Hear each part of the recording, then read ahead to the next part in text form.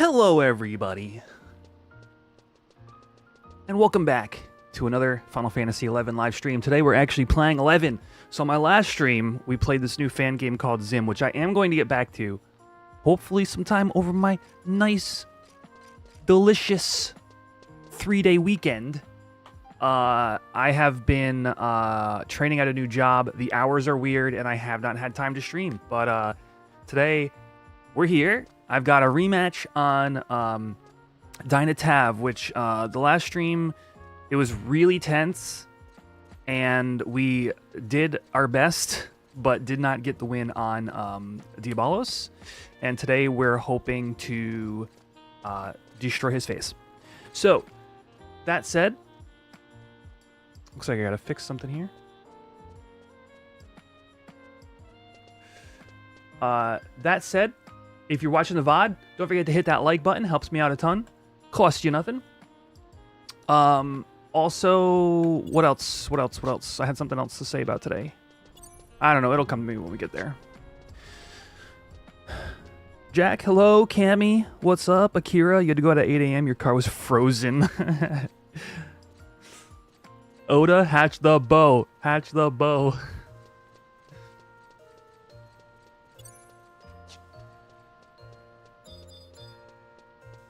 Yeah, I am excited to get back into it, friends. I have just,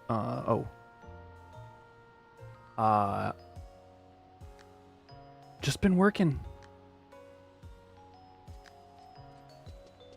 Wait, why is...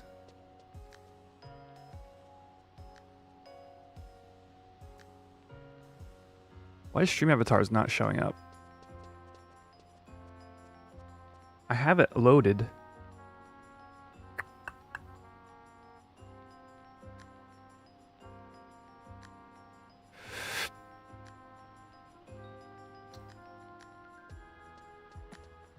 That's weird. Alright, well...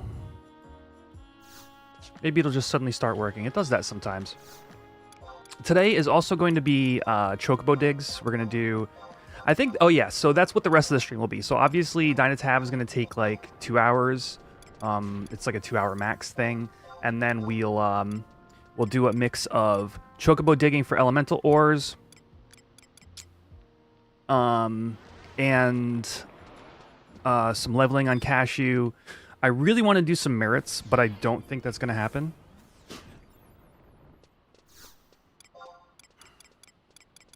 These beetle quivers, I guess. There's Candy. Candy's leading the DynaTav run later. We'll just send these to Cashew.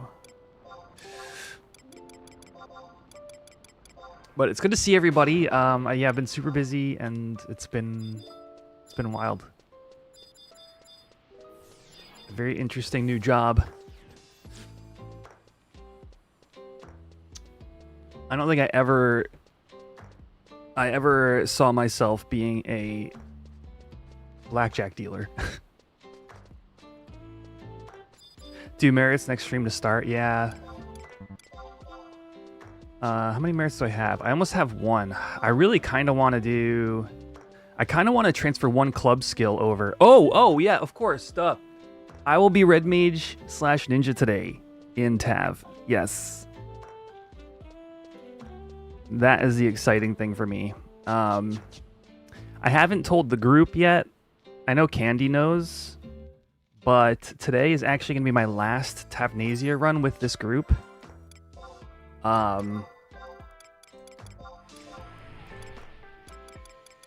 There's really not much I can do about that. My work schedule, it just means Saturdays at this time are off limits for the moment.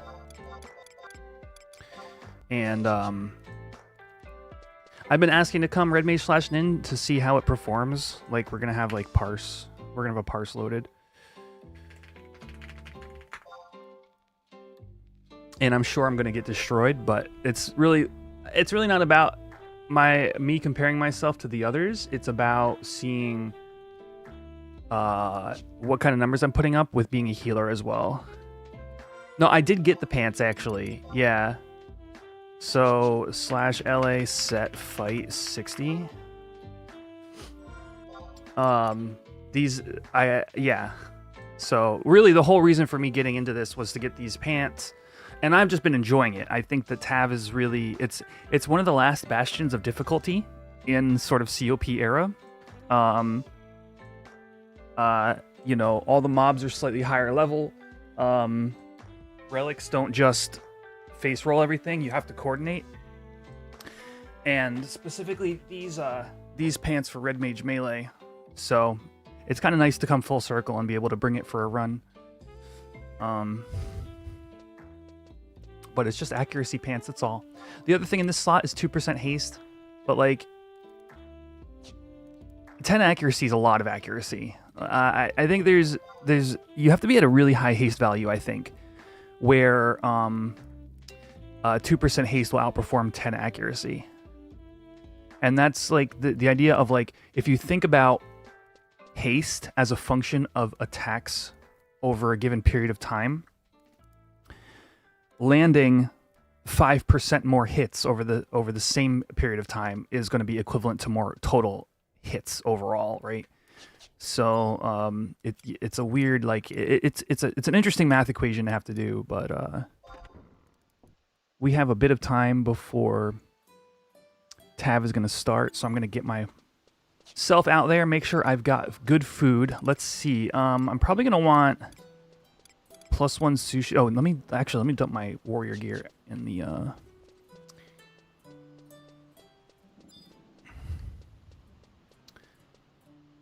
Mog house.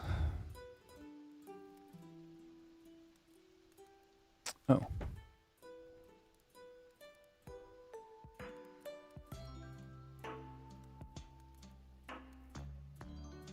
There we go.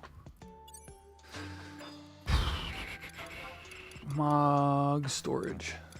Yeah, I brought my warrior out to a couple of camps over the past few days. Because I was just like, you know what? I don't play this job ever. Let's just play good old. Do I need a single earth crystal? Probably not.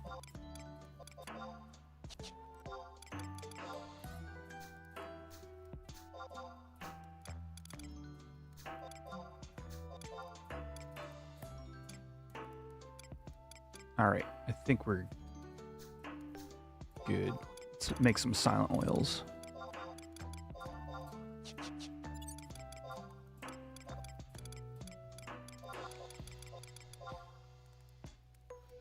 So yeah, kind of basically got you guys all caught up. I'm excited for TAV. I knew this might be funky.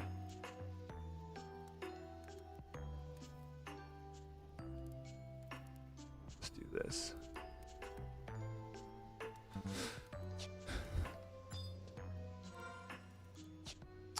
Only 4? No HQ?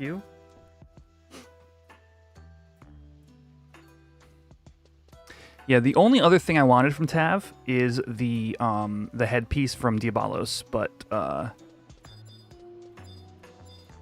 even if it drops today, I'll be passing it.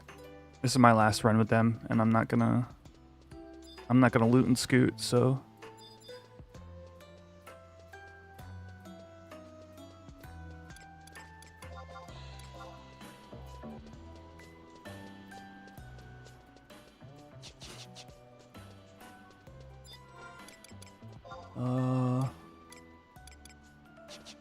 Yeah, what do I got? I got squid +1, or I have squid +1, so that's a max of 76 accuracy. I don't think there's any higher sushi.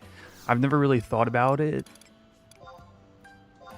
in terms of like max possible. Yeah, Dorado is 76 as well. Oh, I guess having Dex on it, just make sure that whatever sushi I go with has Dex. I think they all do, now that I think about it. Soul 76 with 6 Dex. Squid is 76 with 6 Dex as well. I guess let's just go with squid sushi, I guess. Well, if I'm trying to max my DPS, never mind, go with Soul. Yeah, I don't need the Agi. Soul +1 is a rare treat for me. I almost never... I don't know if I've bought Soul +1 since playing on Horizon, to be honest with you. It's kind of crazy.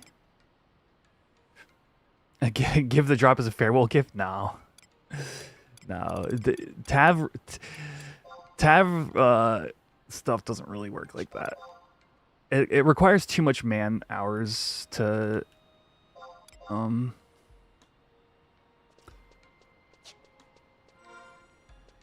to obtain. But it's okay. I had a lot of fun rolling with this group. Stream avatars, what are you doing? Let's see.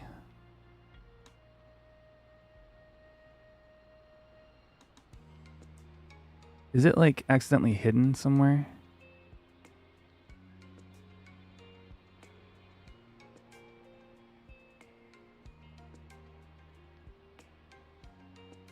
I don't even know if it knows where it is.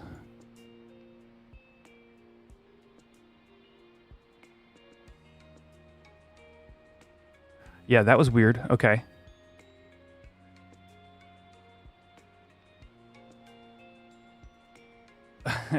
Soul Sushi is the top. Yeah, I just generally go with NQ, right? Because that, like... Is it 2 extra accuracy? 4. That 4 extra accuracy is not super relevant on Thief. I guess... I mean, not for triple the price, I guess. But I'm trying to, like... actually perform here on Red Mage. Let's go get this 1 merit. I have a EXP scroll ticking, and we'll swap a single sword merit to a single club merit before this evening's festivities. This afternoon's festivities, I should say.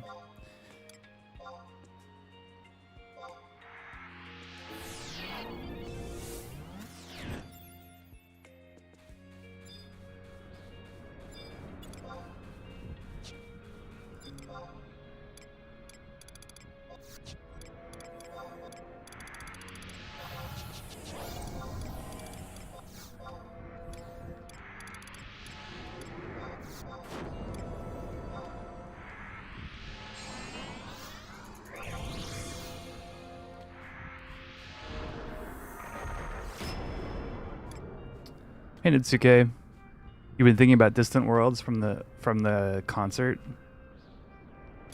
I can guarantee I've heard it. I just can't place the particular singer off the top of my head. But it's a beautiful song, absolutely.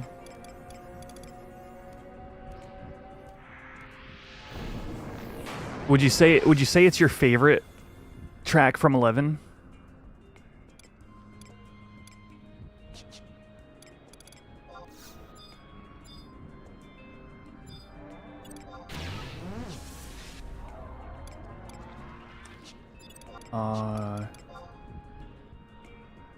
I don't want to use any sushi right now.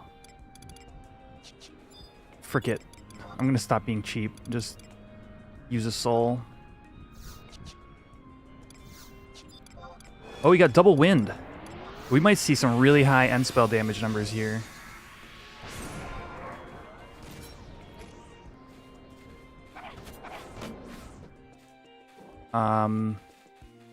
If I could get into my force yellow. Ooh, yeah. This is gonna be...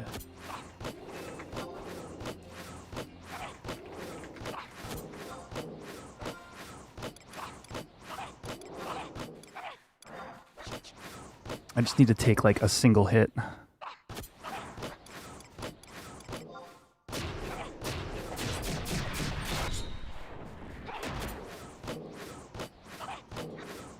Let's see how high we can get our end spell damage here. I actually know the answer, but it'd be 44.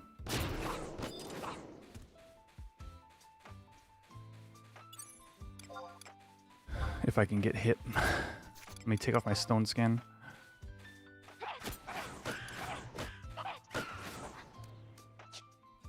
Need to be in yellow HP and you need to have TP less than 1,000. Here we go.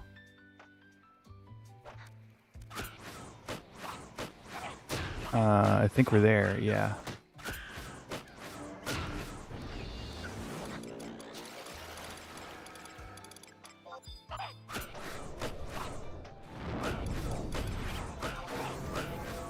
There it is, 45.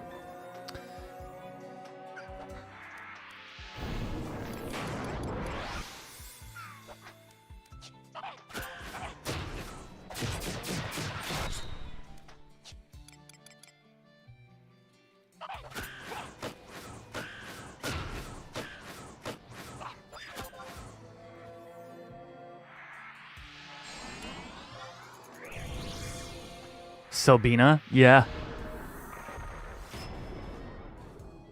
Selbina is like super nostalgic for me too, like coming from the Bastok side of things. Like you're in like the dunes where there's no music, constant death, parties are awful, unless you get like one good party. And then there's that haven of Selbina just there.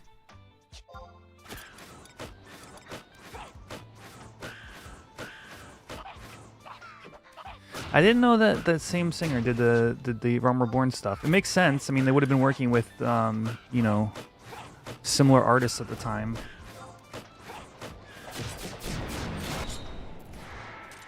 There's that merit I was looking for. We'll burn off a little bit more of this. Of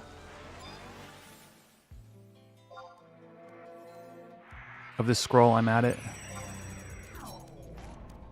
It was split for you on good and bad. Yeah, I believe it. What's up, Shane?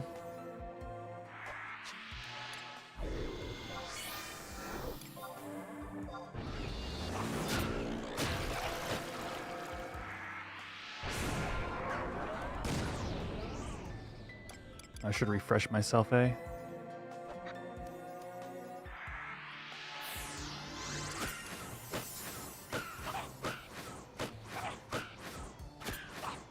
I guess we could do like 15 minutes of seal farming real quick.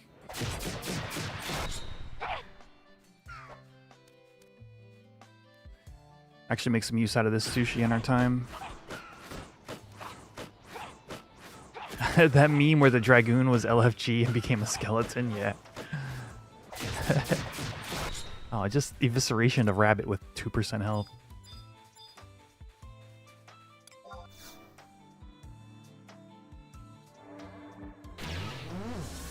It's Kobe. Look. It's me, Kobe.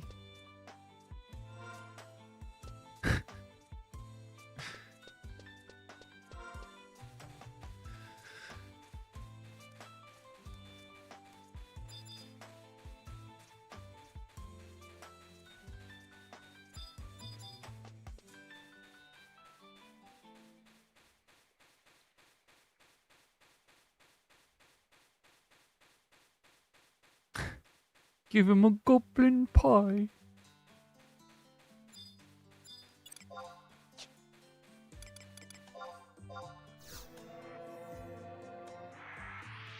I thought I went and got a new signet. I must have thought about it and then got sidetracked. It's very possible. As usual. On Horizon? No, on Horizon, Dragoon is very highly regarded as in both EXP and DPS. The big thing about Dragoon here is Dragoon / Mage is an excellent backup healer for a party.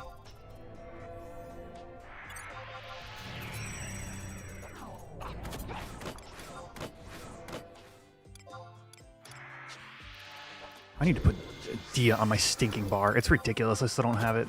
This is so stupid.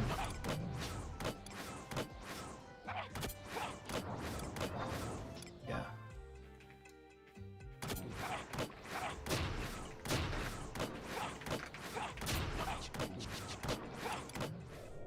I didn't mean to hit gravity, but that'll do.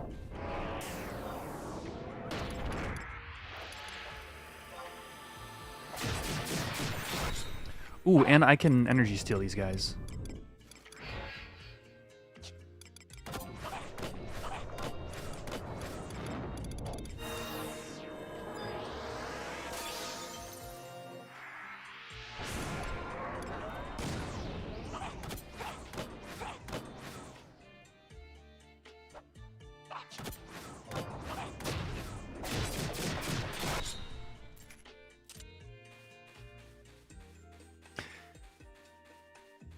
My favorite genre of the stream is Natsuke learning things about original Final Fantasy XI.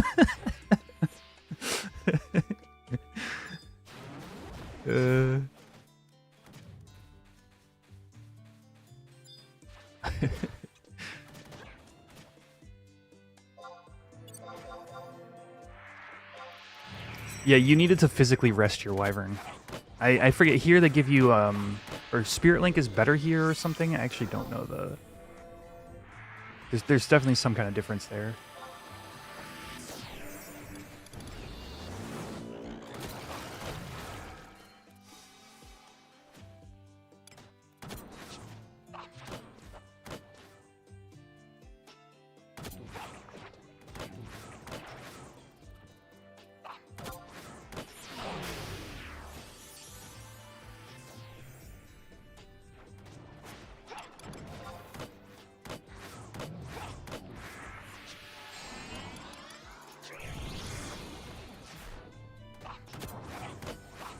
Yeah, I don't remember if it was an error or not. Or it behaved differently.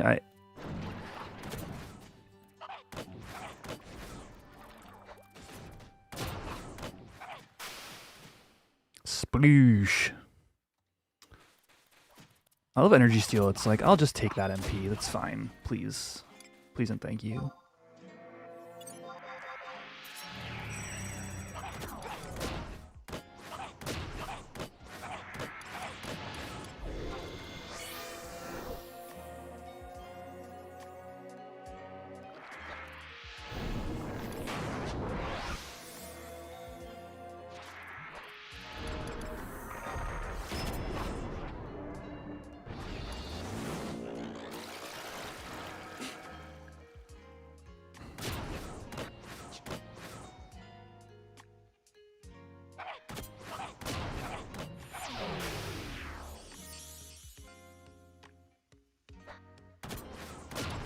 I wonder if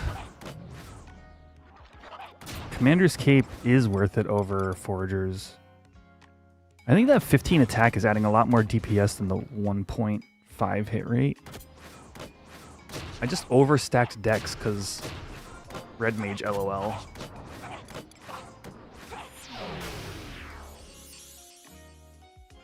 Oh, End Spell 2 is awful. They were designed for a very particular era of 11 that was short-lived.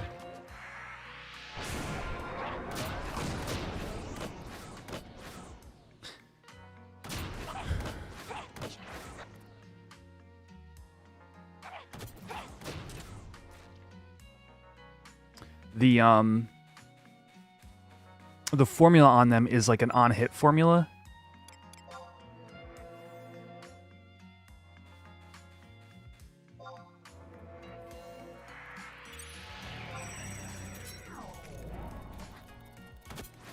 And is that the other thing? It's on one attack round. Is that correct? I'd have to refresh myself on it, but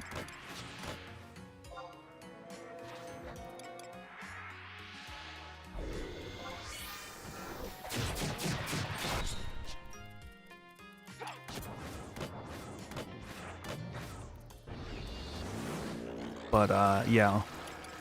And by modern 11 standards, and like even by like right now standards, it doesn't fit. It doesn't make sense. But like I think the math points to like right when this released, it was like there was just enough variety of gear to do it in that particular way that it was like, oh, this is an interesting alternative.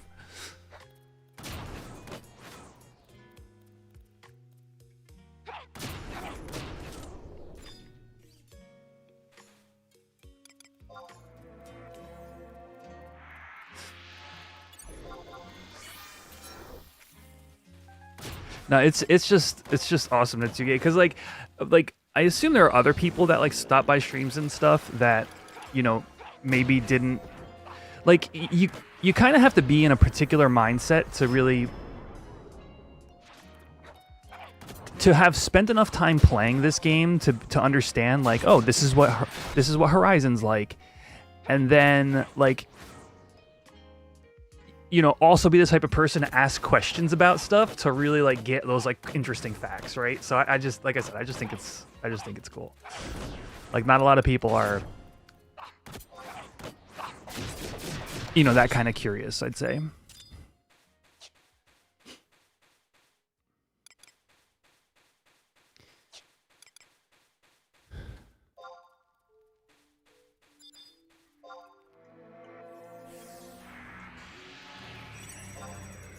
Diplopod.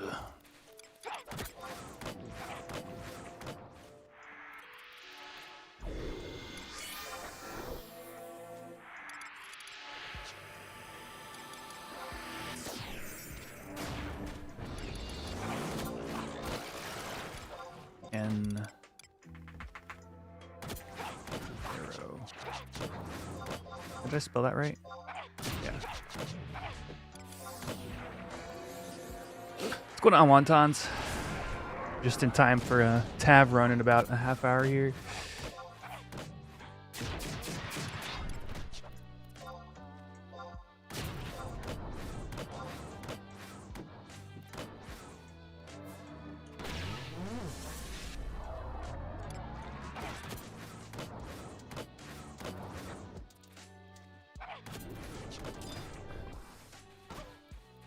I was really hoping for another seal.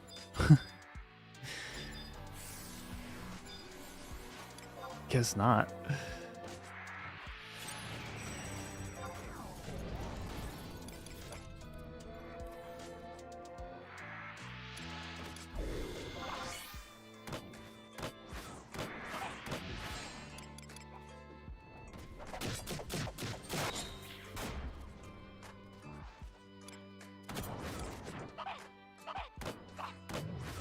What's up, Kaz?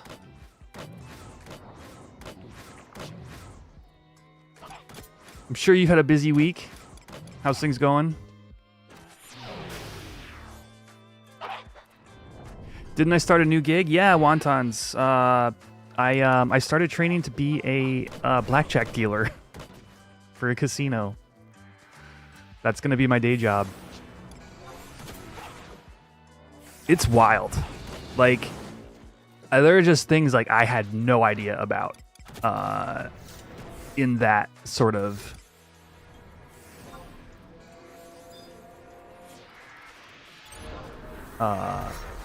sphere. Like, I'm not a gambler. Like, I don't.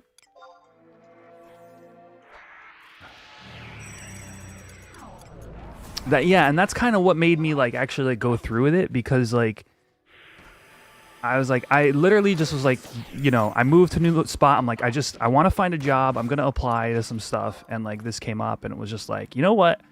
I think I can do this.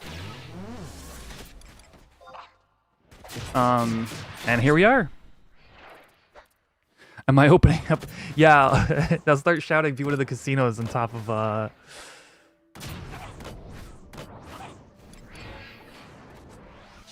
Kuro, what's up, man? How are you?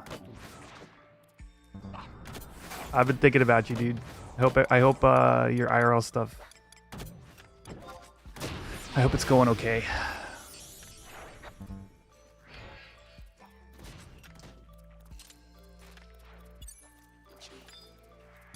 Hightail's going good. Glad to hear. Glad to hear.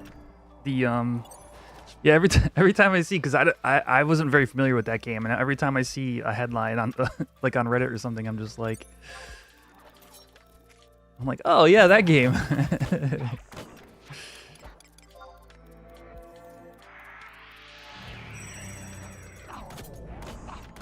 Radiation started on Thursday. All right, dude. I feel for you, man.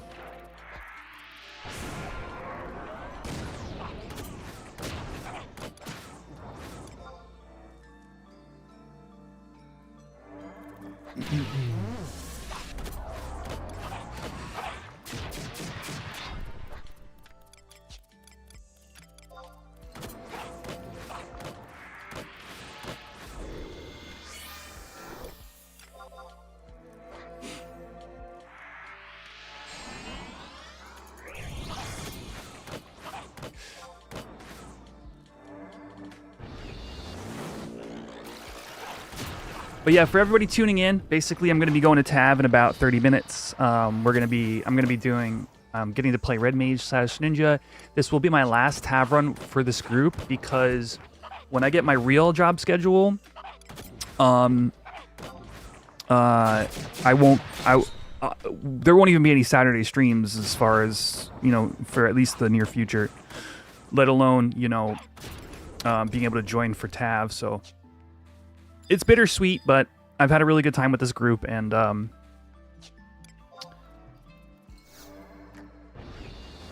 did I get the aggro icons? This is actually XIUI. I'm not sure if you've been in the loop, but there was a huge fork of HXUI, and it's called XIUI, and it is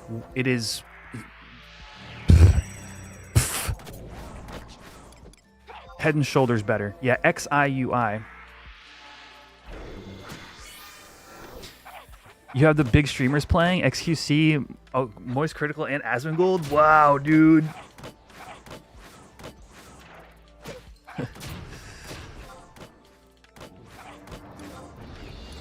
That's crazy.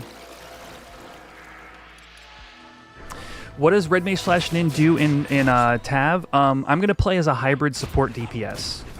So I'm gonna engage shit like this, and then I'm gonna throw out a Cure 4 every now and again.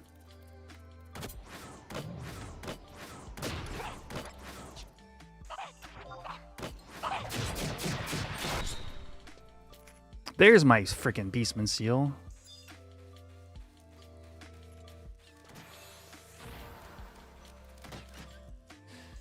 All right, good enough for me. Let's go change my 1 merit over. This is so dumb. I came out here to kill time and to finish 1 merit so I could swap 1 sword merit to 1 club merit.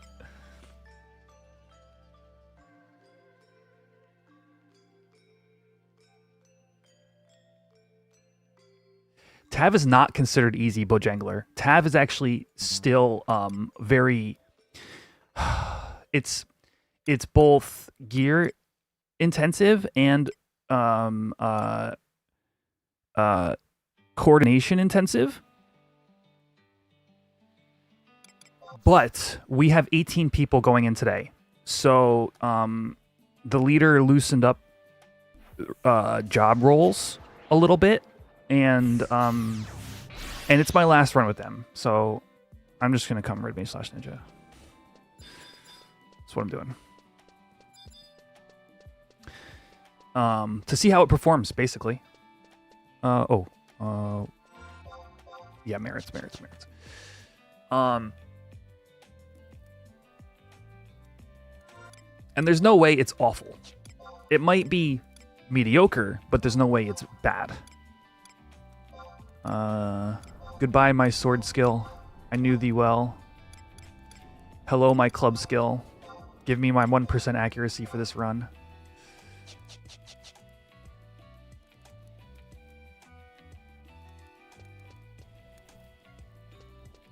XIUI, yes, very much improved, approved, yes. There was, yes, XIUI, yes, that's exactly the same, yeah. This was like a few weeks ago when it released, and people saw the cast bars, and it was thumbs down, and they just went, I think they just went and removed it from the main branch, or made it so you have to toggle it on, and now,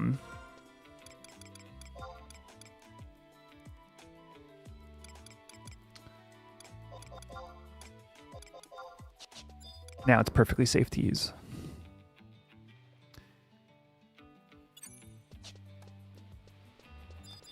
Oh, that's what it is. There was a Horizon branch. Thank you.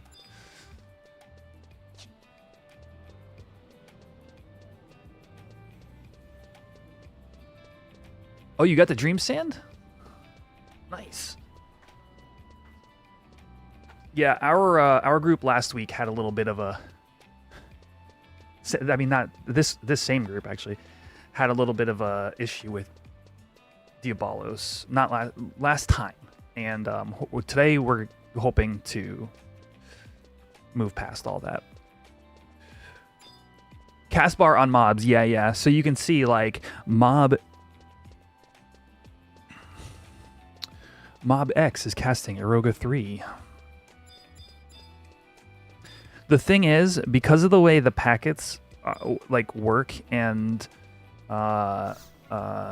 display information to a player, is whenever you're using something like Ashida or Windower, is you can see.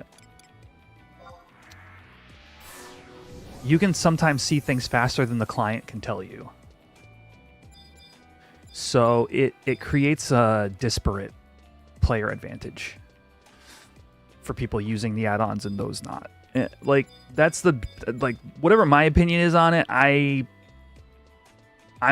kind of neutral on the subject.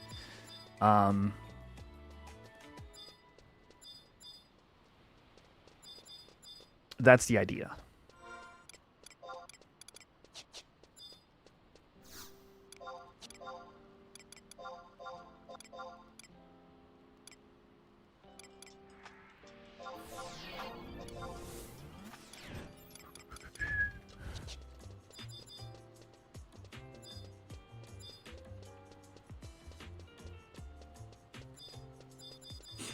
All right, let's head over to Tav. Rocket science. We can't all be rocket surgeons. Wontons. All right.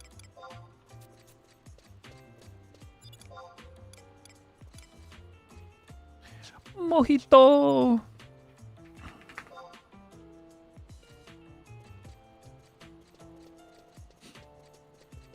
/ parse reset.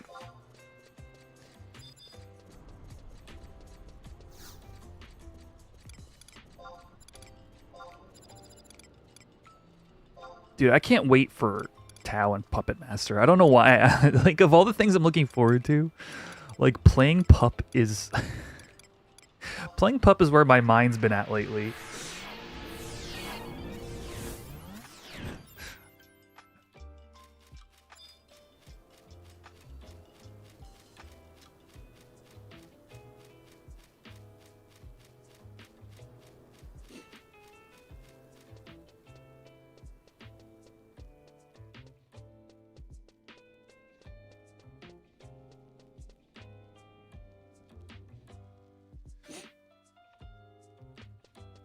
Oh, Corsair. You never played Corsair? Oh, man. Yeah. It's fun. Corsair's a great job.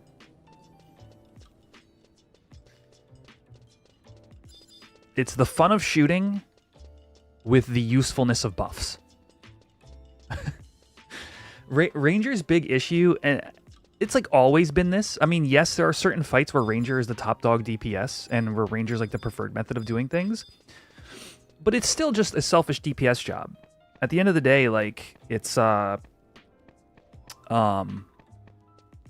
going to be used when you literally just want DPS. So, but Corsair can go to anything.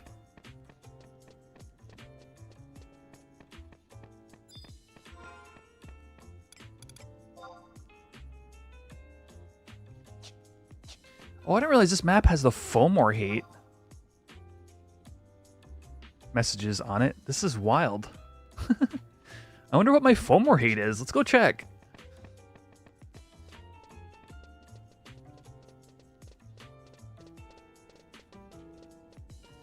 It's got to be maxed. I haven't done anything to reduce it in who knows how long.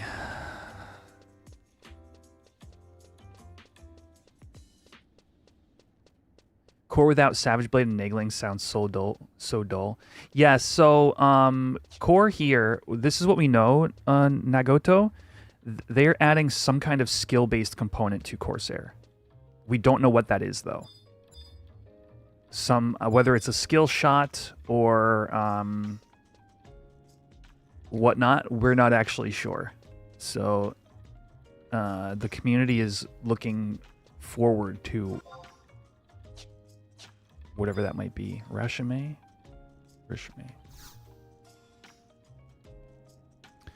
I can smell the dark blood of the undead as it drips slowly from your soiled garments. Beware, my friend, for you are not alone in your journey. Lost spirits lurk in the shadows behind you, waiting for their chance to rob you of your soul. The grip of evil is tightening on the very essence of what makes you who you are. Be forewarned, as it will not be long before you are confronted with a battle for more than just your life. Oh, poor child. May the light of the dawn goddess lead you from the pitch-black depths of darkness.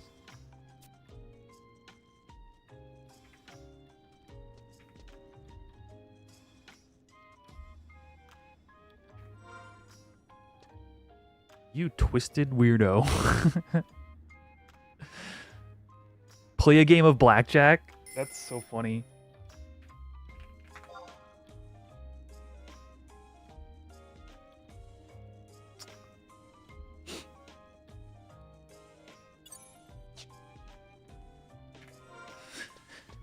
And then I'd have to level the job. I mean, right?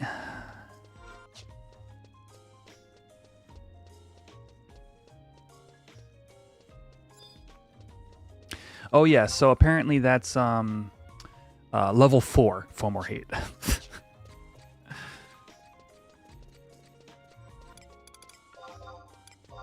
I think it was pretty theatrical.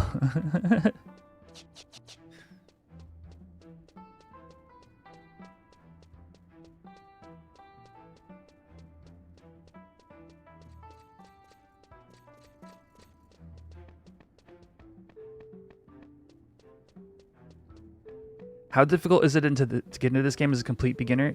Well, welcome, Nico Kiri. I'm glad you have an interest. 11's kind of like, it kind of takes a little bit to kind of like wrap your head around.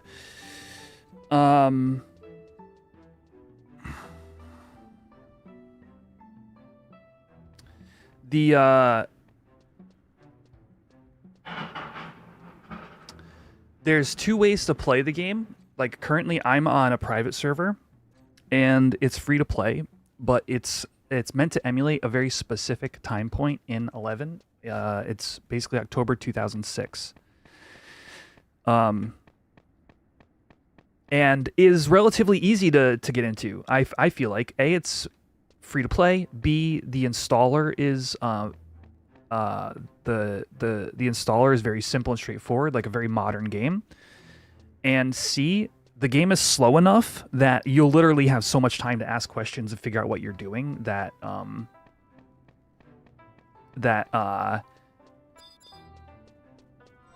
you know, I feel like it's very easy to get into. The other way to play the game is the official servers that are still live. They're the, 23-year-old servers or whatever. And I think it's like 23 years. 23? Going on 24. But that's the like live servers, you got to pay a subscription fee. It's a much more modern game. So if you feel like you need things like spelled out for you a little bit more, if you're not in like older MMOs at all, maybe that's more your speed. And I would say this, if you're just like, hey, I just want to play the story, go there. Like definitely do that. If you just want to try the game out, I would recommend basically any of the private servers, but mostly Horizon.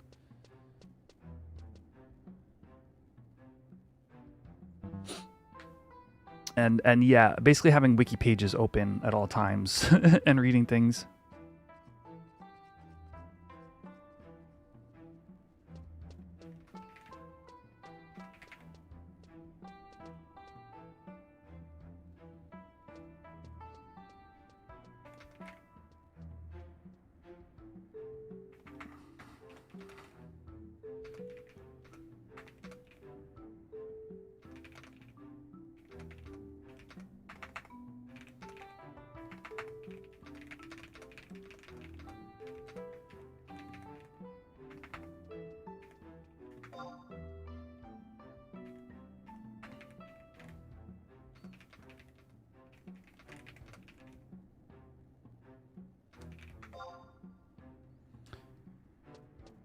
Oh, Akira's pointing. Okay, perfect. Thank you, Akira.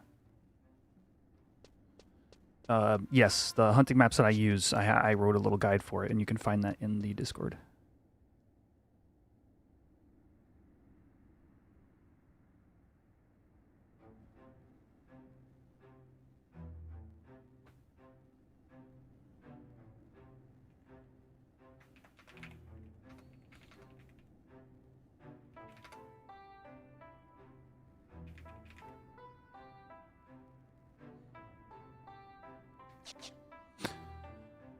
You're gonna start leveling Red Mage soon. Never leveled it in retail. Any suggestions? For leveling Red Mage, just make sure you have a White Mage sub. Be prepared to get lots of party invites. It's a very useful job.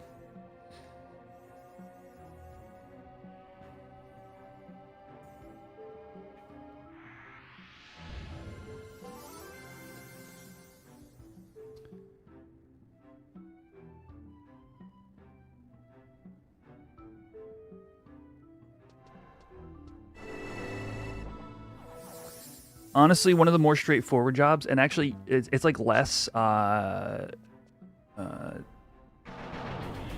you'll spend less leveling it than you will like Black Mage or something like that.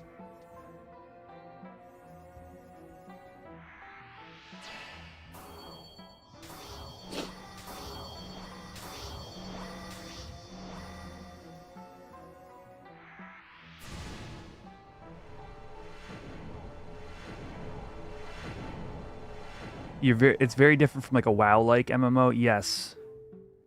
Yeah, 11 was like the second generation of MMOs after like EverQuest and like Ultima Online, and was a contemporary with WoW Classic.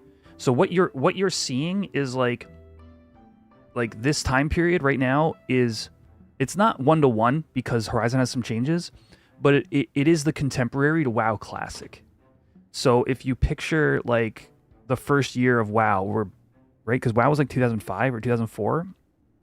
You know, ideas that were being experimented with at that time in WoW, we had different ideas being experimented at this time in 11.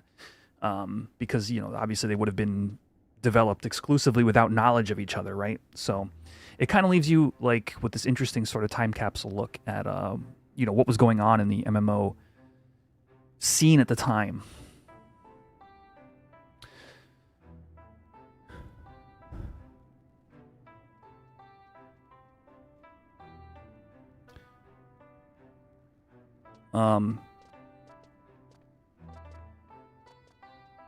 I do want to say, chat, that you might have seen what Kuro said earlier about chemo.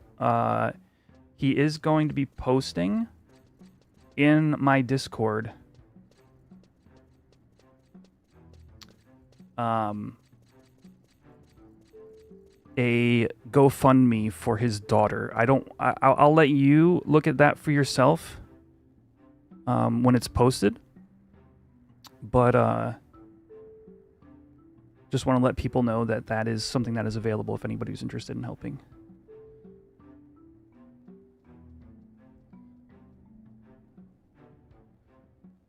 How different is this game from FF14 1.0 in terms of gameplay? Maybe chat can fill in a little bit on that. I do know that there are certain things like skill ups and whatnot. Oh, I gotta jump in Discord. There are certain things like skill ups that are carryover, but I don't know how much gameplay actually does.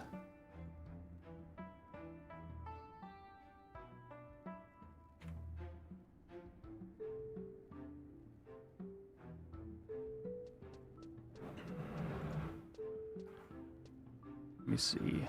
Routing, we're good volume-wise.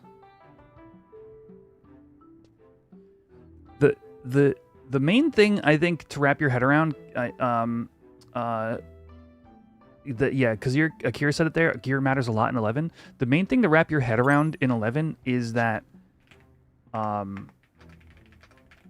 you are swapping your gear before every action.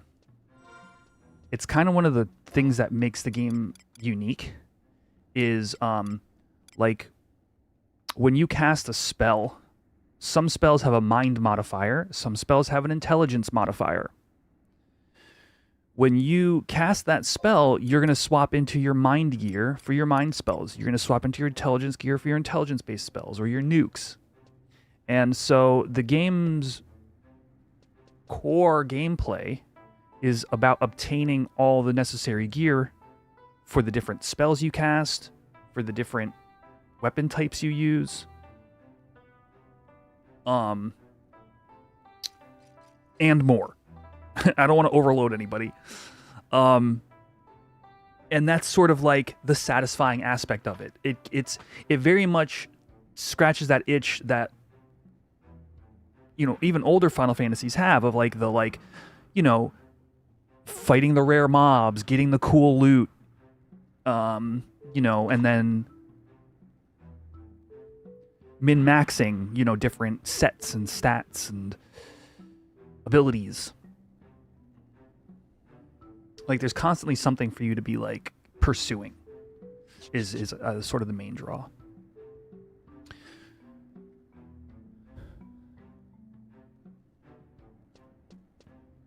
Yeah, Bojangler is correct here, too. Is like, that's not necessarily even your beginner gameplay. The beginner gameplay is going to be a lot of just killing bees, you know, or whatever, and we'll give you plenty of time to sort of soak in how the game is played.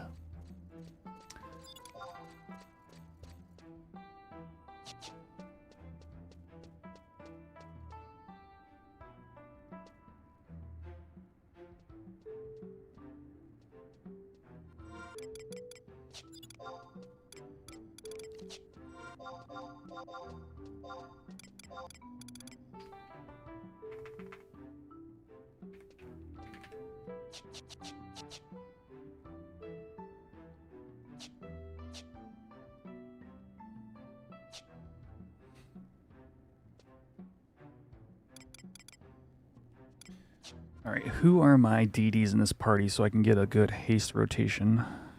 Let's see.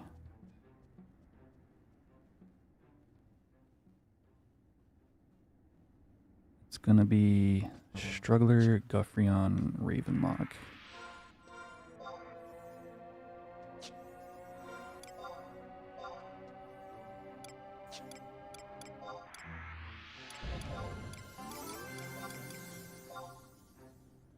And then my white mage is Skook.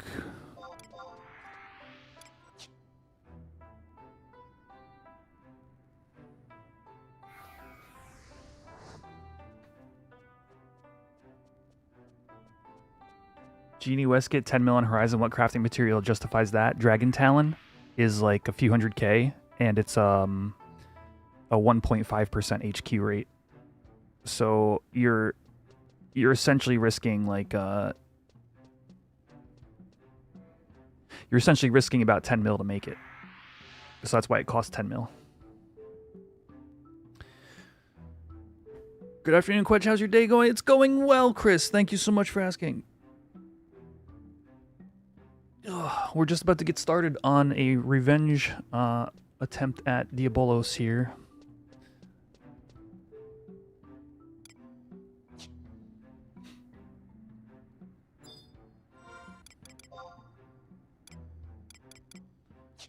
Got sushi. I've got a re-raise hairpin.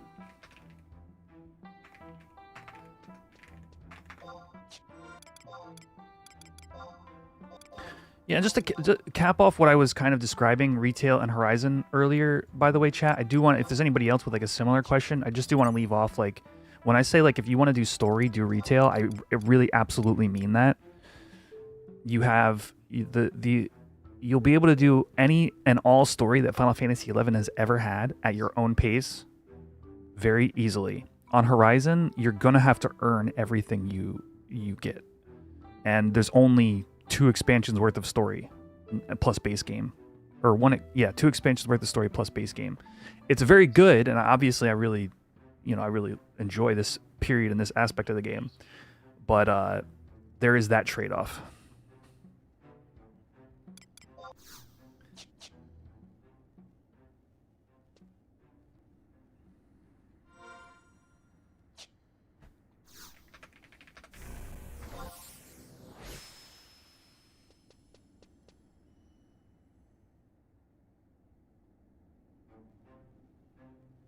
Dude, I 1-for-1 my Genie Westgate back in the original era. I had bought an Akira Westgate and I was using it on my Black Mage. And then I finally decided to have a buddy of mine take a shot at it, and we went 1-for-1. Actually, in TAV. I remember where I was standing when they HQ'd it.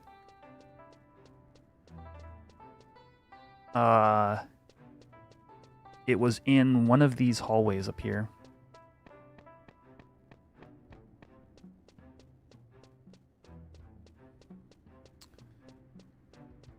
I believe it was right over here.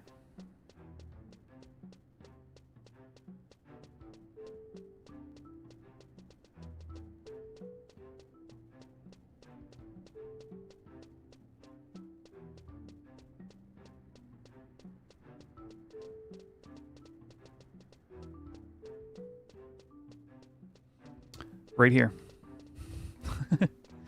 1-for-1 to Genie Westgate.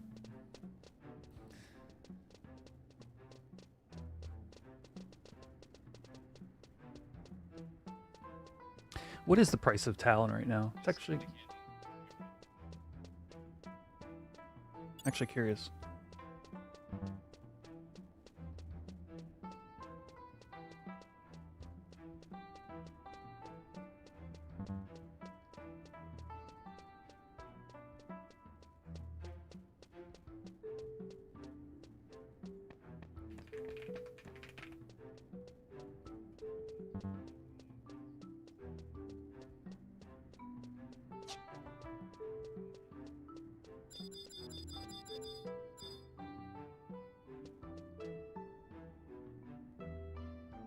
It's 340K. So I don't know how they go for 10 mil. 10 mil seems cheap.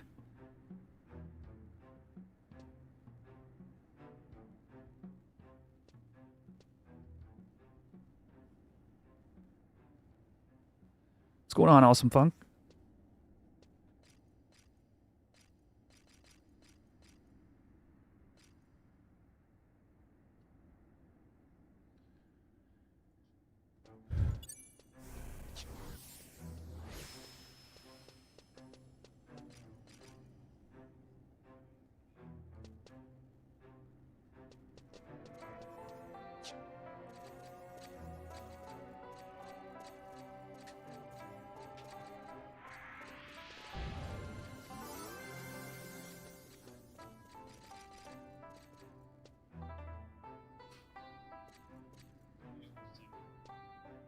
How is the state of Horizon Lowman Black Mage burns? Still pretty common.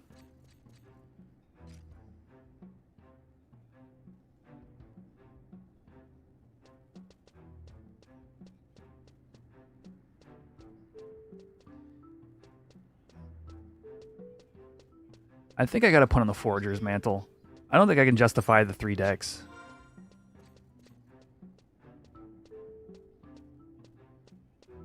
YouTube chat on stream lagging behind sometimes.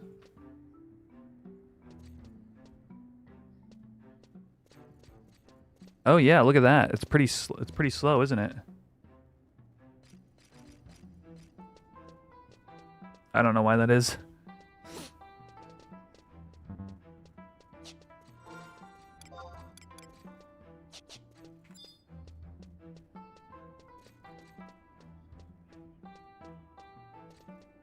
Three decks versus 15 attack. What is my dex? Am I possibly de-dexing this stuff? Slash LA set fight 60. My dex is plus 19. I might actually be de-dexing this stuff at that high of a dex in my engaged set.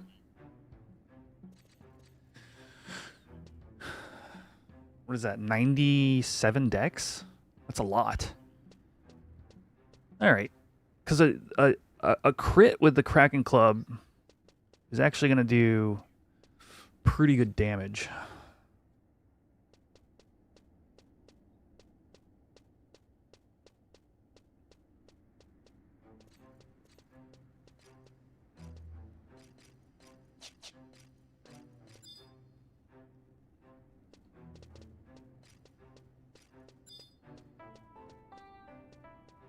Oh, also let's pivot off of Ashen Bubs.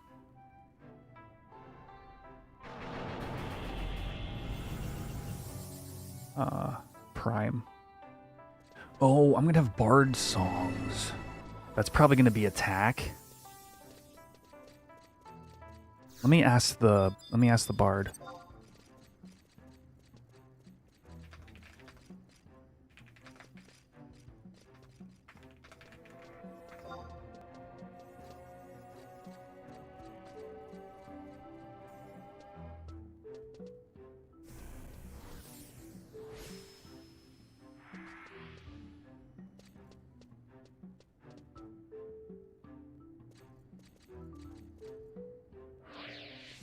Reset all settings? Why would you need to reset all settings?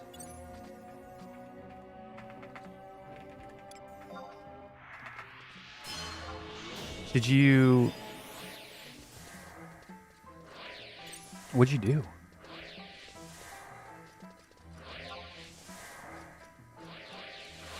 Did I just cut Squook? I did. Not that it matters.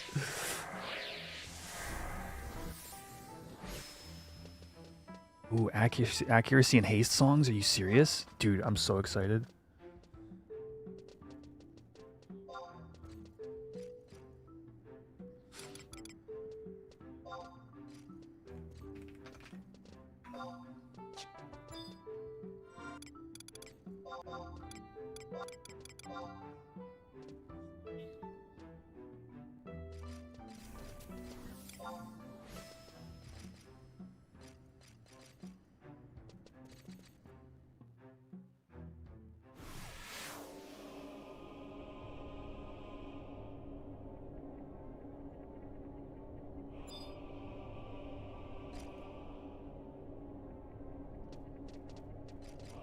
What boss am I going after? It's Diabolos.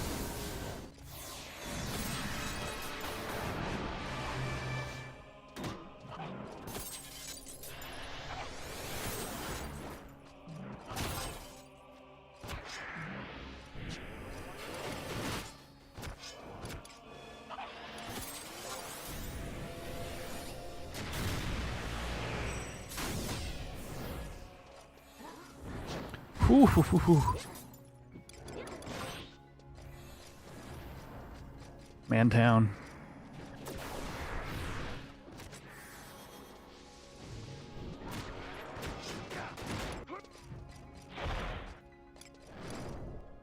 Dude just took 1.8k damage.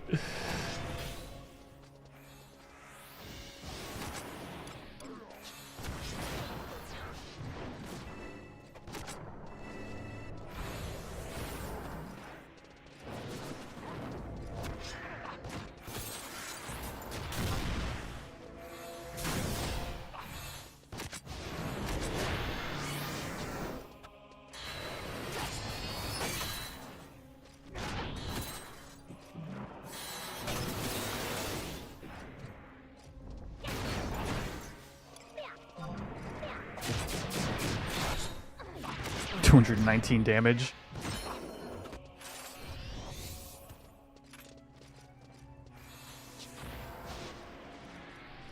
Without sub job, Red Mage / NIN is kind of pointless. I really need that O club.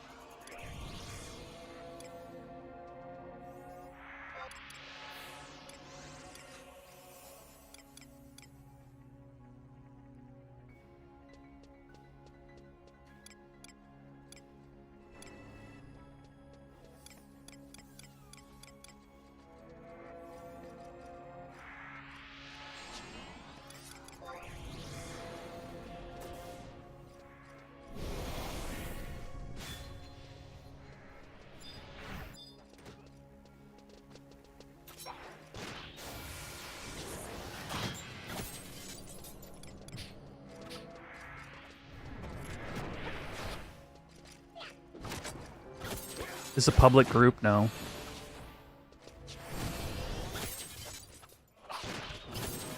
I feel so derpy meleeing right now.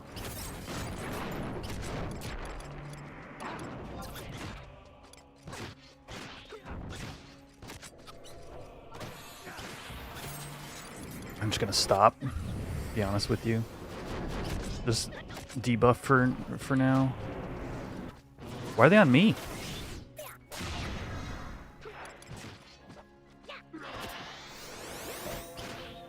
Why are the bees randomly turning on people?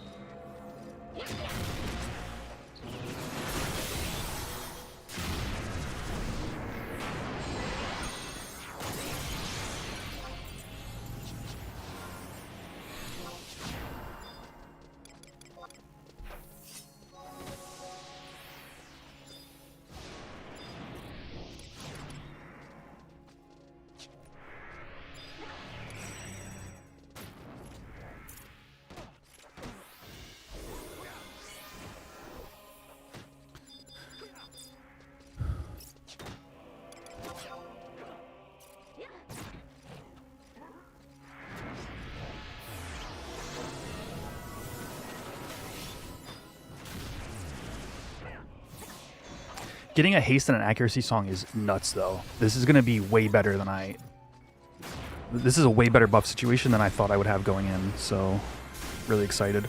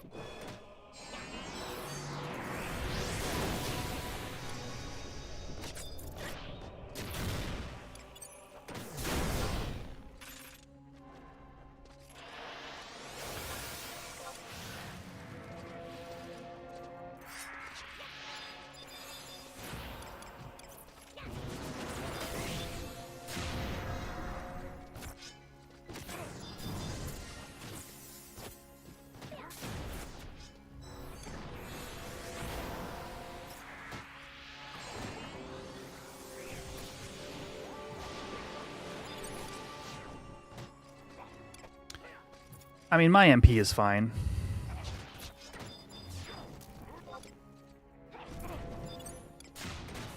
I have Convert. Plenty of opportunity to Energy Steal.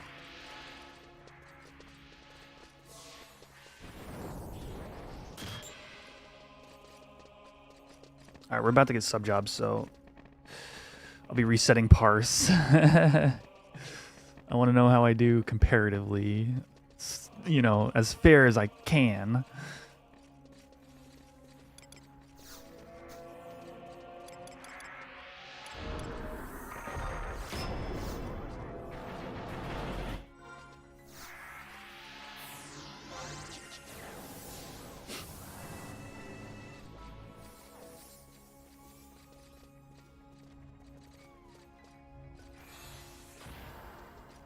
Oh, the ambush.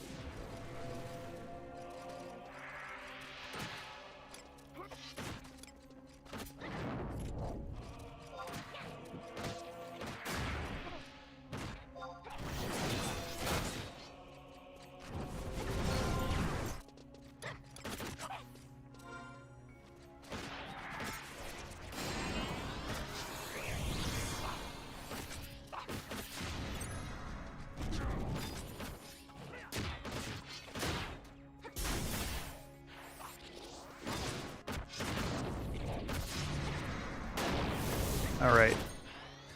We're almost locked in, chat. I'm very excited for this.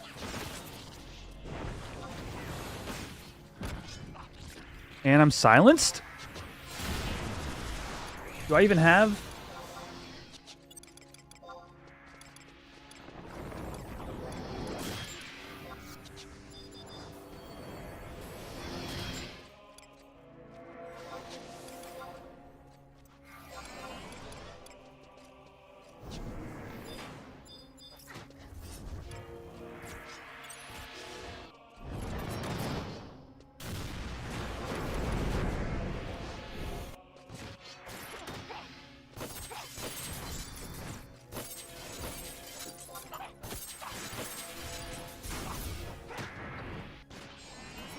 Is this not supposed to be the one I'm fighting? Oh, okay, I see. That's on me.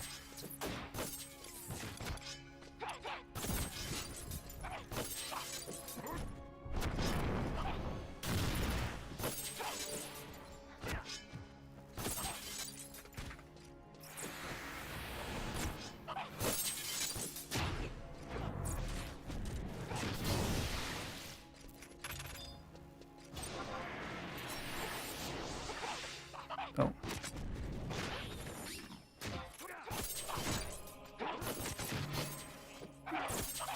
I was gonna say, there's no way anybody did 11k damage, right? Did the first parse reset take?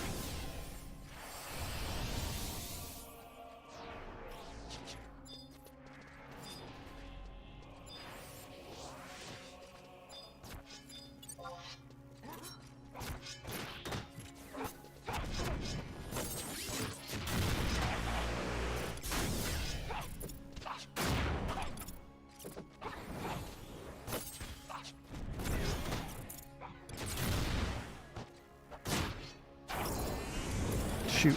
Oh, I tried to heal.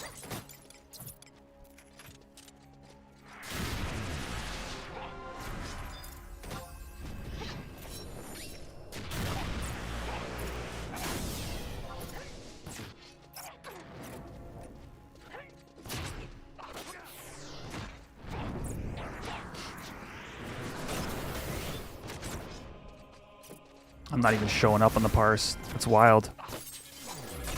Am I just missing? Oh, I'm blinded.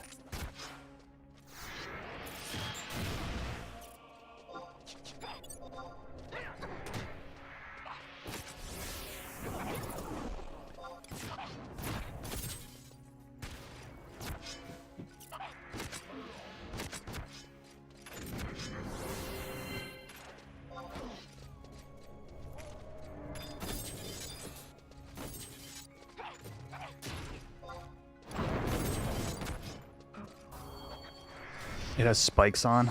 That's scary.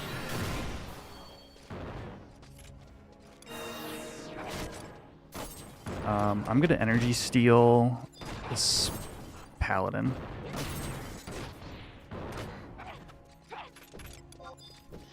Or summoner.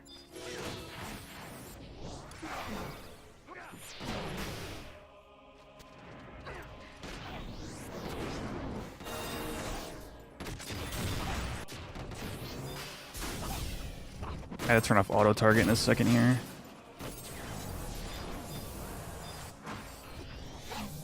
Avatar's up.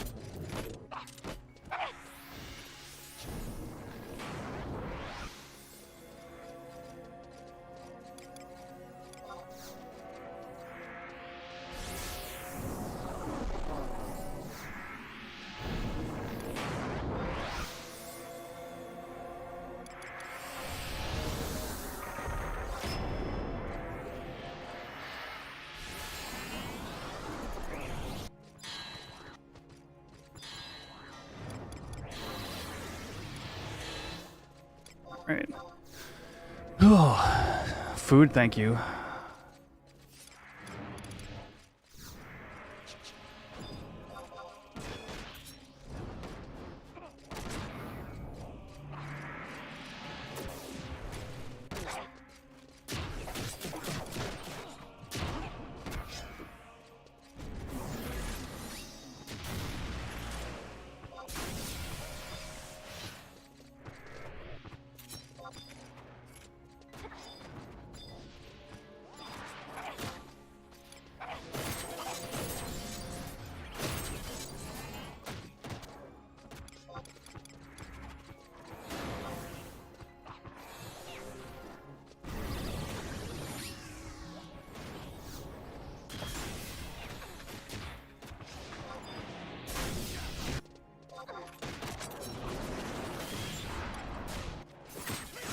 Alright.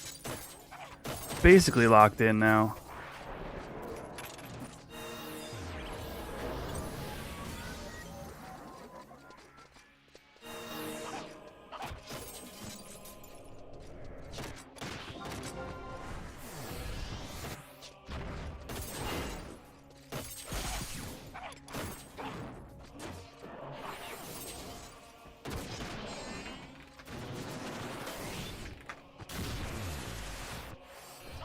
Whoop.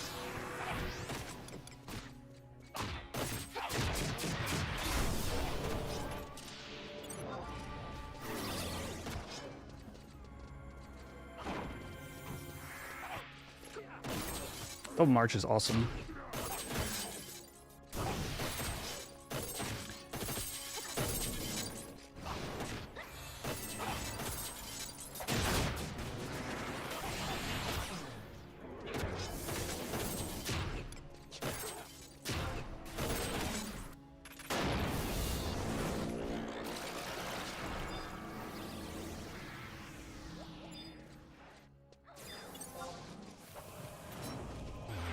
Doom got him.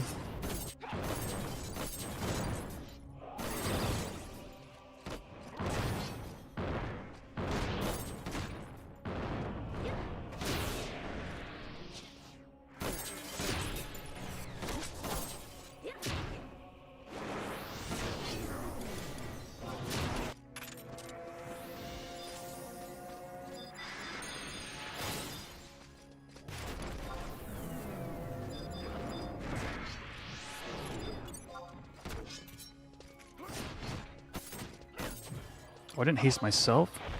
That's stupid.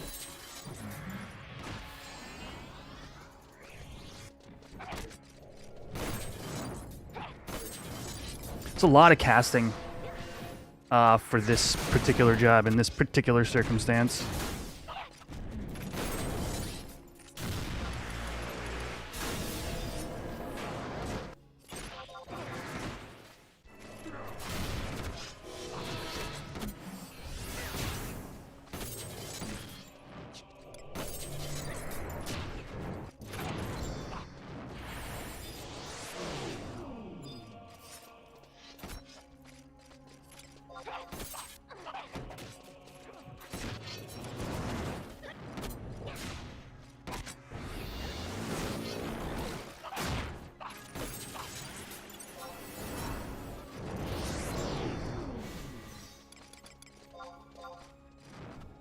And my rotations are off.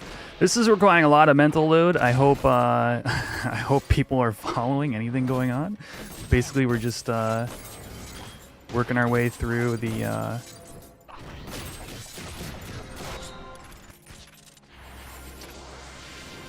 floors. The Dynatav is like, you want to like take out as many things as you can before respawning them, and then we're gonna eventually fight the boss at the end. Convert has how much time left? 53 seconds, okay.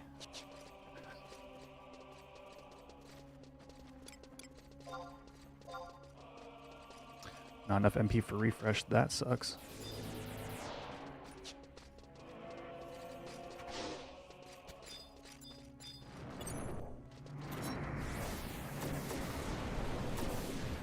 Dusk gear, blue.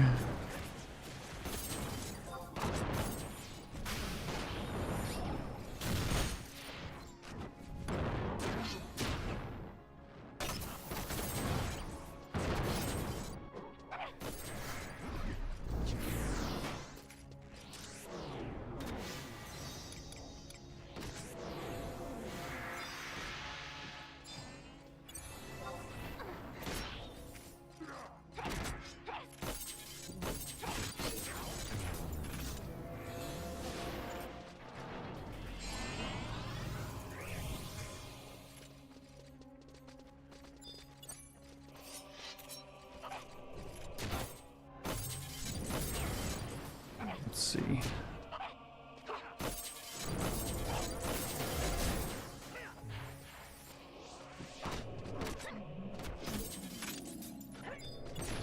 I think I can energy steal the wyvern. I can. Let's go.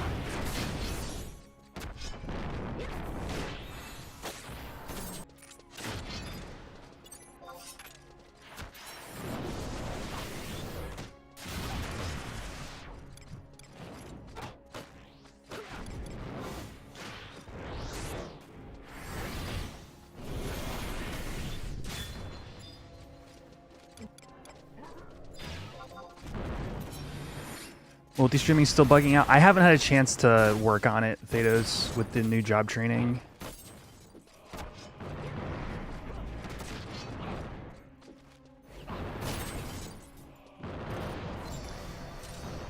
With sushi? Yeah.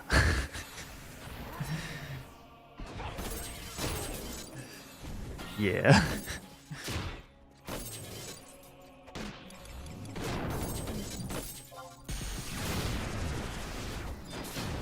Look, I don't have club merits yet. I have 1 club merit.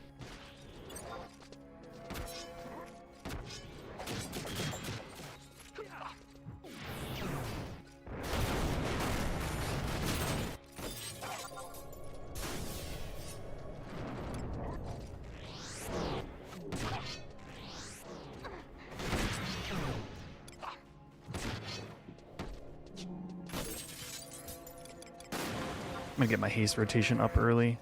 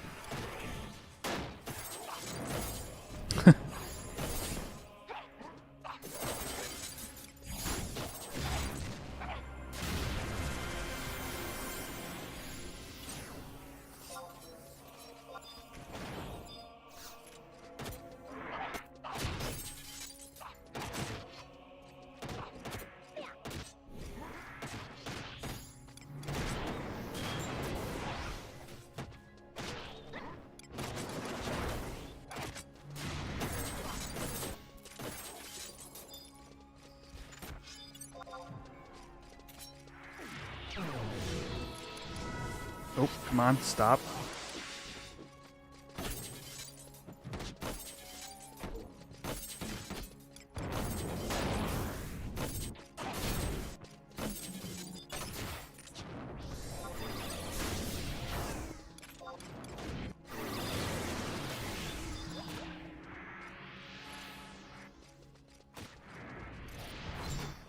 Yeah, so I'm short 14 accuracy for this.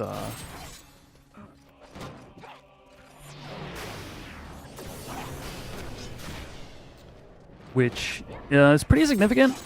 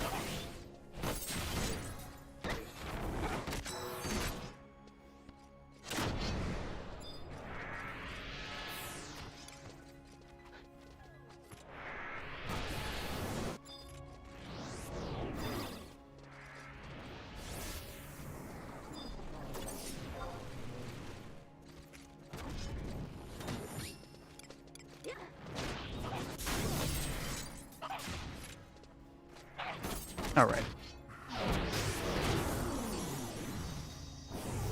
I've been curious how the Final Fantasy XIV glamour restriction thing has been going. Has it been as crazy as I imagined?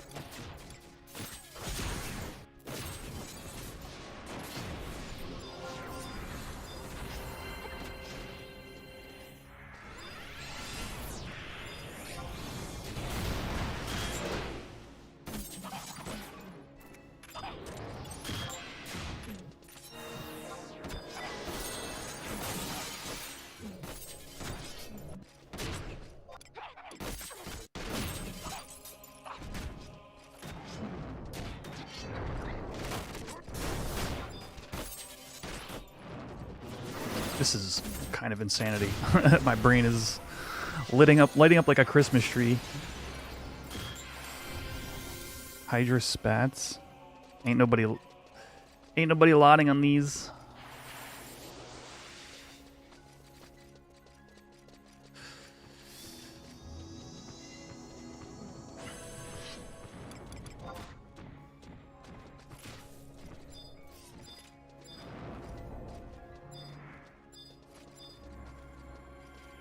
Come on, man. Let me through.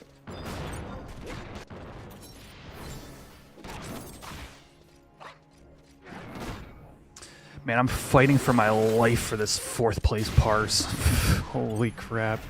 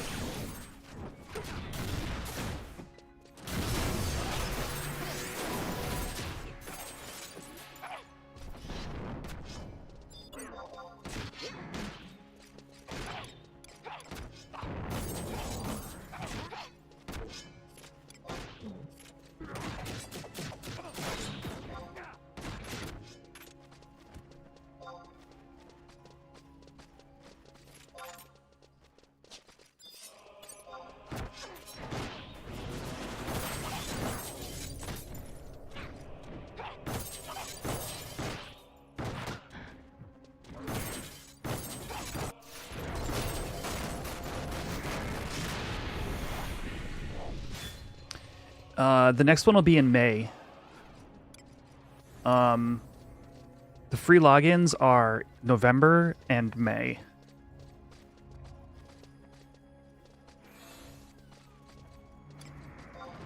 There's a pattern, yeah. It's the anniversary and the 11th month of the year. That was shifty. Why did I think it was a good idea to convert without stone skin up?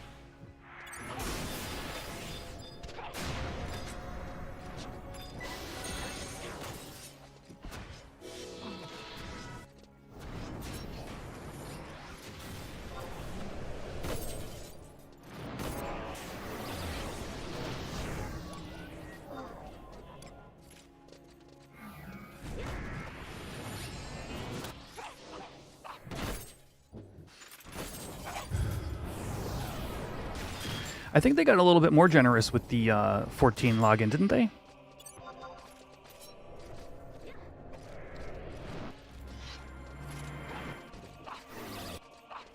Oh, maybe I'm thinking of the time more than anything.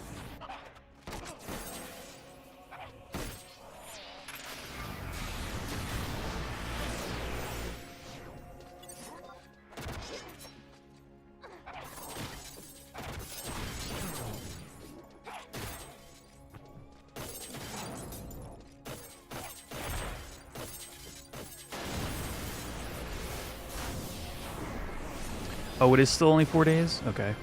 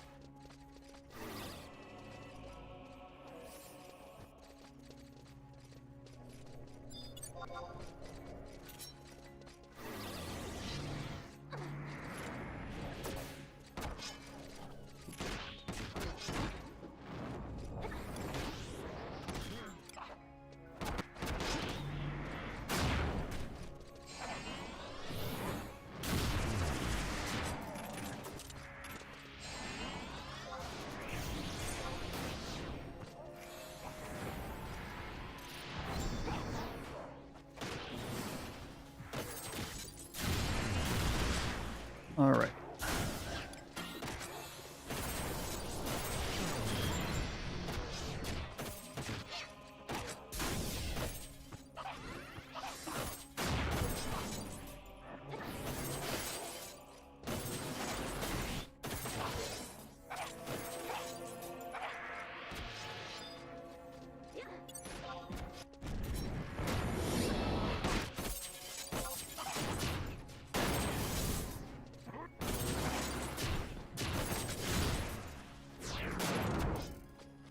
I'm learning when to cast my buffs to keep some kind of DPS uptime.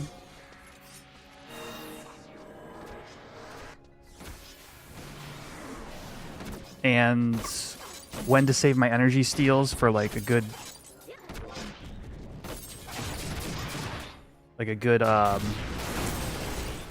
mob to use them on versus like when to keep TP. There's a lot to learn here, which is fun for me, but I would say this is more stressful than just either being the puller like I've been doing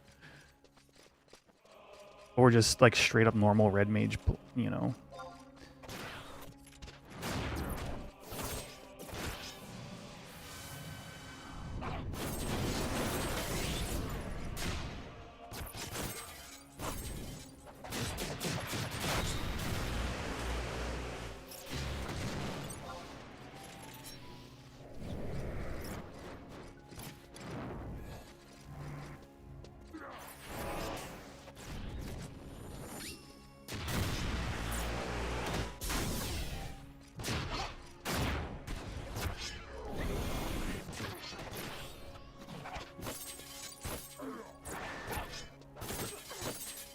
Oh. I hit my cure. You guys saw it. I hit the macro. I selected the proper target.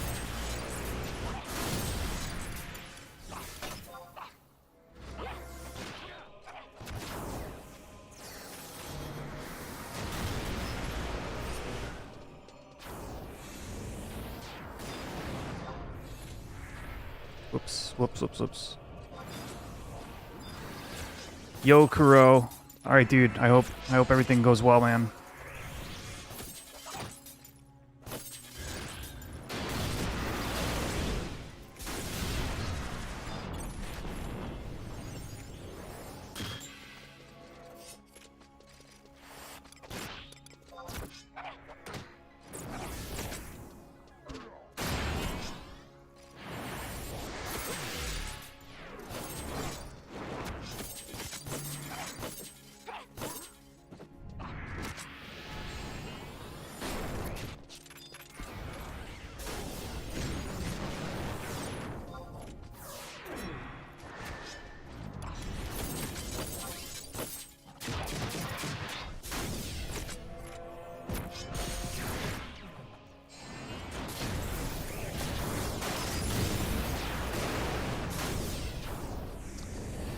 Yeah, it might not be the day of Akira, but it actually it might because they typically do Tuesday releases for FF14 updates, right?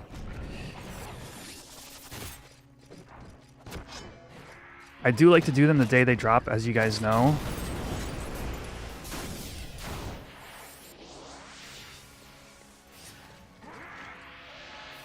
All right, Chris, take it easy, man.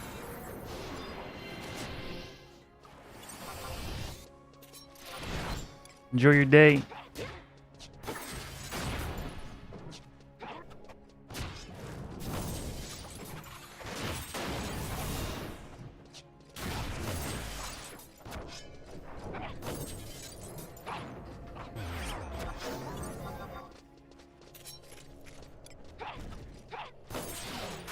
Okay, these have no MP.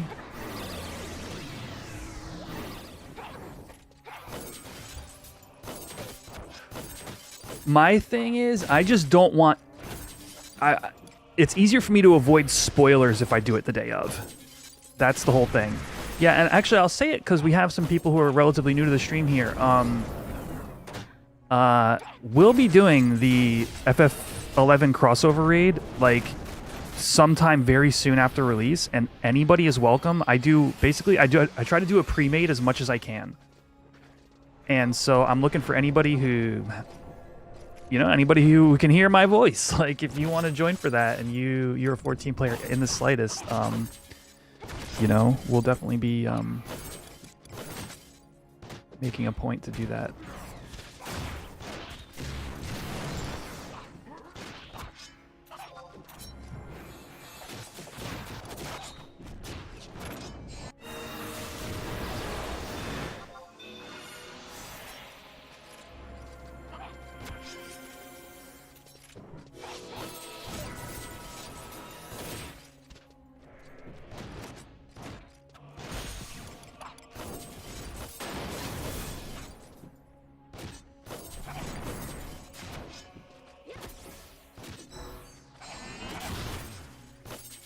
This is going to be the final chapter, yeah. Unless somebody tells me differently, like right now, like as far as I understand it.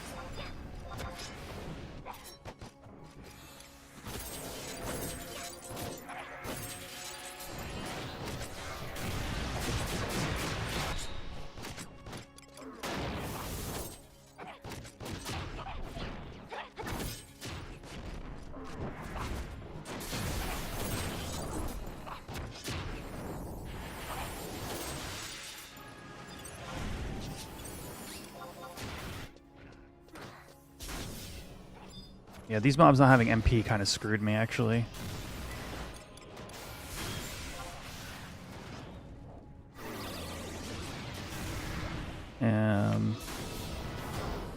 I need to get a haste out on Ravenlock.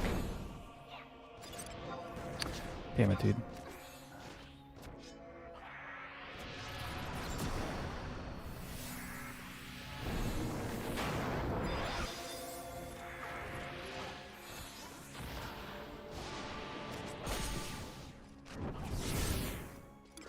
Whoa, Valor Surcoat -1?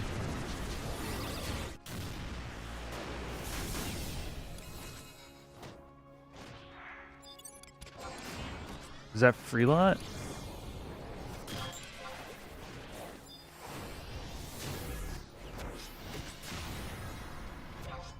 Damn, dude. Good luck. 287? Nah, I didn't win. That's kind of a... this might be the first one of those I've ever seen.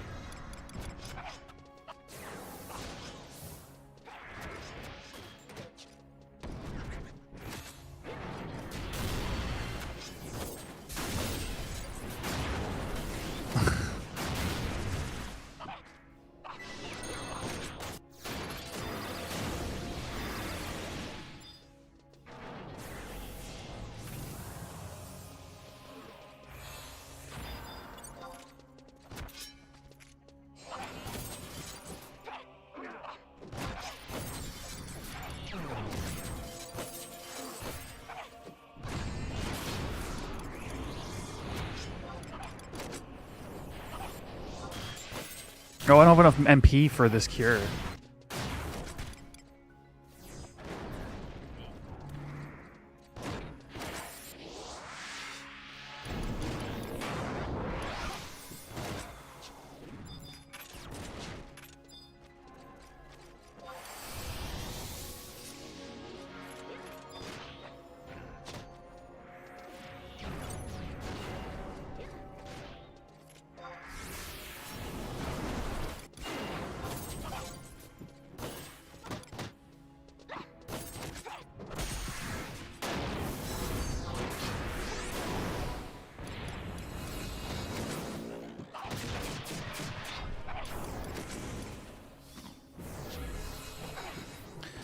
Oh, this is incredibly stressful.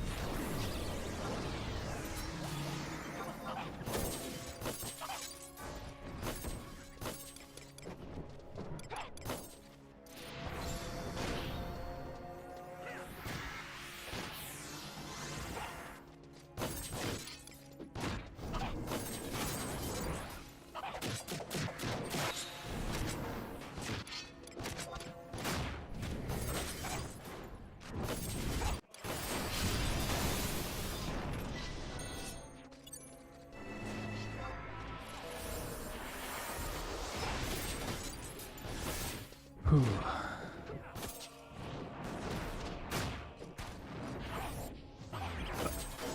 Oh yeah, they specifically don't tell us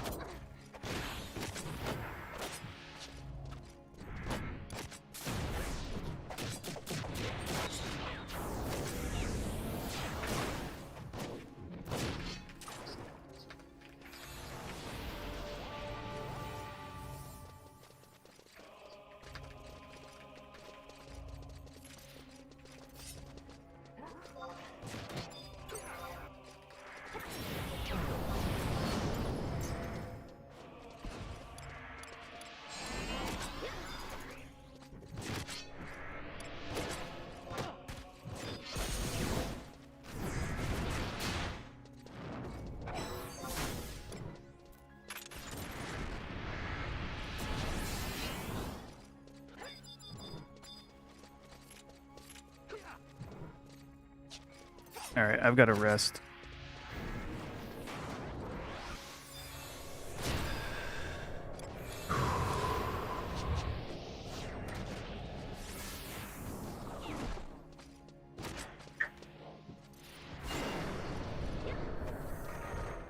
Gore got both. Both what?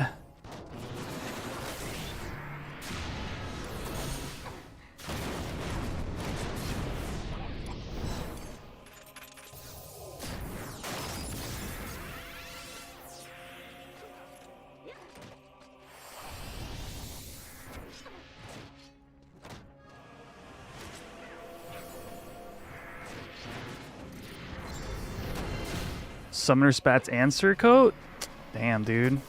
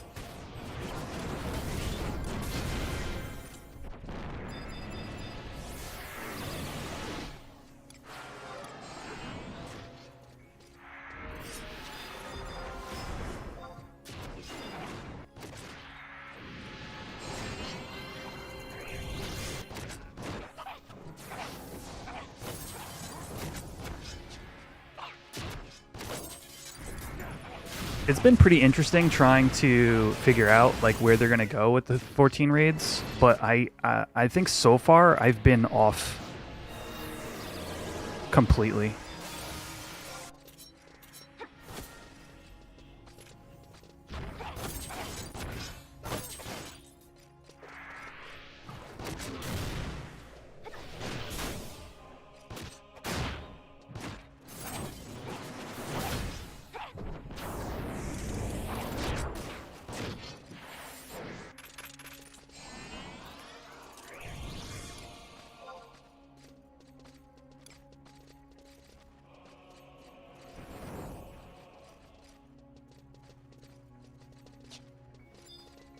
Yeah, so this build fell off, chat, the moment the mobs weren't energy stealable. Like, there was definitely a sweet spot here in Tav where the energy steal was working really well on the kindred mobs.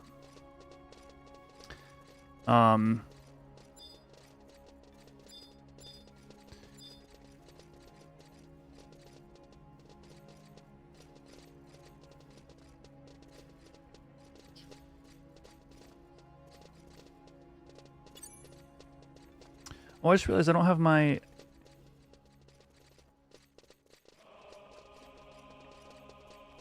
I don't have my events on. I don't think anybody, like, donated any memberships or anything. But I just realized I couldn't see if you did.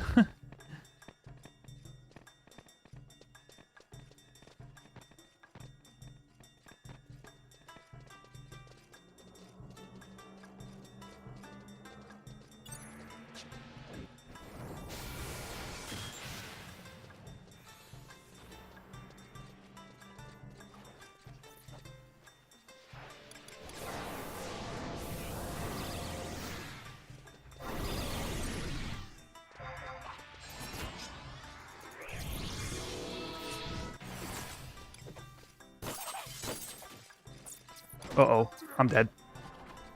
I'm not dead. Alright, let me pop out my chat window here so I can see.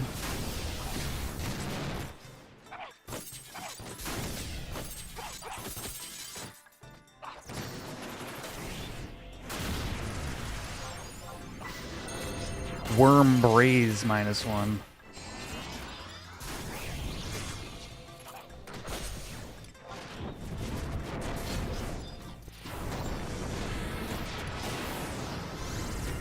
Dude, I've got to rest again.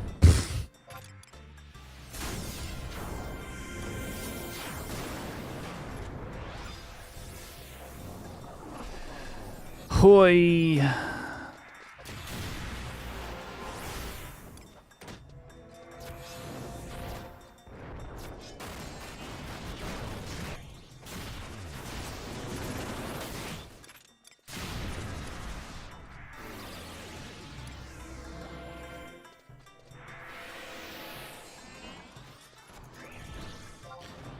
I should probably just rest up to full.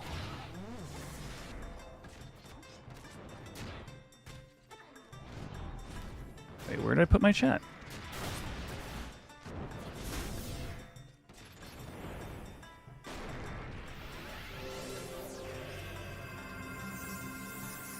Oh, there it is.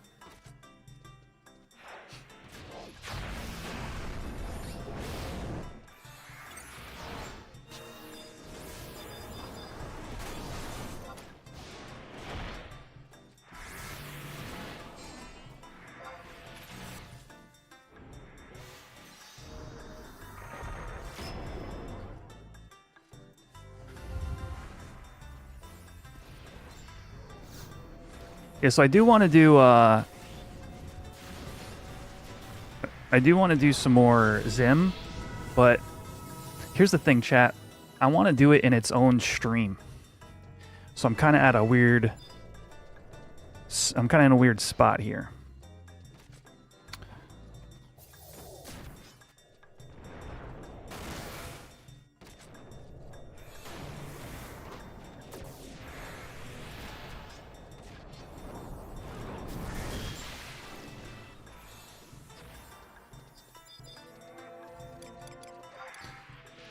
plus it's Chocobo digs. It's elemental ore digs. So we'll see.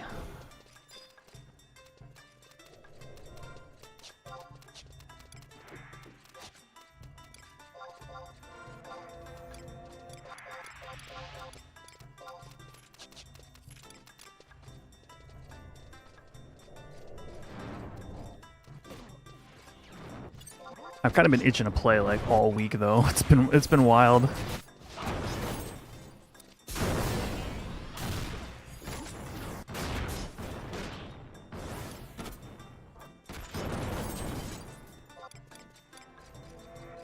Oh, hundo.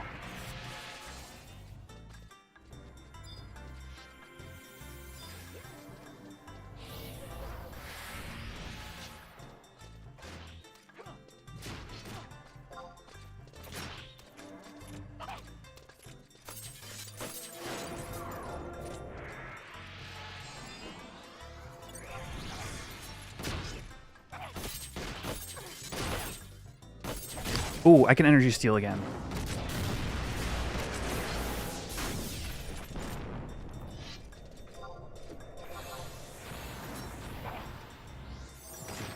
Come on, please, please, give me TP. Whoa, don't drain my TP, you piece of shit.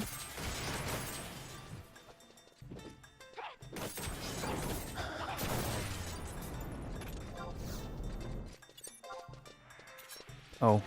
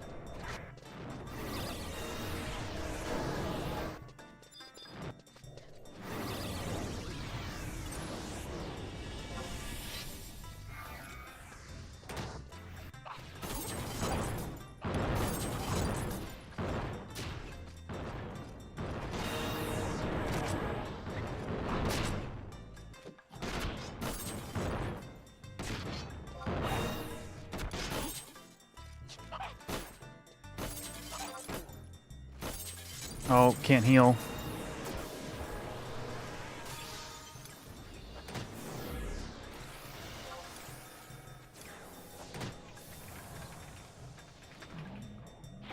Lucky. Oh, good black mage.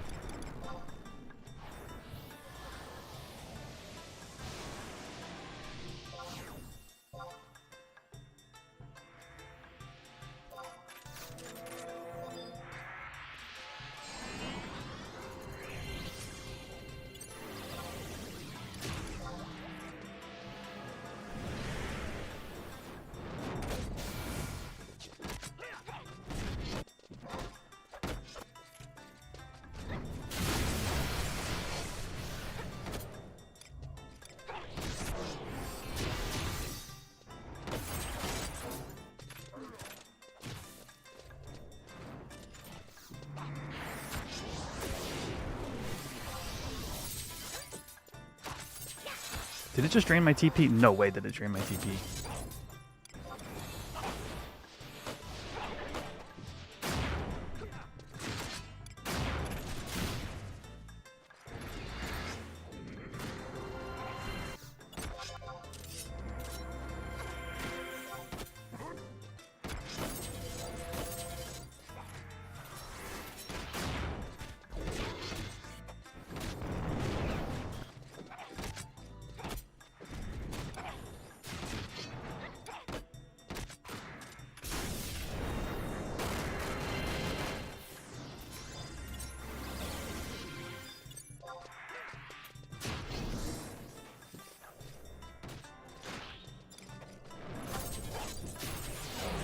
Did Energy Seal just not work on the Wyvern?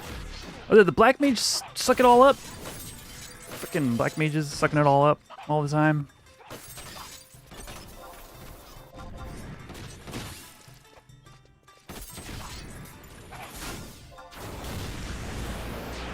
Boo. Boo earns.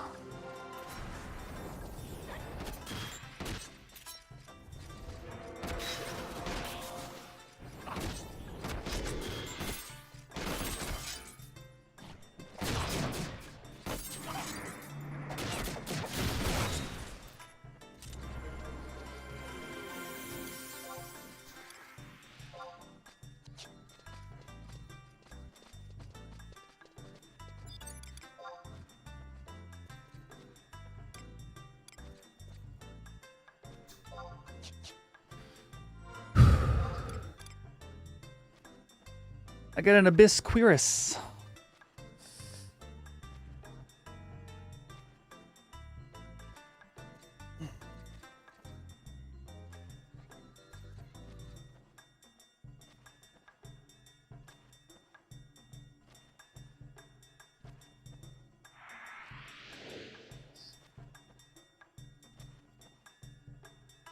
Oh no, where's my summoner gear?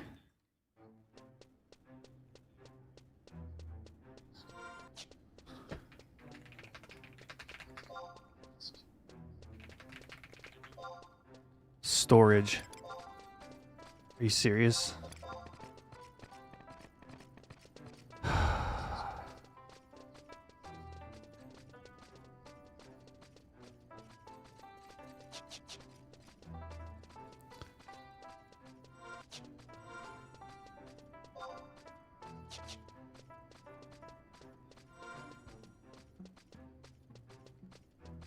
Keyboard and mouse is less common.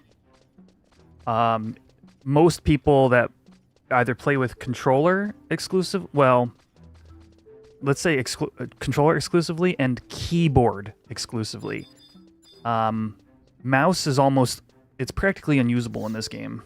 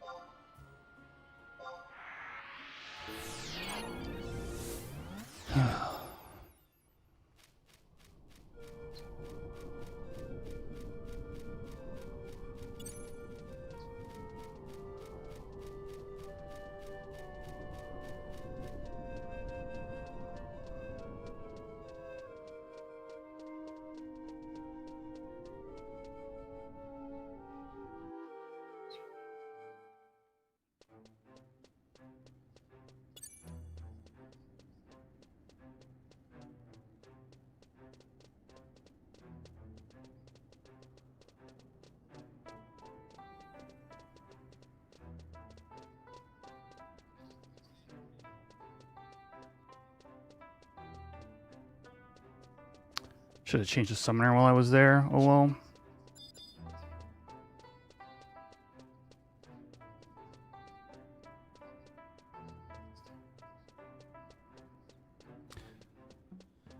I need water, chat. Dehydrated.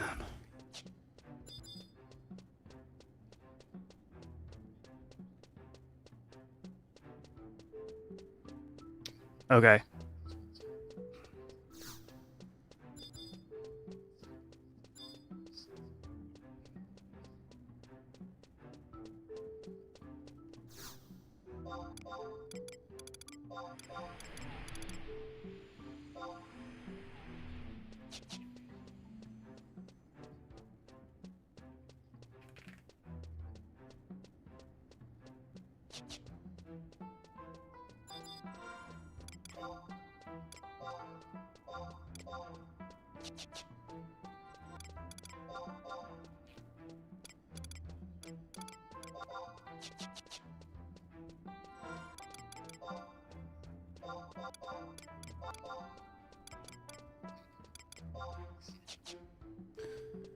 Yeah, I don't play Summoner enough, chat. I left all my gear in the storage instead of the frickin' safe. I gotta get out of that habit because it's screwed me like 3 times now.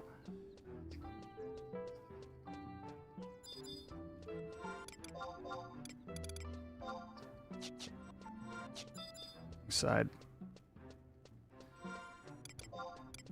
Like, I feel like an ass, but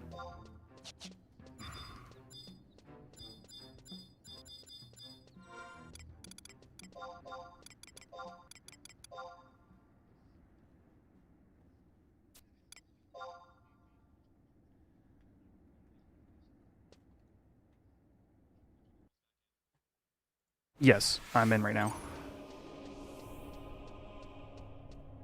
Heard.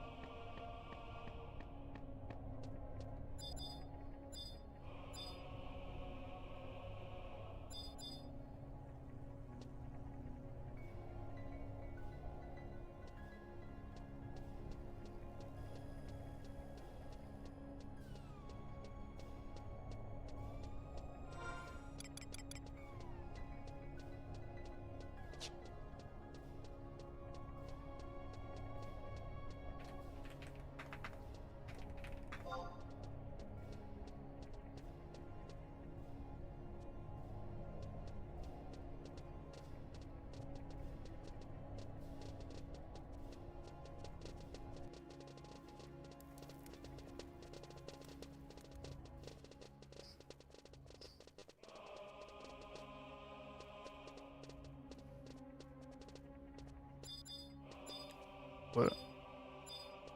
That seems unsafe. That moves the wrong way, aren't you screwed? Oh, okay.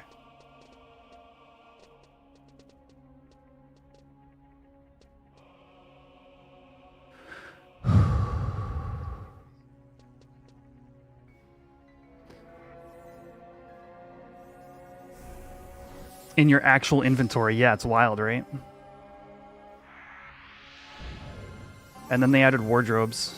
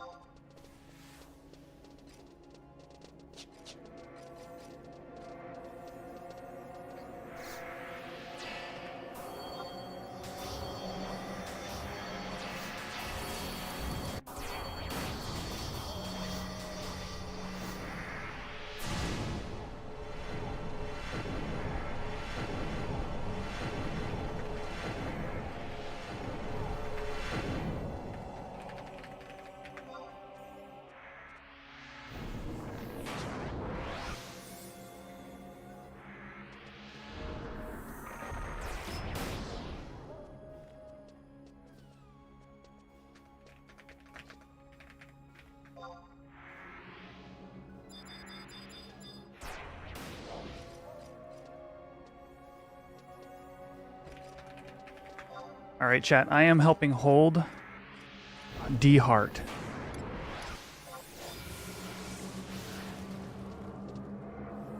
Yep, sounds good.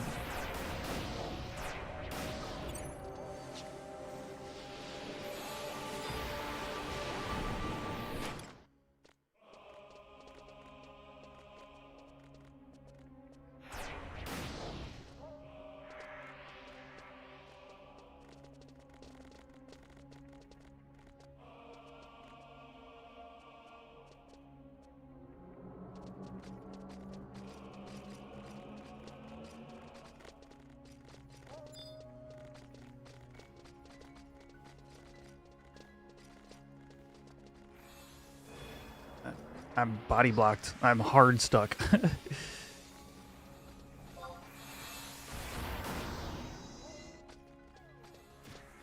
Let's see. Being outside of 30. Okay, so now that that's all settled, this is the most stressful kind of... If you're not used to my streams, friends, this is one of the more stressful pieces of content I do. Right now, I'm basically... We have to hold this one Diabolos clone that is over here.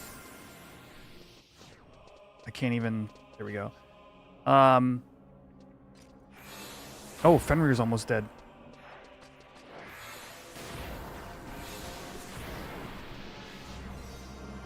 Ugh. And if I get within 30, I could be like basically perma-CC'd. It drew me in?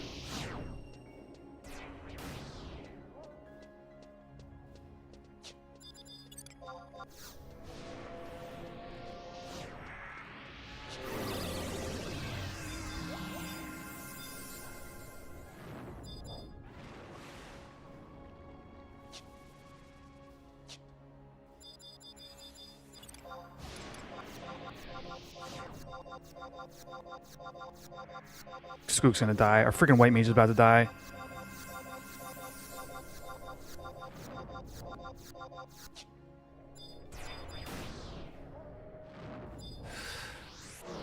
Come on, dude. This is so freaking tense.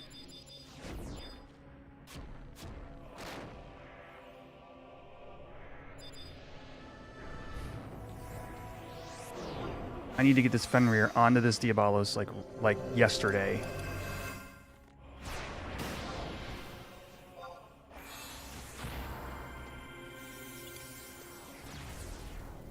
"30-second terror."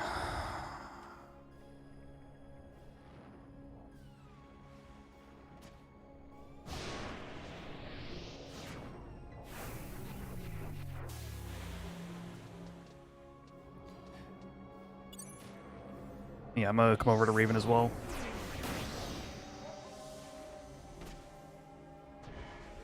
Oh.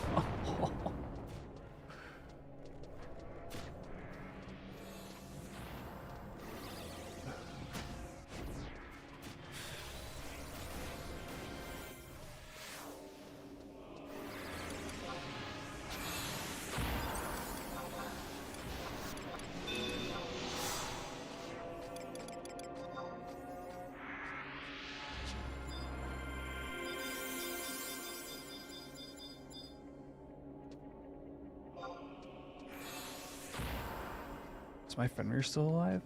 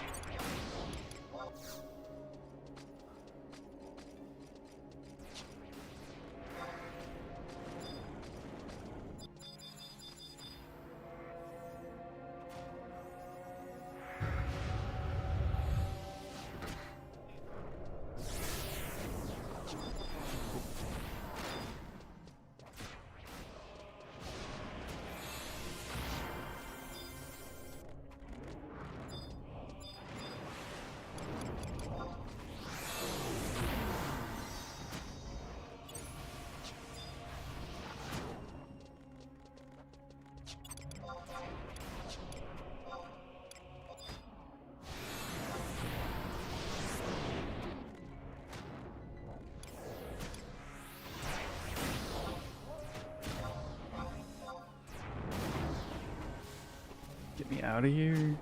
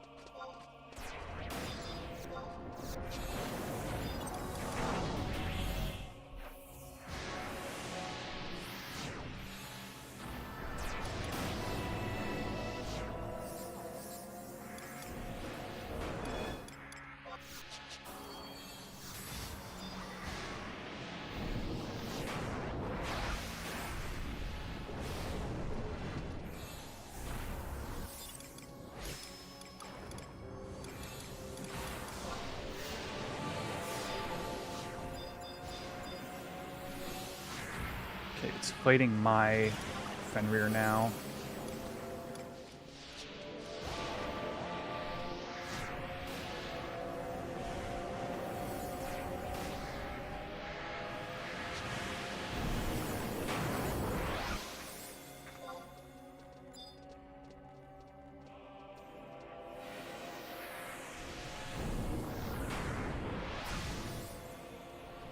$34 yalms.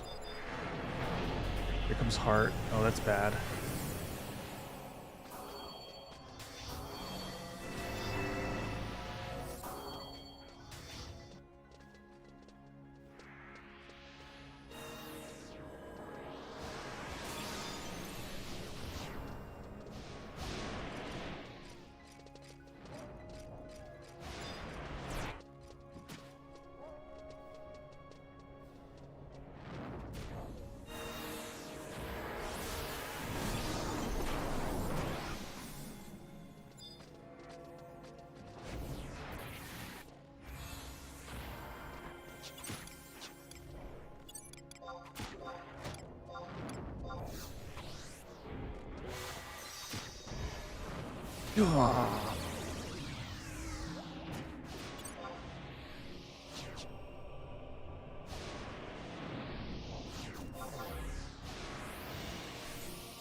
Didn't even get off the Eclipse Bite.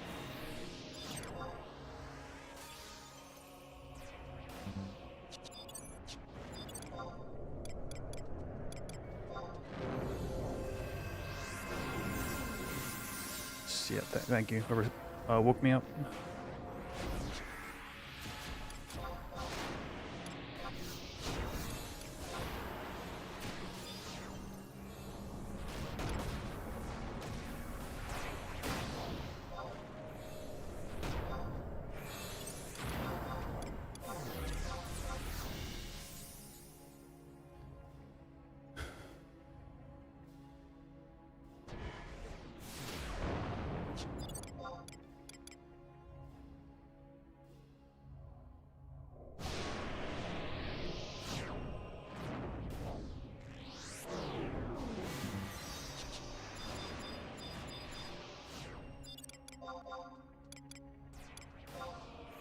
I'm terrored, still chat.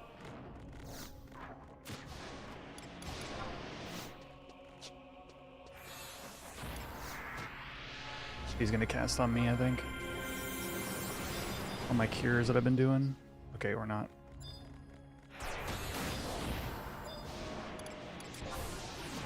Sleeping for a minute.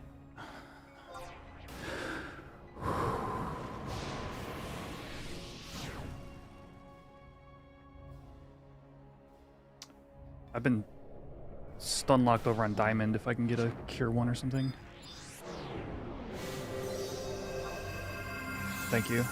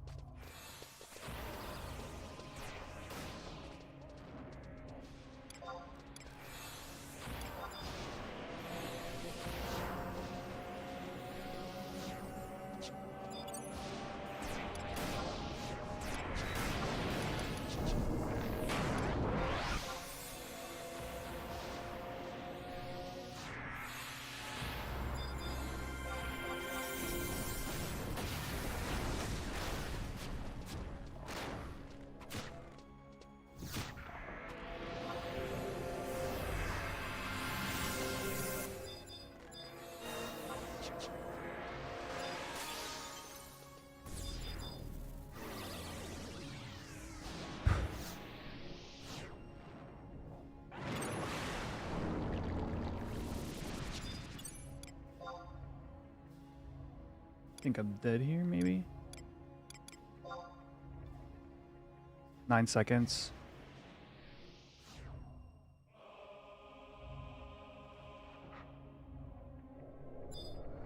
I wouldn't say enmity is called hate. It is kind of shared, but they do mean two different things. It's kind of nuanced.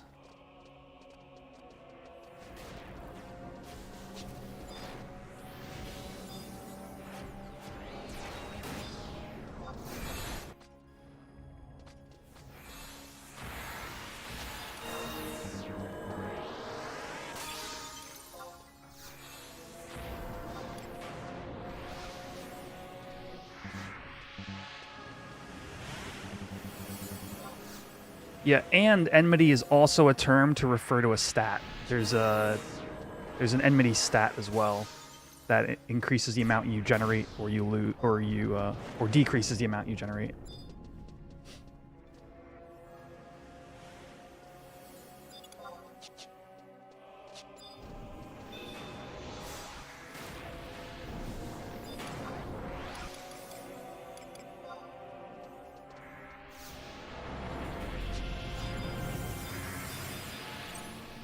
Freaking camera's driving me crazy.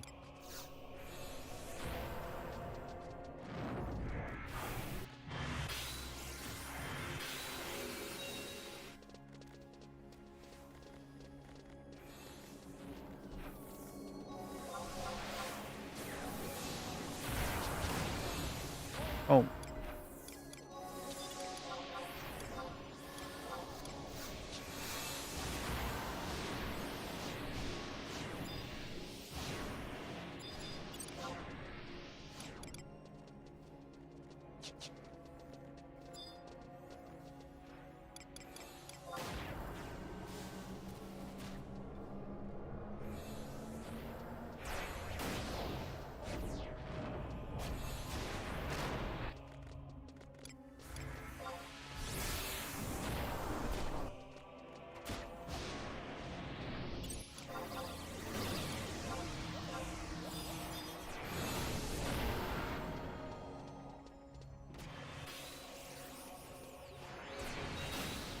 Did that rage not work?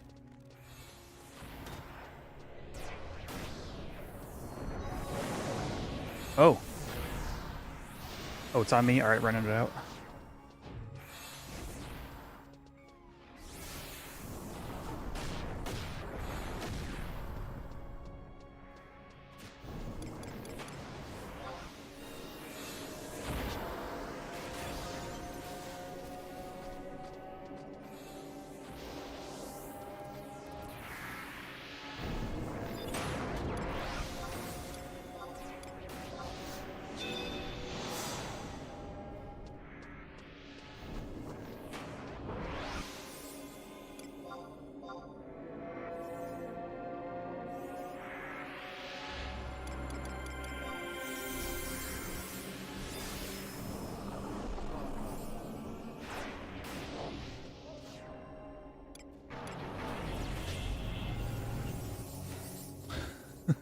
Freaking boss, dude.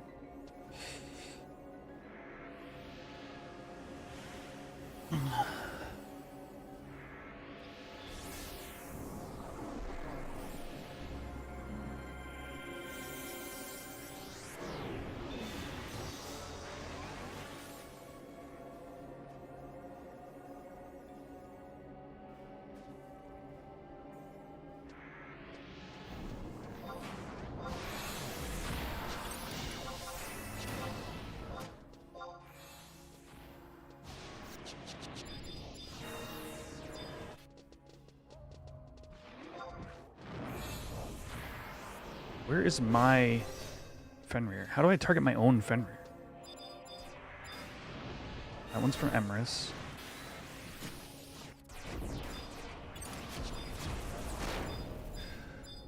I am going to punch a hole in a wall.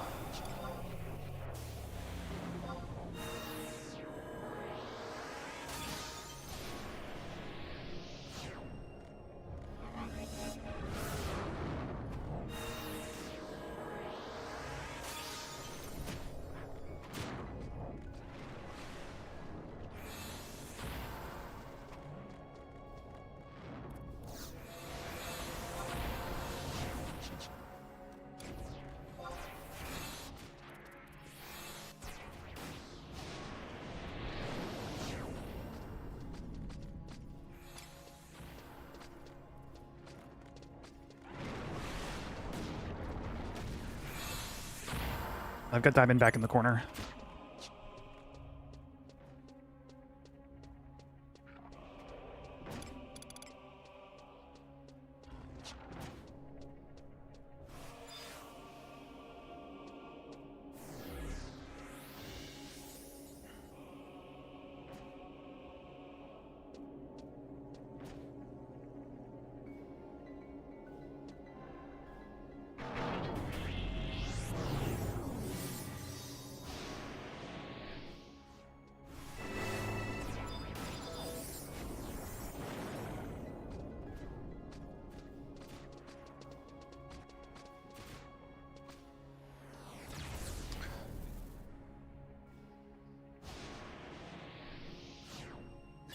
Yeah, I'm saving AF because right now the perp cost is actually, I think it's 0 or close to it because of double darkness.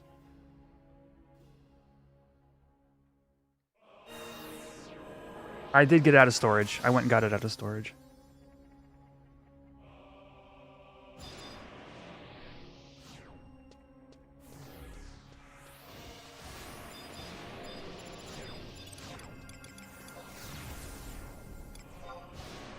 I tried to cure and the frickin' fear went out.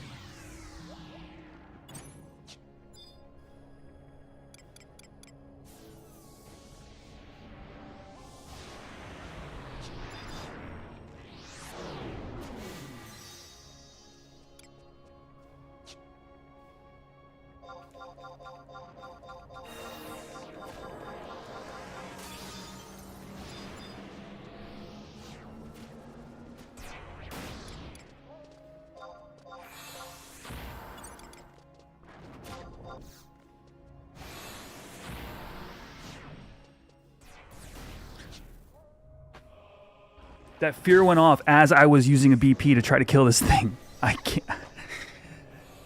Oh man, I'm so bad. Ate my entire BP in the same split second.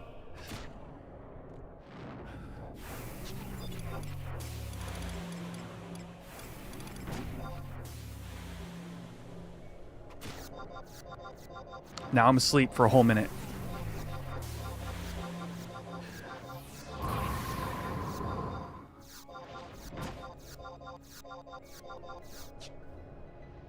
I look like I'm running. That's pretty funny.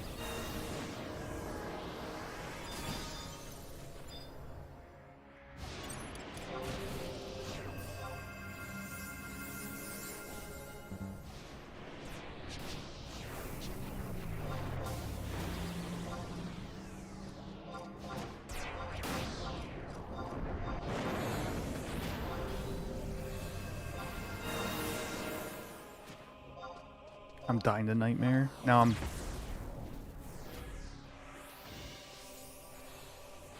Oh! I'm just bleeding out, dude!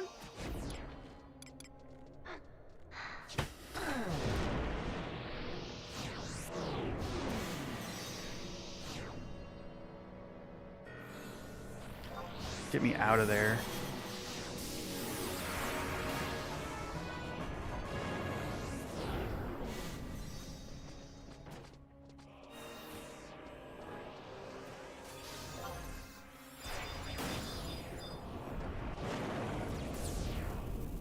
I was 3 yalms in range.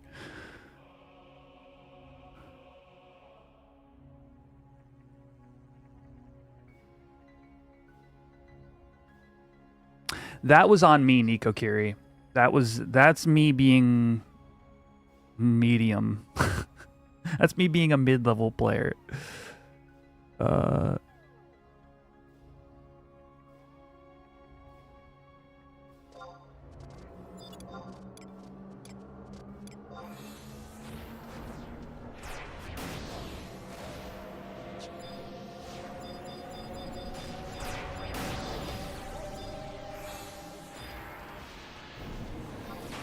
Another nightmare or terror. I am so livid, dude.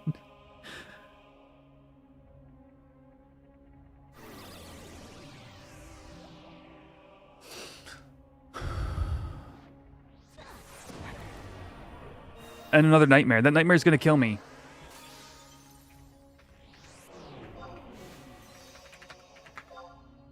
I'm dead. I don't have a re-raise.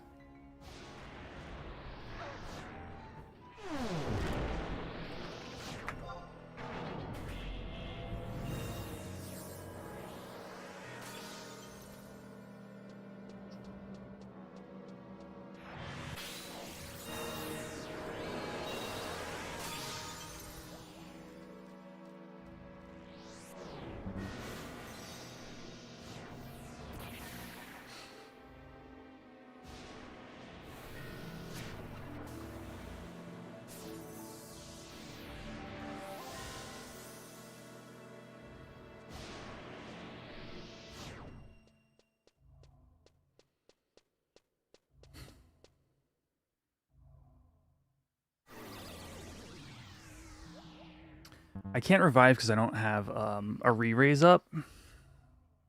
So I need to wait for a player to cast raise on me.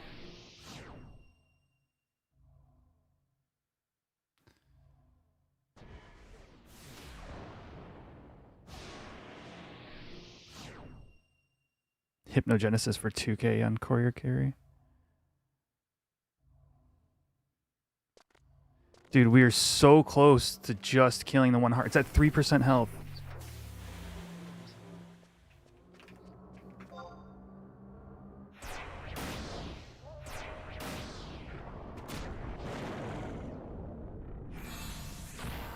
Come on, I hear a Bud Pact. Yes, it went off.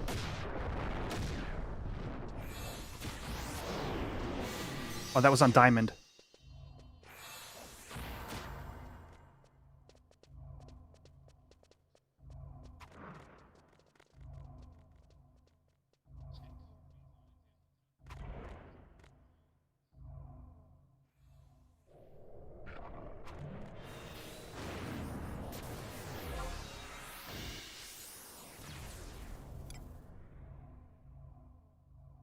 I really don't want a home point because there's a chance of aggroing.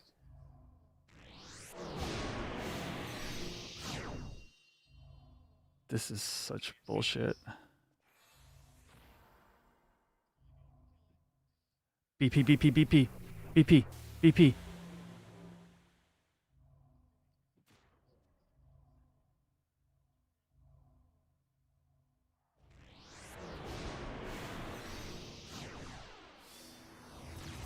No.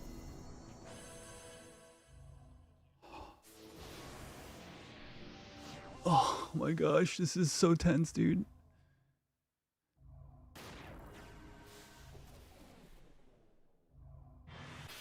The Alliance is an absolute shambles. We don't even, that Ifrit you guys just saw was our hope. It got slept in between BP again.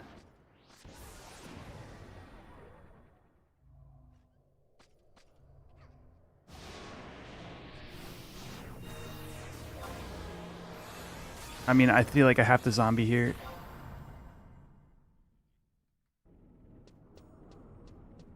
I should have set HP, but...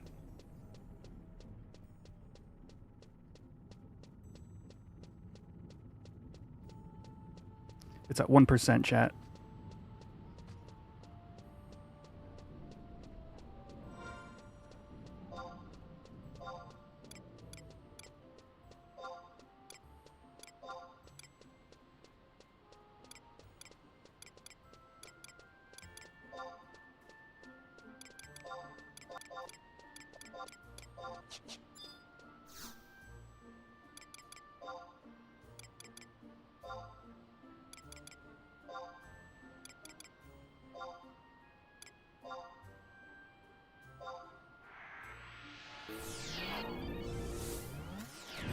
Yeah, I would have liked to have zombied it, but one's dead.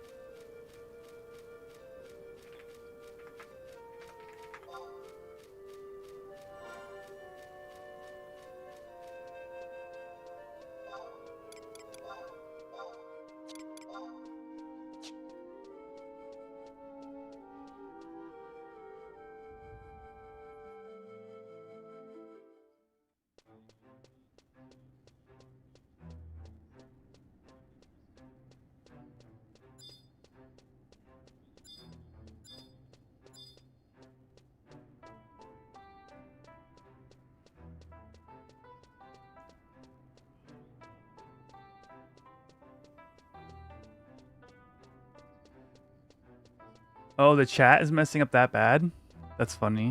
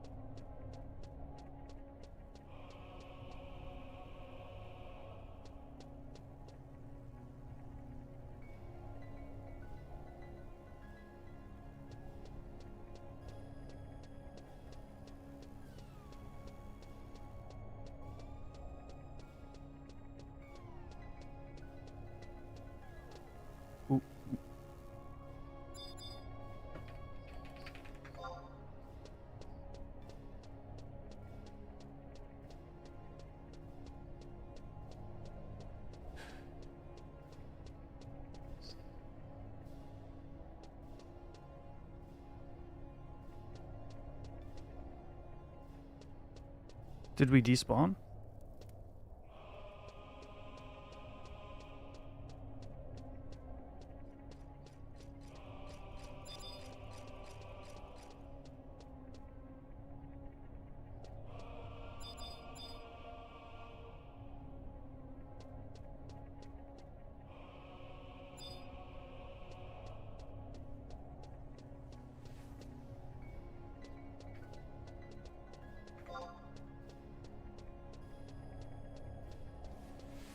Oh, I didn't realize we lost. I guess I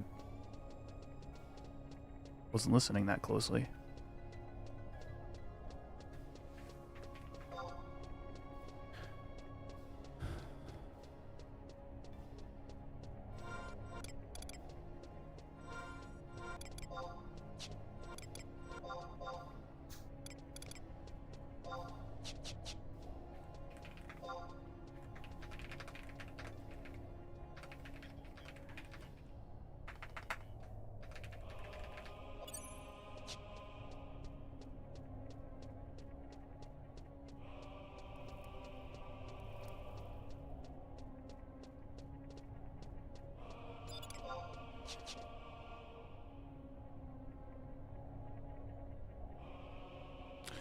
All right, well, that was another fail, friends. The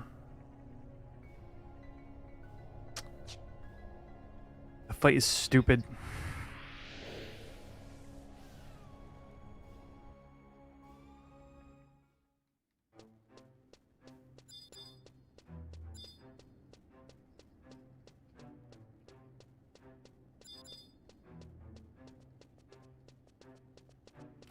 It was very close, yeah.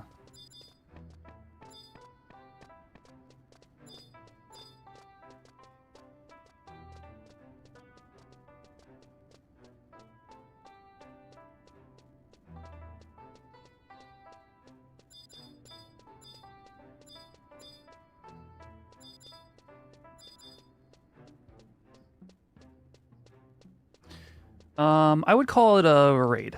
Yeah.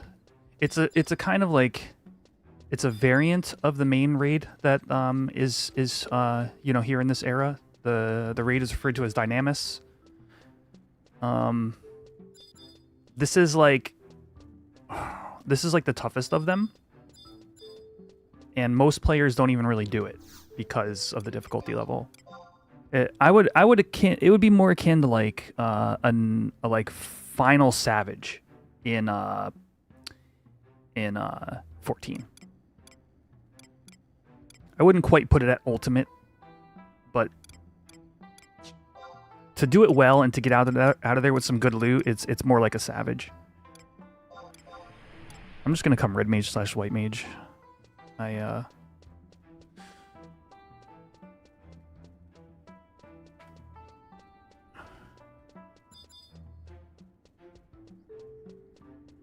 It's instanced, but it's not an instance, if that makes sense. It's locked to whoever gets it for X amount of time.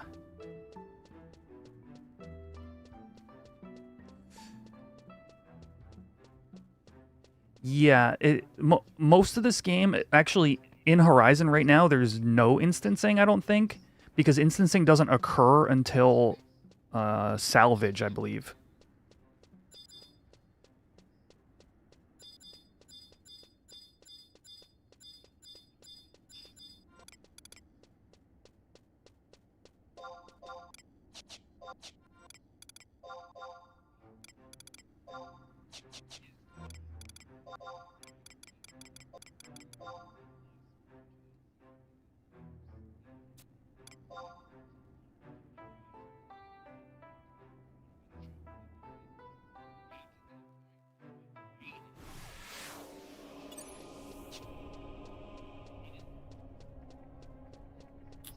Assaults are...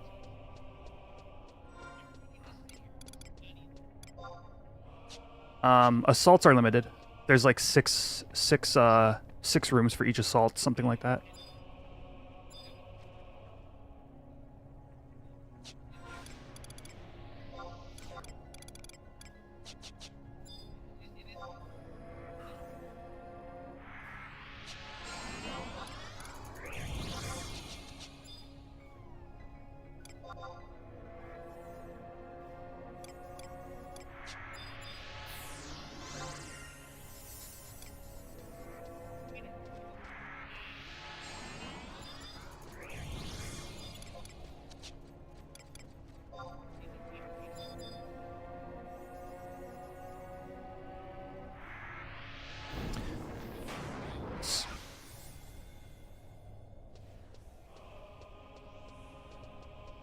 So basically the way 11 does it is it's like pseudo-instanced.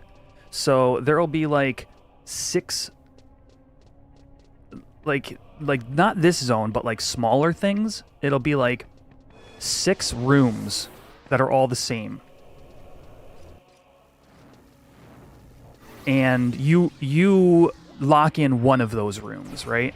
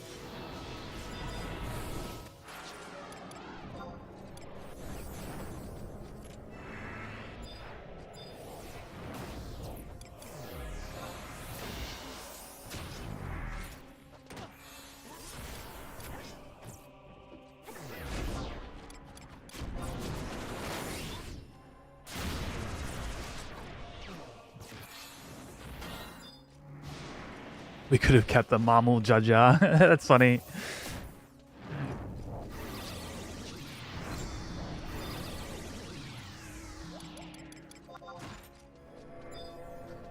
Nope, you are now subject to it as well.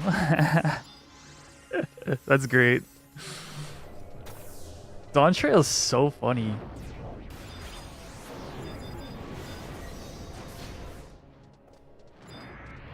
Like, you're either neutral to it or dislike it. That's the crazy part. Like, there's no, like, oh, it's my favorite, you know?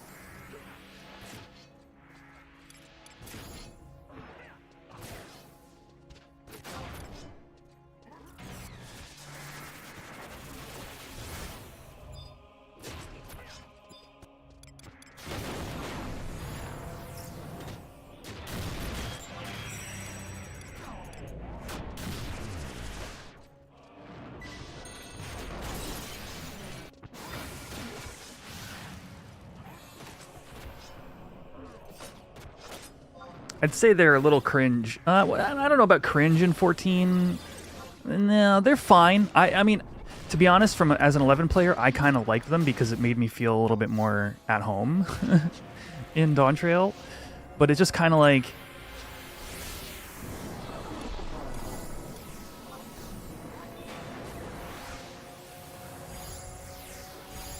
seemed a little random, maybe.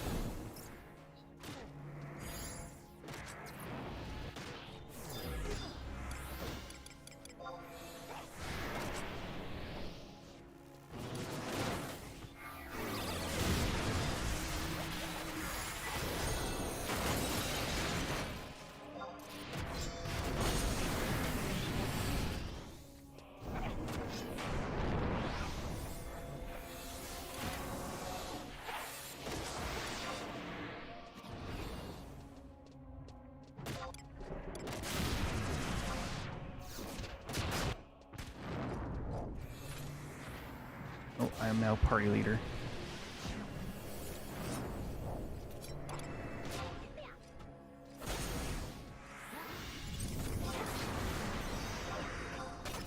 I have that one.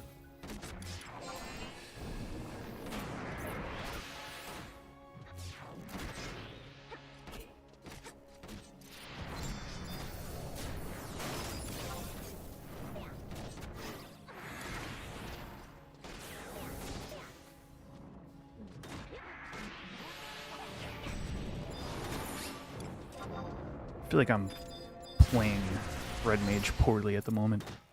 This zone, man, it does something to my brain.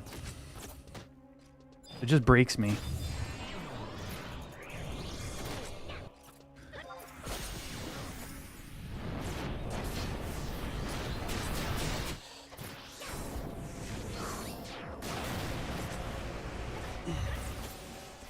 The Post-Dawn Trail story is cool with Alexander and all that. Oh.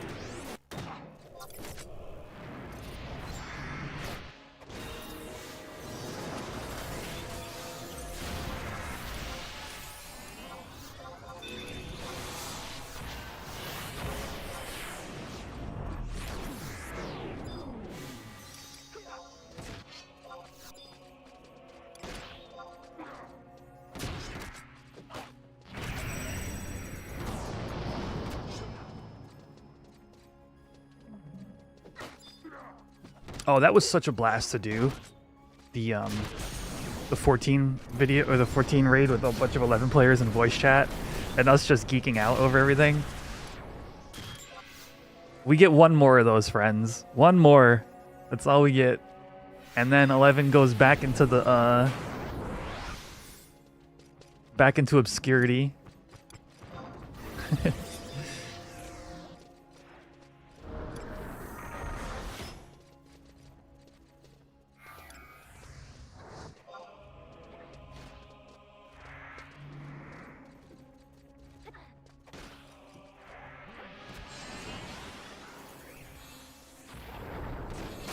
Oh, it's pretty cool, Nico Giri.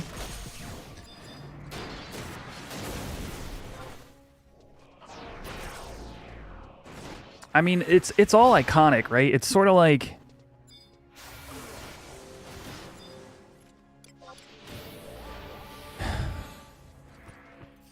You know, sort of like that same feeling like people get for like, you know, hearing like Lahi in the what is it, Lactica Greatwood or something like that.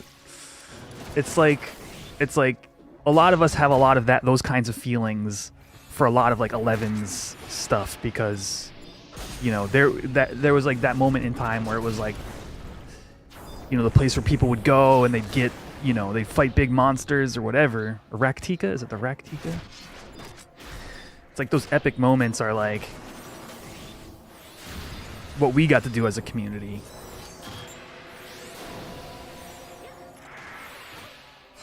I'm not saying there's a reference, I'm just saying like, you know, it's like that level of iconic is a lot of what like a lot of what 11 has like in it, you know, as well.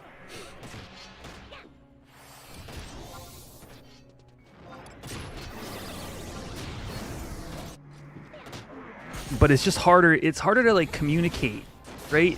So I think the raids are doing a good job of like really touching on like super iconic stuff, but they just don't have the ability to give it like backstory. You know, for example, the one dragon, Fafnir, right? It's Fafnir in the raid. Is so loaded with like player lore, not even like game lore, that it would be difficult to describe it all. But they land on it in the raid, you know, and that's...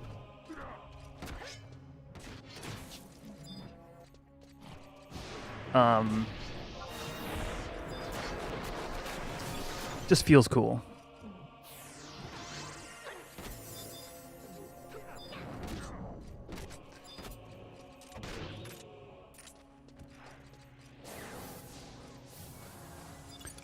Monster gloves. Oh, I have this. Literally the two fellow pieces I have.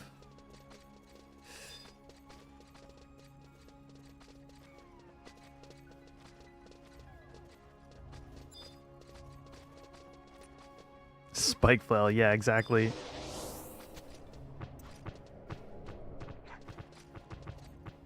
Sleep. I'm asleep.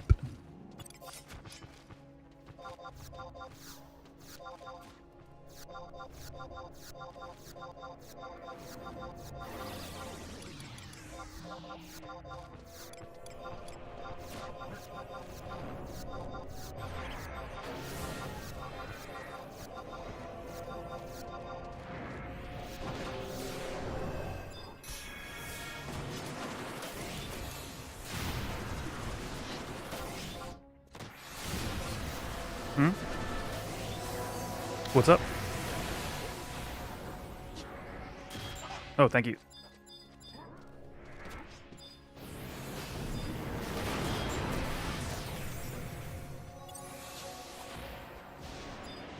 Can't really see what's going on. There we go.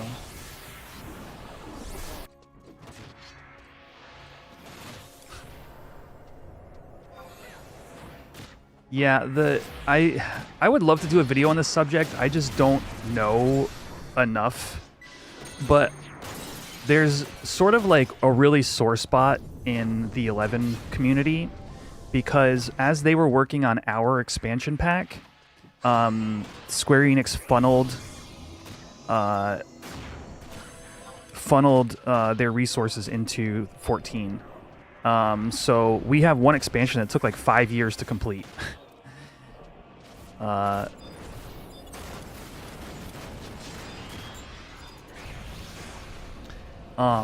So there's like a very noticeable time in 11's history when the game just basically lost all its funding to 14. And I think that as a community, there's a lot of sentiment there that didn't really make it. Like never really got never really went to therapy, if that makes sense.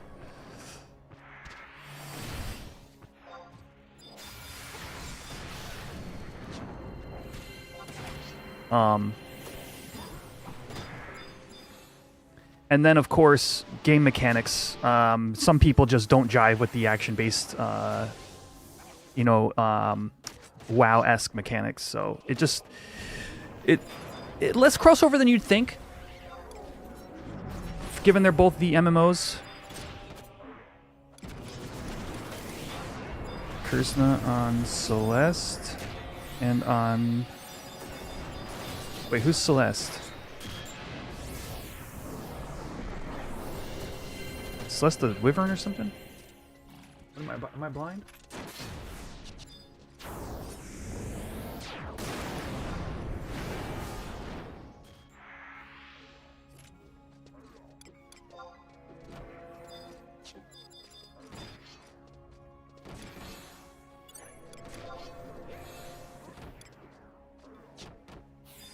Okay, Celeste was the Wyvern. Okay, cool, cool, cool. I will tell you this. I mean, you guys heard me before. Dyna just it kills me, man.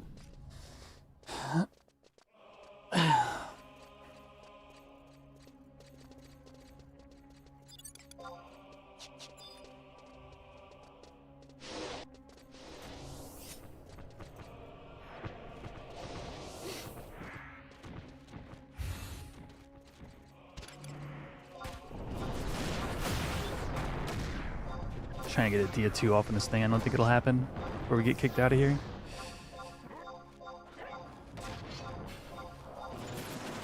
Alright.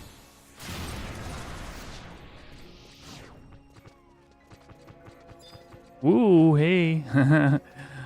Oh, hi there.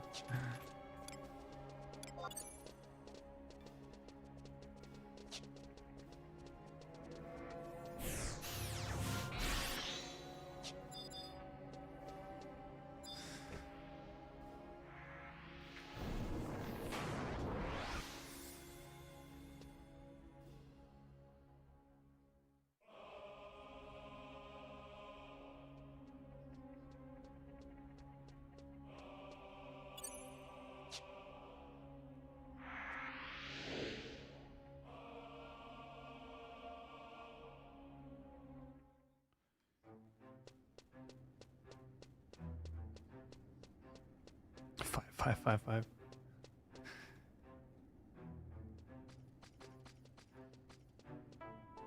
What's worth more, your clicks or 500 gil?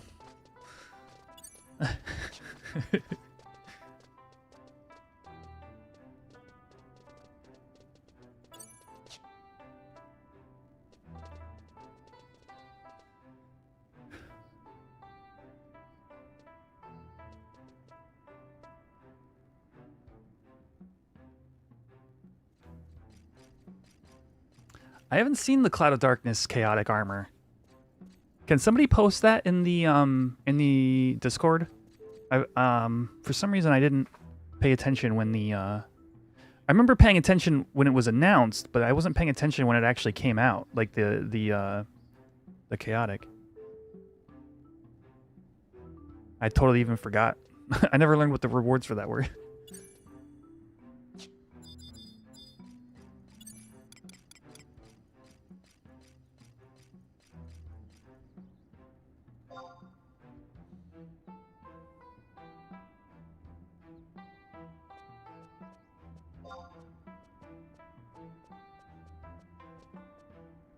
I need to do something. Like, we're going to be chilling for the rest of this stream, I think.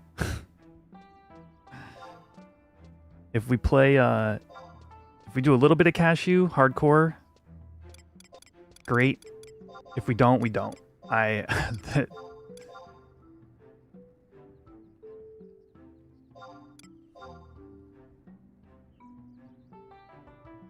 I'm burnt. I am a very casual 14 player. It's so just like quick. It's like without telling my life story. I went and started. I played Realm Reborn when it was new. So I played on PS3 up until like the patch where like Leviathan came out. I don't even think I made it that far. I remember playing a few of the coils, right? And then just left the game for 10 years or something. I don't even know how long it was. It was a long time. It couldn't have been that long, right? Has the game even been out 10 years? 2013? Anyway, in like 2021, I started from Realm Reborn and played all the way through to Endwalker release. Like, Endwalker released while I was in Shadowbringers.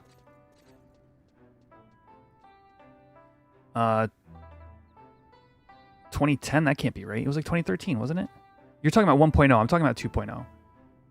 While I was in Shadowbringers, Endwalker released. I played through Endwalker, and then left the game until Dawn Trail came out. So I'm like super. I've played through it all, but I'm like super casual. And what really got me was the 11 crossover. That was like almost like a fan project. It's so weird to think about because it's like Square Enix is actually using their own game and actually making like new like re-upping the graphics and stuff like that and doing it in like 14's engine, and it's really cool, but it just feels like something a fan made in like a good way. But yeah, super casual. I've done very little Savage raiding, but the little bit that I've done was a lot of fun. It was I ended up beating the Black Cat Savage when it was new, and I don't remember if I ever got the win on Honeybee. Is Cammy here? Cammy, did we ever get the win on Honeybee? I know you did. Or Druin?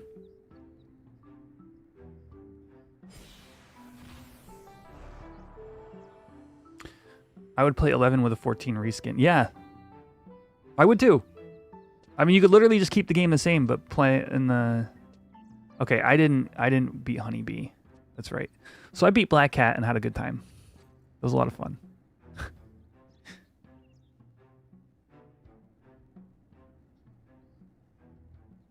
But yeah, super casual 14 player. I did also... What's it called? The thing where you get the sub jobs or whatever. I did a bit of that, but yeah, very you know, if it piques my interest, I'll do it. If not, I'll unsub. I'll probably try out Beastmaster when that releases because I'm very curious on the comparison of Beastmaster in 11 versus 14. Like you'll see Final Fantasy 11 Beastmaster today. Like we'll do some Beastmaster on Cashew.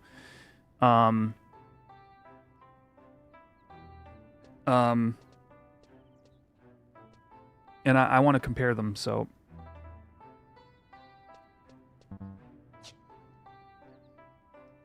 14 has sub-job now? Kind of. Occult Crescent. In Occult Crescent, you get to pick a sub-job, and then you go and, like, level it.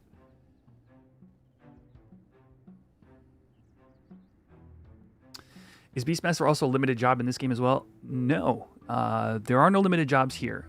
Even Blue Mage... which will be out soon here on Horizon, is a full-fledged job.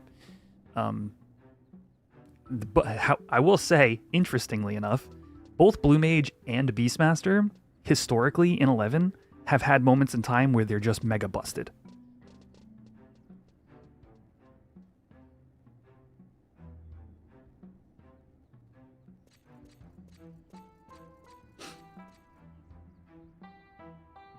Our limited jobs are the non-meta jobs, yeah. Like, try playing Puppet Master in modern retail. It's limited. Does blue blow itself up? I believe you can learn self-destruct, yeah.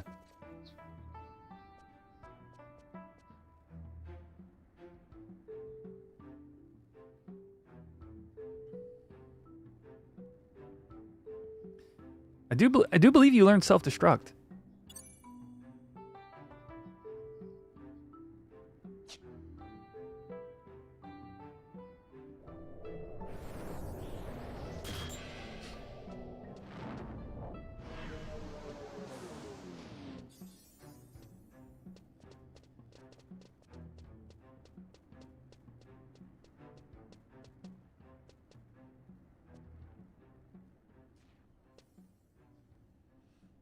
I'm waiting to get paid out from this chat, and then we're going to move on with our day.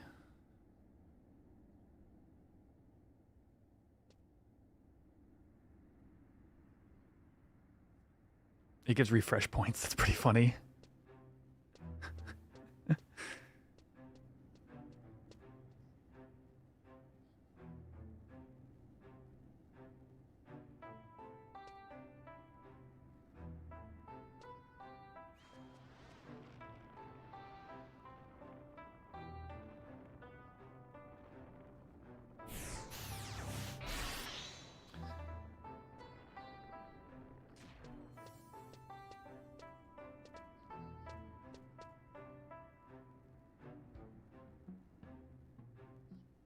Let's see.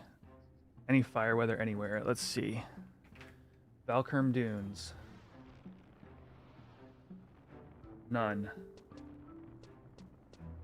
Eastern.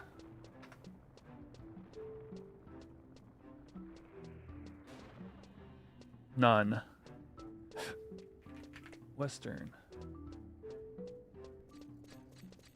None. Yes. Yeah, if you've never used the weather checker, and actually, even more importantly, not only is there none right now, there's none for the next 15 hours. Yeah. You gotta search each zone, yeah.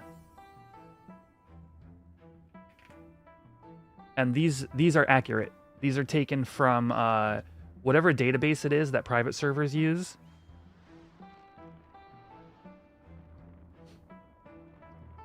Oh yeah, Trish, were you like saving resources to roll for something new with the new patch?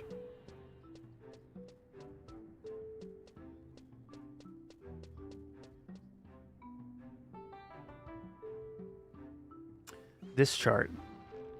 This chart is insane. If you guys have never seen this, this is the complete weather frequency for a year in Vana'diel.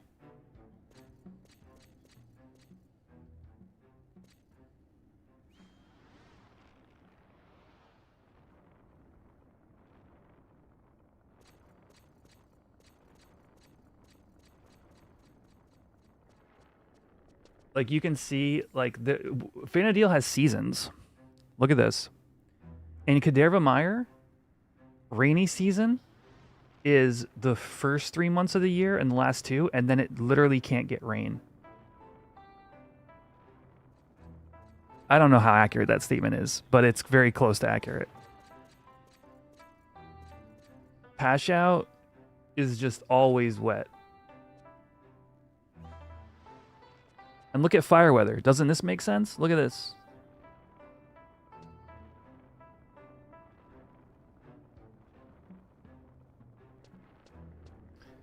Here's Yoder with fire weather. Oh yeah, actually good call.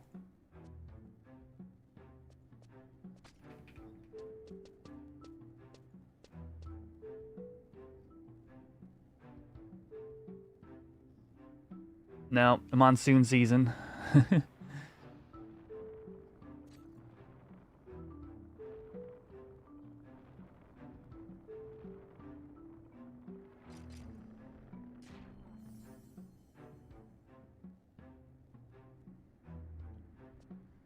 Ice weather, always, in these 3. That's kind of funny to me. It's the last one you need for Summoner? Yeah, you got at least a day before you'll be seeing any. Or at least 12 hours, I should say.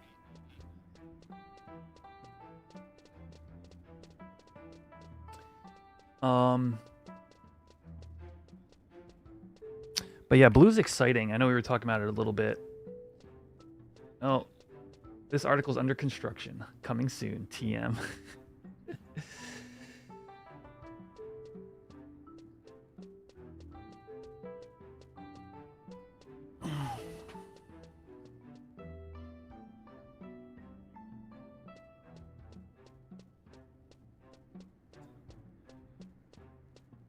Hold up. BG Wiki. Look at the blue spell list.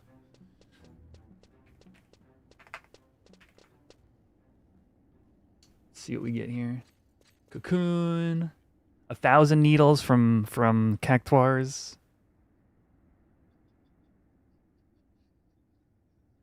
Oh, we'll see a lot of these spells whenever we get back to Zim.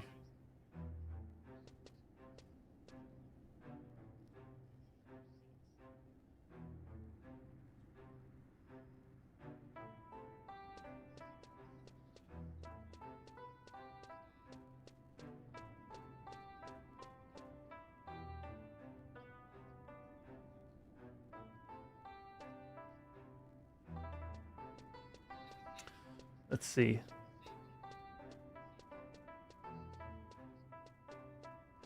Self-destruct. This is so funny, actually. Sacrifices HP to damage enemies within range. Affects caster with weakness.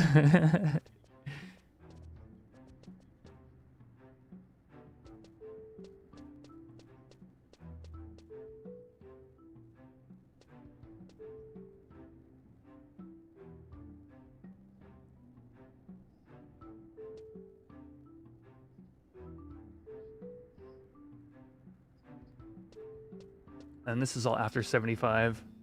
Some spells are being brought into 75 range to help balance the game when blue releases here.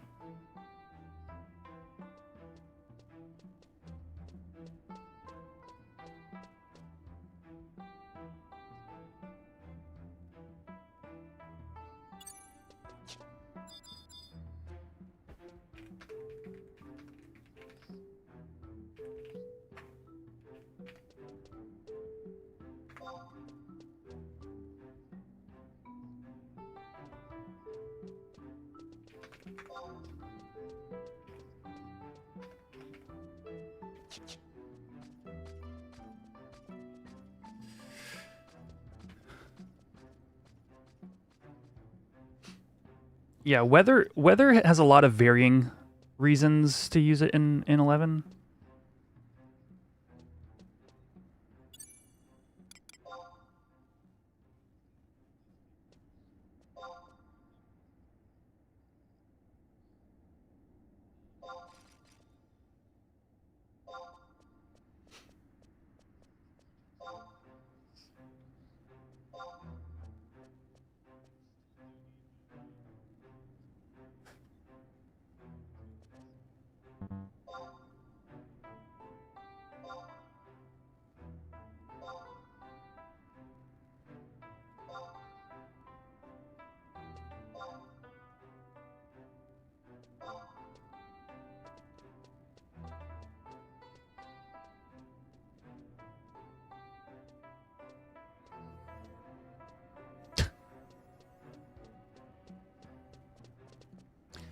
Is crafting its own class, or how does that work? One character can have one craft at 100. Is the simple explanation, the TLDR. You can get your other crafts up to 60.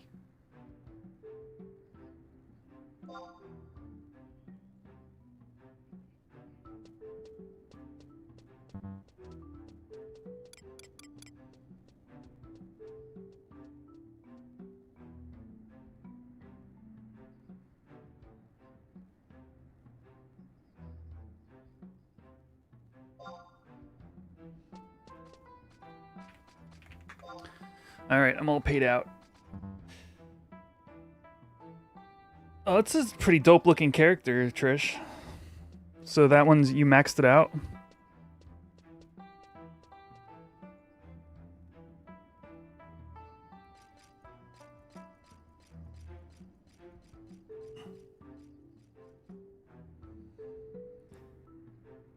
Well, I wish you guys luck in the rest of these. My work schedule has me, so I will not be able to join on Saturdays any longer.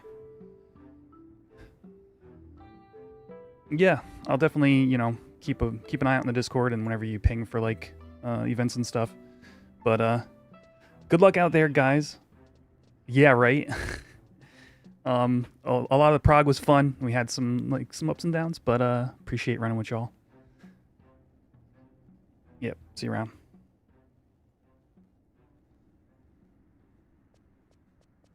All right, chat.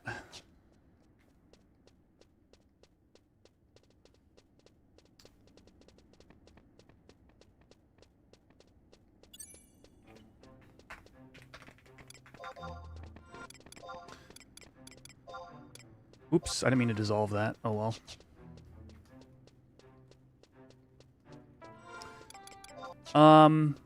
I held my own. You see the parse final there, but those numbers are borked. I held my own for that early part of the run, which is what I was curious about. I think with full club merits, I might have been closer to 4th place. There was a gap of like 3 or 4%, I think, a majority of the time. And that was with, like spot healing and doing the full haste rotation for the group. So, would I do that? Would I bring Red Mage NIN in the future to Dynatav? Probably not.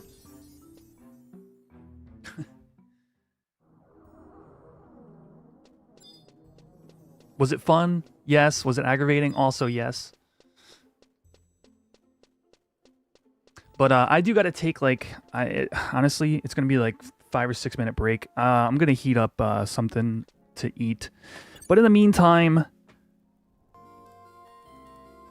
you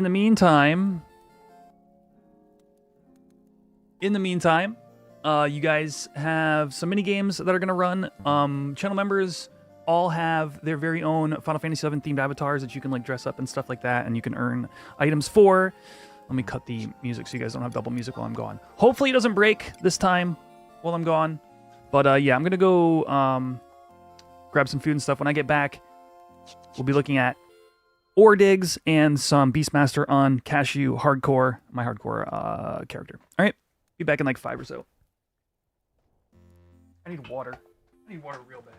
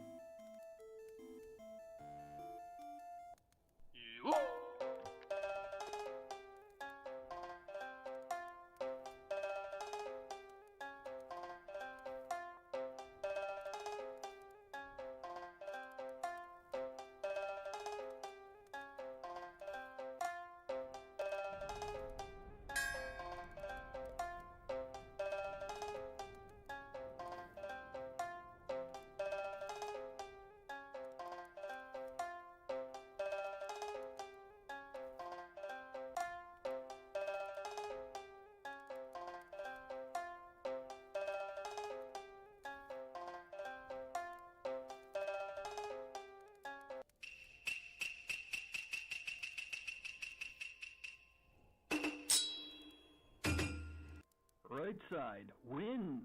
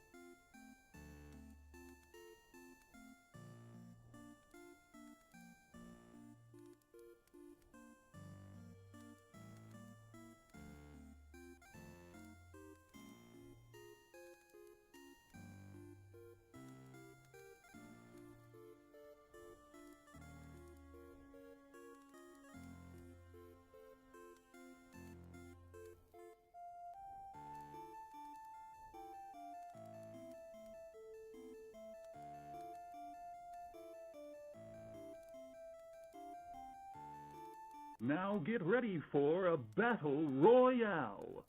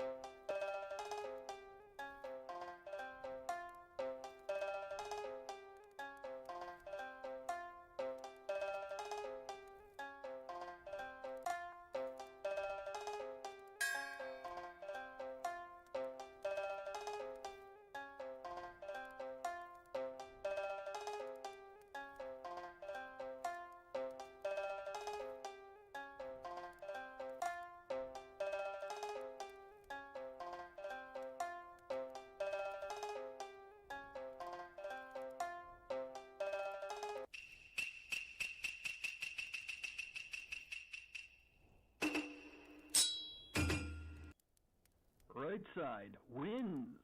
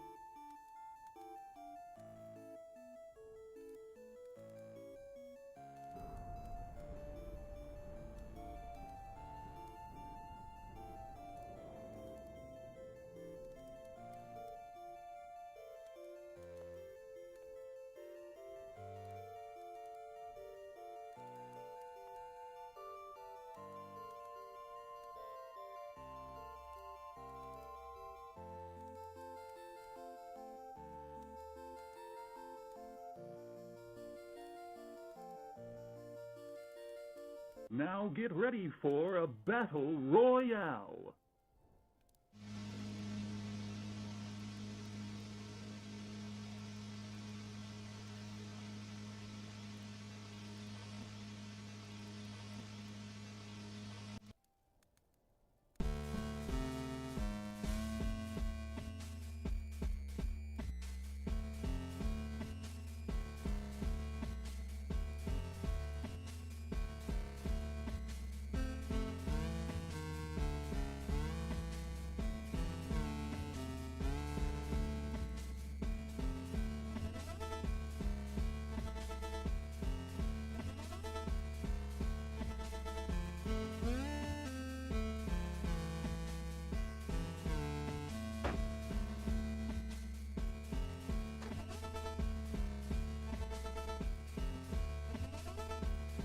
Okay.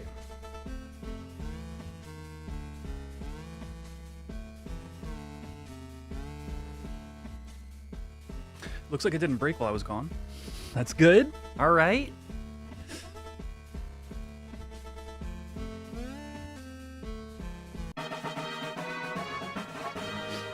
Ah, Shantado. Yeah.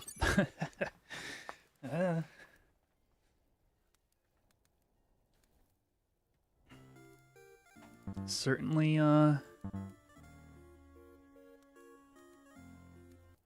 certainly totally not unhinged. It's a very hinged character.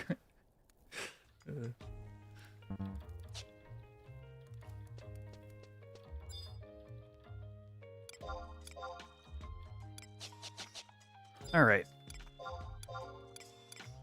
What moon phase is it? Oh, digs are gonna start in a few minutes? Jeez, how much?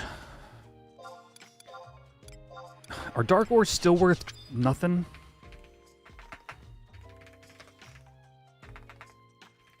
We might skip this first dig day, actually.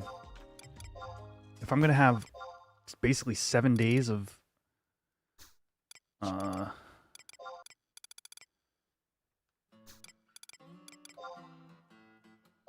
7 days of good digs, profitable digs.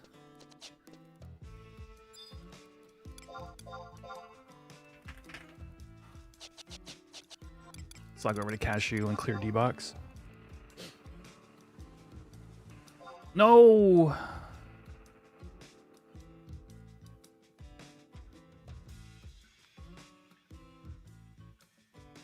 The 2 is like a different form of Shantado. She's like all-powerful black mage. Think about it like a skin. A different trust skin. And it's a little bit more than a skin, actually.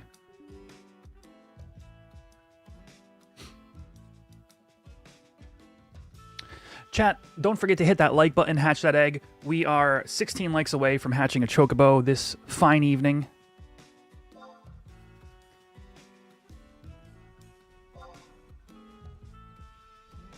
Let's see, Cashew.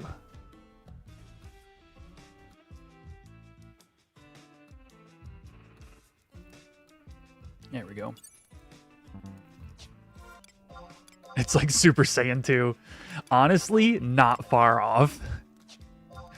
That's hilarious.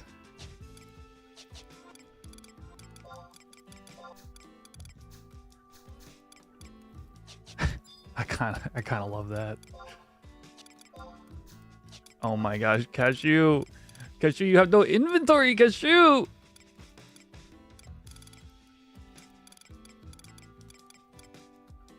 This is bullshit. None of the stuff I had sold in the auction house, so now it's clogging up my inventory. Oh no. No, I'm gonna literally have no room. I'm gonna have to drop items to like put stuff away. Alright, hold on. I could do that. And I could do that, I guess. Sink down to 32. I just got my level 40 gear. And sold some of my 30 cap. I already did, actually. The problem is it wasn't cashews that I organized. It was Quetch's. See, 69 out of 80. 77 out of 80. And actually my satchel's at 43, but my inventory, if you take away the Giesel greens, my inventory is actually pretty free comparatively.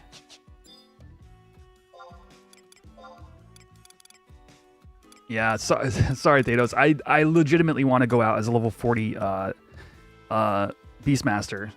I literally spent my whole last Beastmaster stream prepping to change to a new place and go off on a new adventure. You'll level that red mage someday. All right, my summoner stuff needs to go in this. This is the problem I've been having. Is every time I want to go summoner somewhere, I can't. Because it's in my other thing.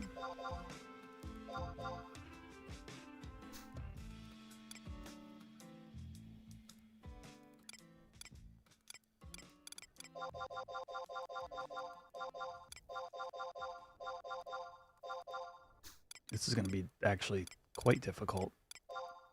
I guess my fishing stuff can go.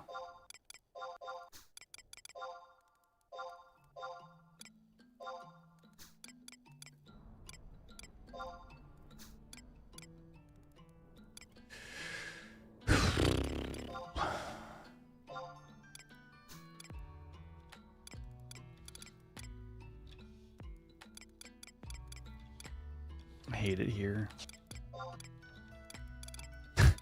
So much junk. Damaged relic armor. All right.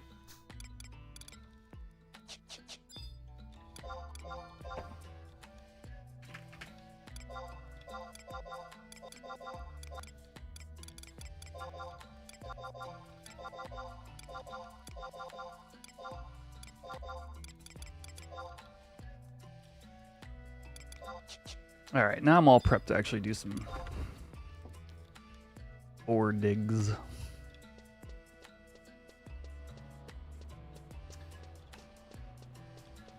Giesel greens? That's how you say it. It's taken from the Japanese word gisaru.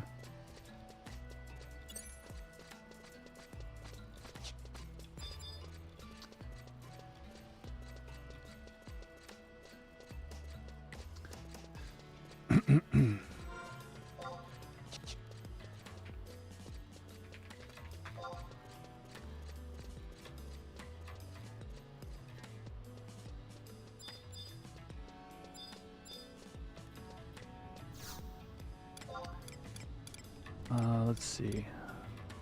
Oh, I went to the wrong I don't know what I'm doing anymore.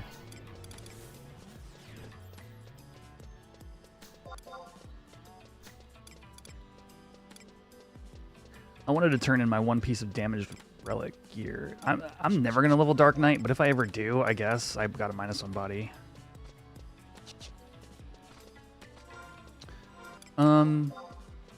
You can get a little funky with macros, but in general, they mostly just look like this. Like cast haste, cast Paralina, cast erase.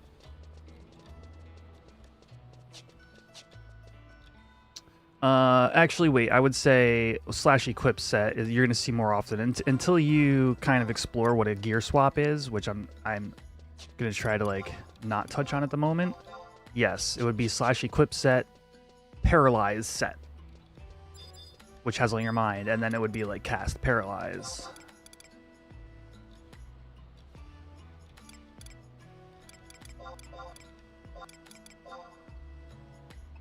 Do I literally already have this?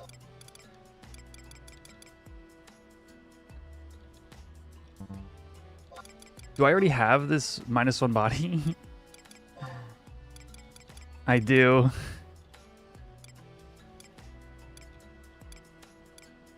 Look at all this that I have. Look at all of it.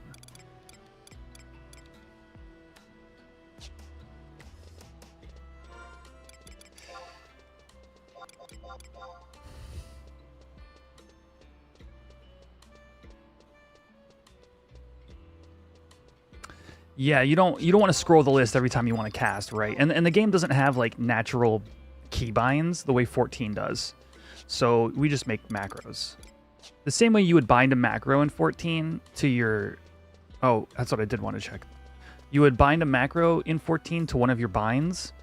You would just like write a macro for whatever you want to do here, rather than having like a natural bind. Like there's no such thing as like binding poison natively, binding poison to the Alt F or whatever. Yeah, there are ways and like add-ons and stuff to work around all of that, but it's not, none of it's native, so it's just kind of like what we do as a community. 21 dark ore, 97k each, and then the earth ore is 140k. I think I gotta just wait. I don't think we dig on dark state chat.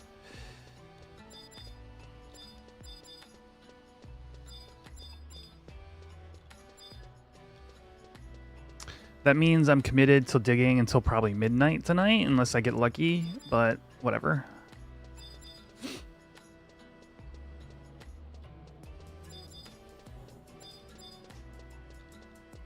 In a remastered version of the game? That's a really good question. Yeah. If we could get client-side, like 14 hotbars, yeah. I think that would go a long way on a remaster. Like, I think, because a remaster, the goal for a remaster would be to reach a new generation of gamers with the game, right? And I mean, right now, those of us who like play regularly, we just use the you know, whatever add-ons we happen to need.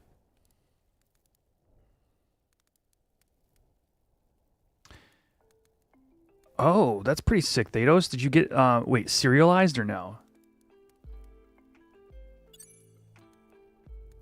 Or was it just the paper craft looking art? Is that one?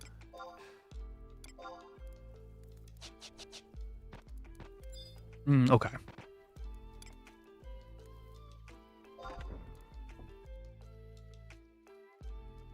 Why is my Chocobo egg messed up?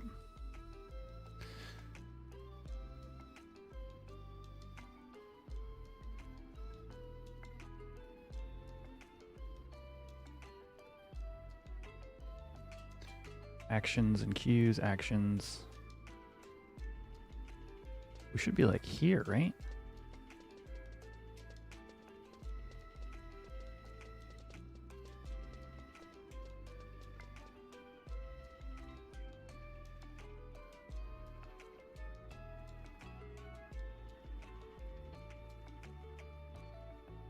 There we are.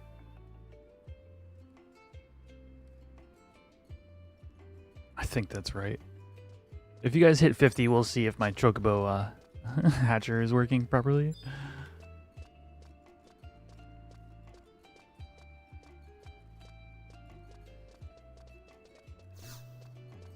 Okay.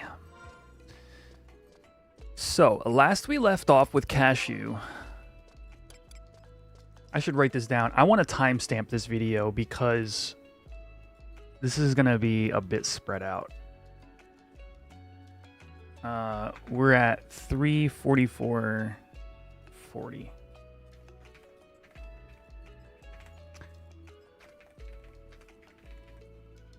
All right.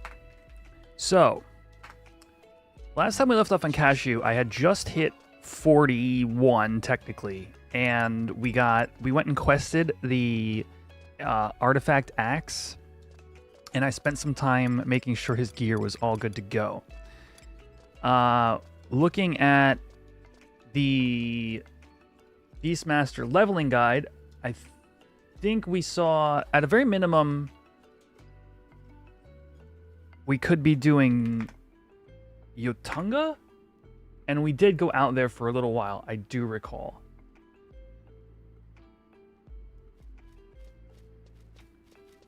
Oh, I wanted to go to Eastern, though. That's right. Korloka Tunnel. Okay. I do like it out there. Just outside of Korloka. Okay. So in order to do that, we're gonna have to get the Bastock.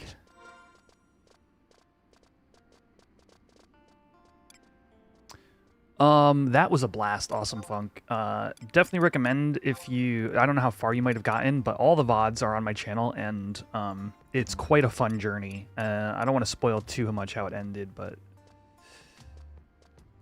Yeah, we'll leave it at that. We ended off in King Rampier's tomb for the final stream.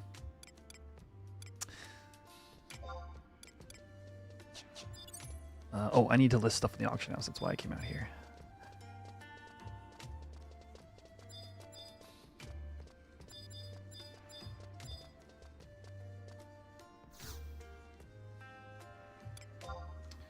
The current combat would be interesting by many players. Well, you see, 11's combat is what makes it good.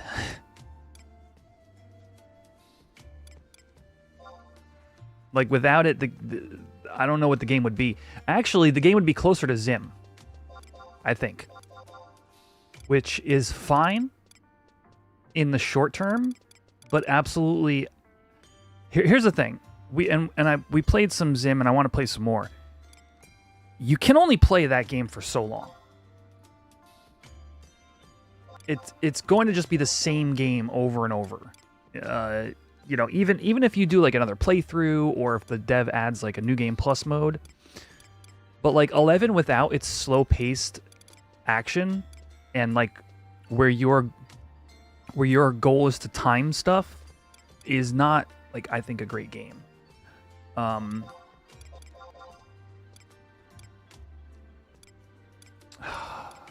I guess I'll just deox myself all these femurs, and then I'll have to cook them later on. We can cook 15 of them now. I'll do that.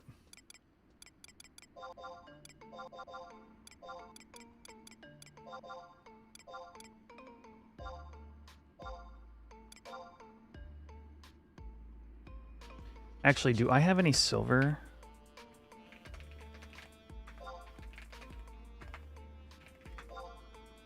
Silver chain in storage. Okay.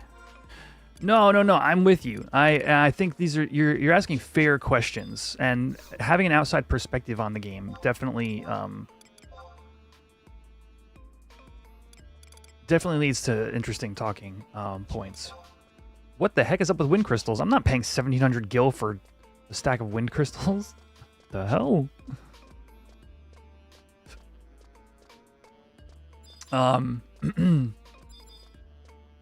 Like what you see in like what I just did in Dynatab is not indicative of...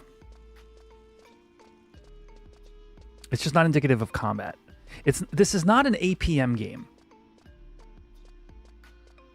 It's a game where you have to chew on your decisions. Like you have to really internalize when is the best time for them.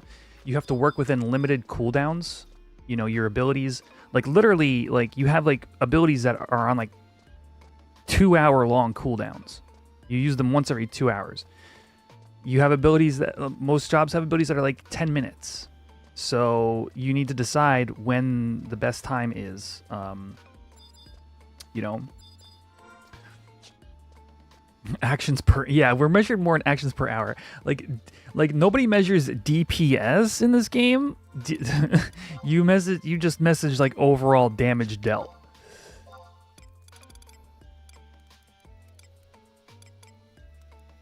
Let's take a coral frag out. Frag out! I'm gonna grab a stack of wind crystals from Fruit Cup as well.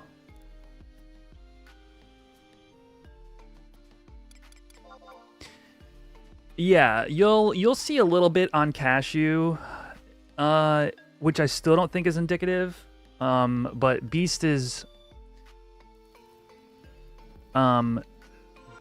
like almost like purposely slow paced, and it's like people that enjoy like doing things in their own time would just play Beast because it's like perfect. It's like a perfect like chill out and do things activity.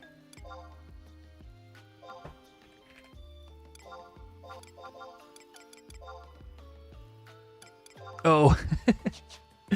Yep. Here I am. I'm underneath the Moogle. Look at me. My pile of gold.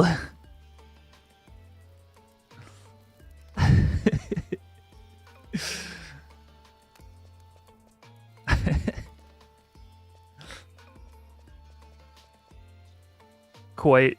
Yeah, this is my goldsmithing character.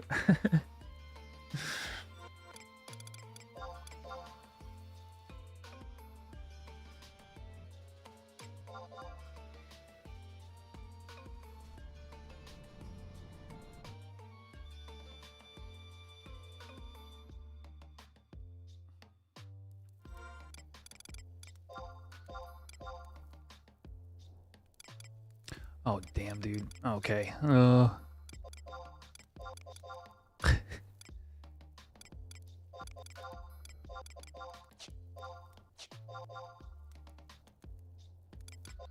Alright, got my wind crystals. Hildebrand, I've done... I hate to admit this, but I've done up to, like, Stormblood Hildebrand.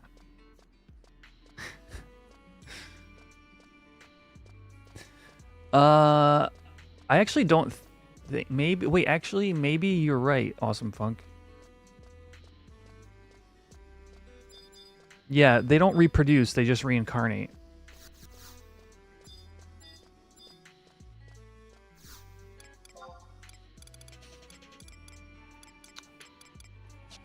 Alright, let's cook some bones here.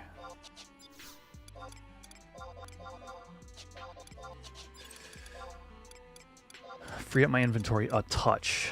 And chat, do not let me go too far past, like... Fire's Day is next. Fire's Day is in about 45 minutes. I need to dig. Do not let me miss Fire's Day beginning. Please. Please. Oh yeah? You like it here? This is one of the more... Actually, funny enough, this tavern in our tabletop RPG that we've been playing is one of the first places we go to. And you guys will see it in whenever I get session 5 out. I have no idea what I'm going to do with the TTRPG stuff, chat. So...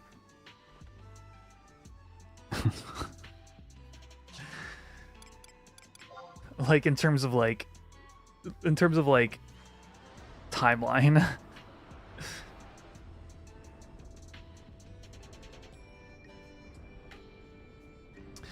No female Galka. It's all just reincarnation. All reincarnations.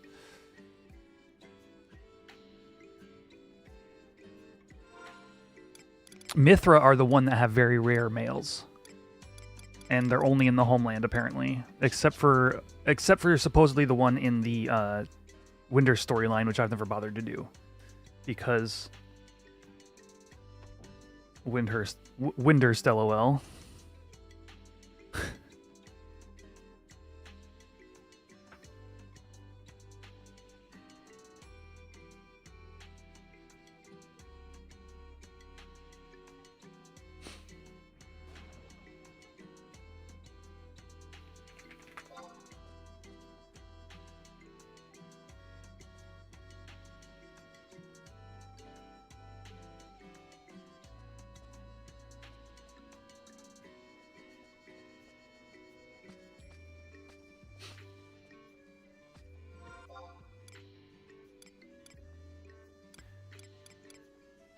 Breaking a synth? Back to the mines with you, Cashew.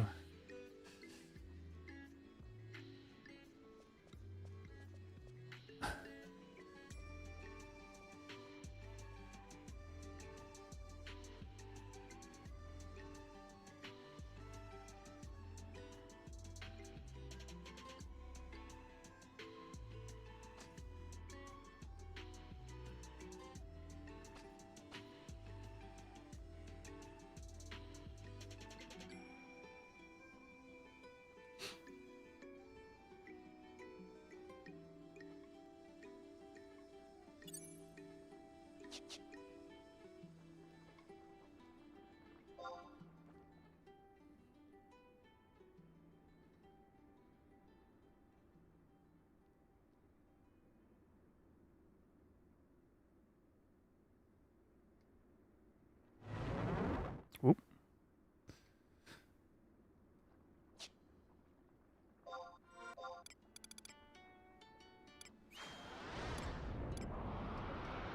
Could have just sold the fire crystals and the frickin' femurs.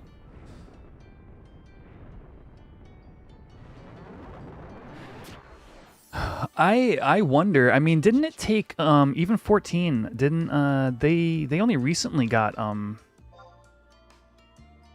like female? I mean, recently it was like 5 years ago or something, right? They got the female Rogadin. Am I wrong about that?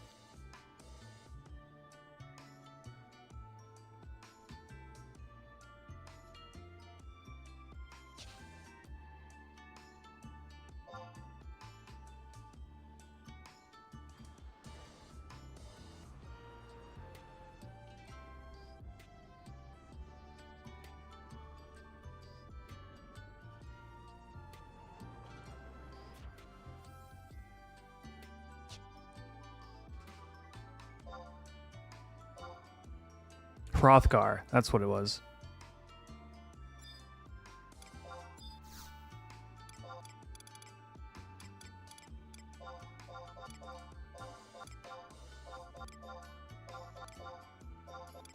You're right, the Rogadin were there. It was the Hrothgar.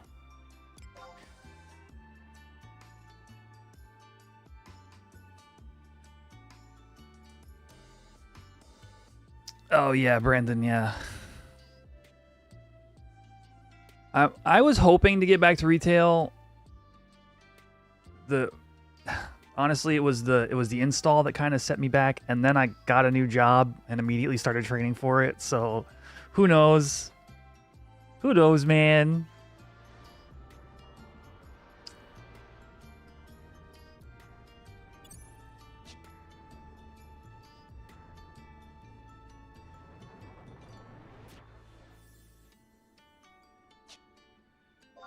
Yeah, all I was going to say was I feel like Square Enix found it difficult to make gendered non-humanoid characters in their MMOs. Or even in their games in general, right? Because male Vieira, I don't even think were a thing in 12. Were they, chat? Were there any male Vieira in 12? The game that Vieira came from?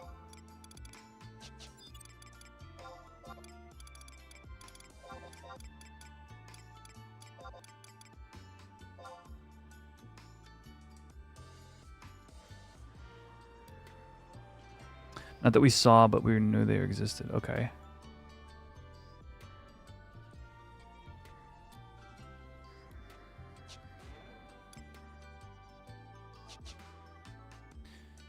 And just like thinking back, like, actually it's a little bit surprising that they made a male Mithra for the storyline, but didn't give you the option to play them like they did Mikote in 14.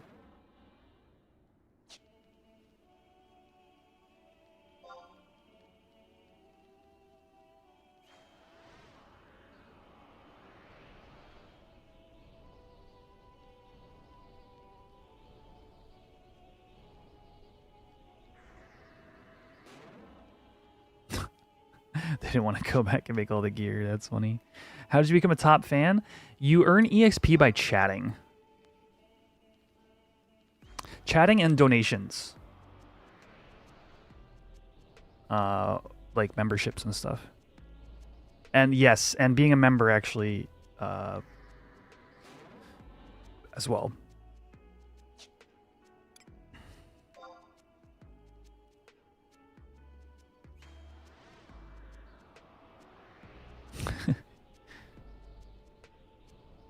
You're earning XP just by like doing and being. I would like to get an HQ earring here, please. I have 11 synths.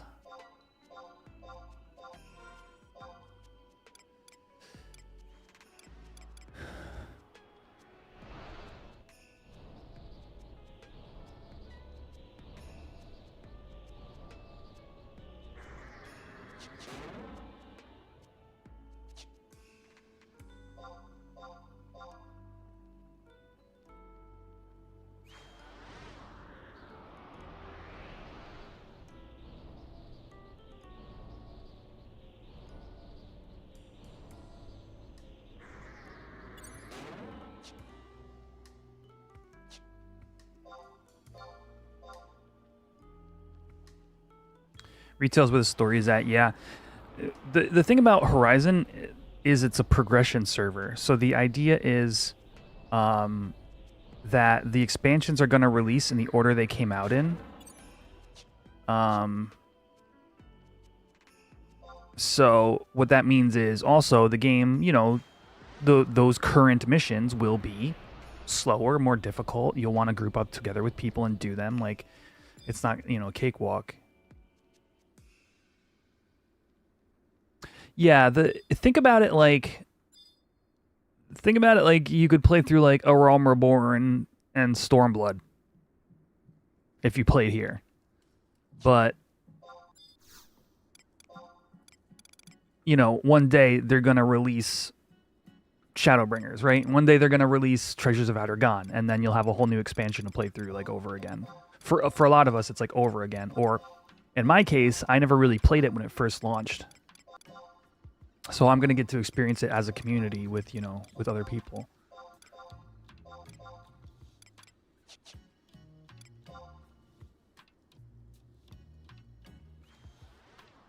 And did you know? Yeah. I do. I do voice act. And actually, I will say, because I did in retail years ago, you guys, those streams are lost to time because this is back when I only streamed on Twitch. I voiced all the characters for TOAU. It was my favorite expansion pack to voice. There's a lot of really fantastic characters.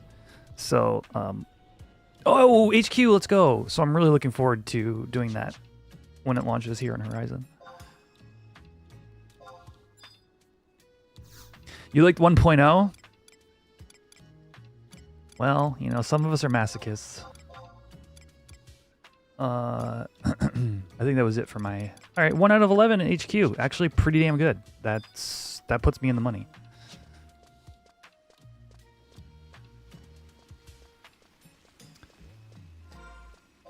All right. Now that I've made some inventory, now we can go level up Beastmaster a bit.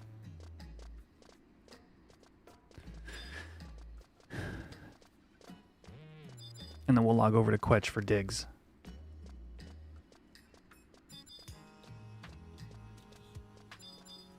Yeah, I don't actually know. I didn't play during 1.0. Yeah. Supposedly there was somebody trying to make a private server of it out there, and I don't know what happened to that project. I don't know if it ever like left the ground like in a way that was you know, like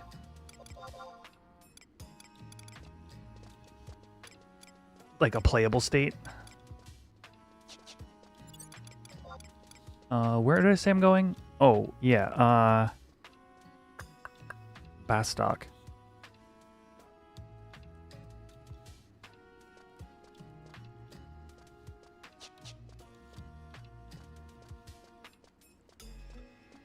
Crafting in Horizon, same odds as retail? Yeah. Yeah. At least as far as era is concerned, it's, you know, T3, T2, T1, T0.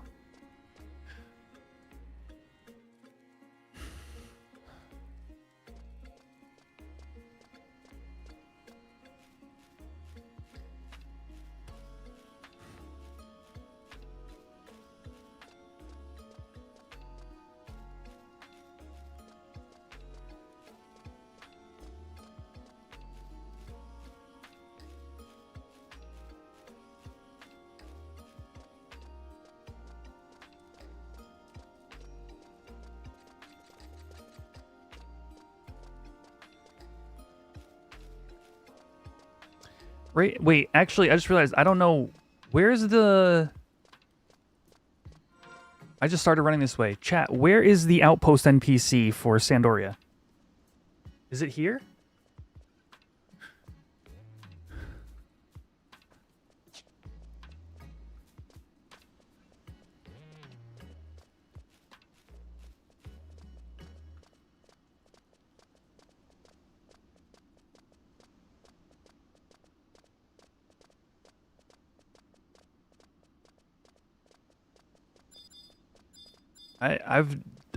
I've outposted from Sandy maybe once on Horizon ever.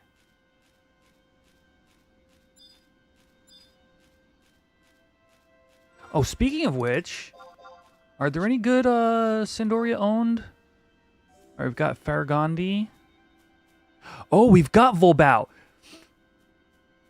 Akira, didn't you literally say this last time I was on Cashew? That I should get Volbao and go level up?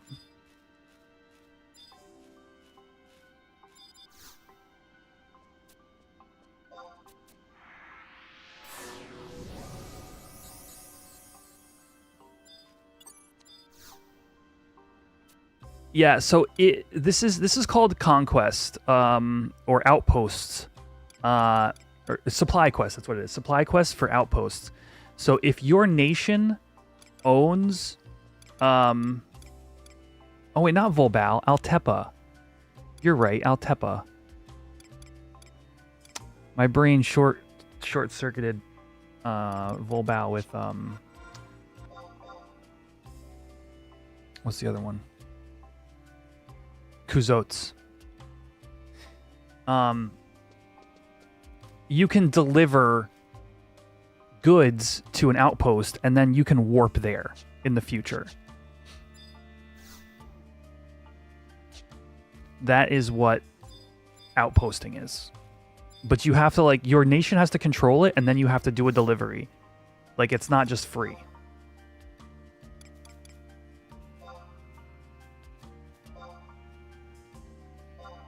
No, that's base game. Outposts are base game. But the thing is, they're not always right where you want to go. There's sometimes, like, for example, this particular run is awful.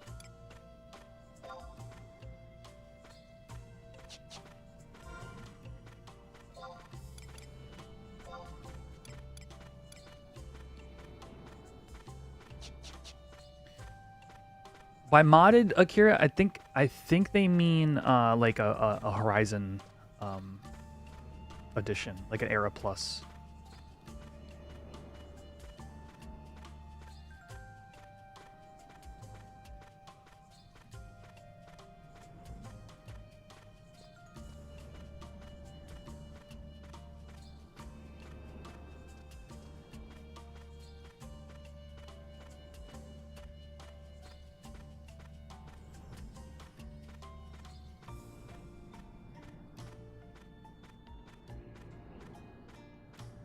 $3K, you got deep pockets.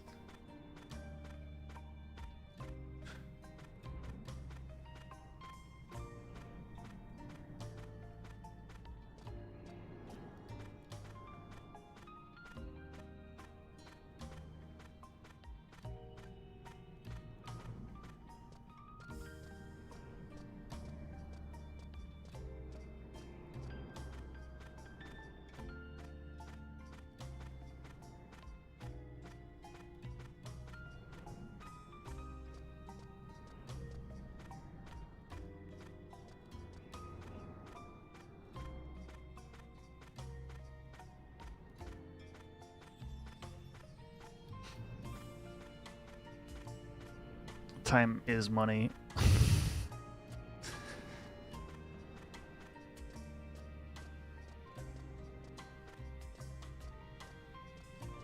For example, the amount of time it's taking me to get Cashew to...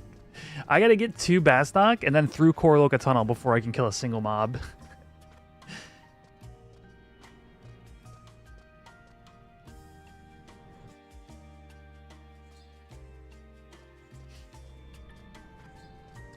Let's get some regular music in here, shall we?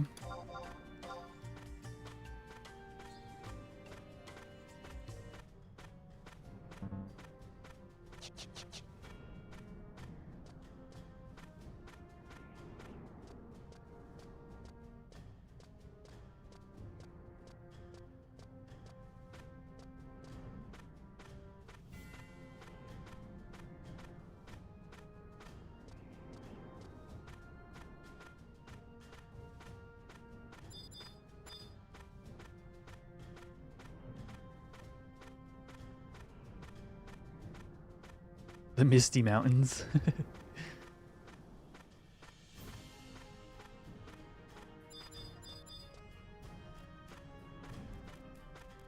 That's funny. I never played Lord of the Rings Online. Yeah, and the cool thing about FF11's progression is the longer you like the more time you take to like do the travel like unlock travel options, the easier travel becomes. So it's sort of like this thing, like in the early on it takes you a while to get anywhere, but then it gets a little better, then it gets a little better. Then it just kind of levels out to a place where you're like, okay, I know it's going to take me 10 minutes to get to the XYZ location. I saw a stream of someone with a Hobbit that was just a brawler punching things. Wait a second. Hold on. What am I doing playing Final Fantasy XI when I could be doing that with my life?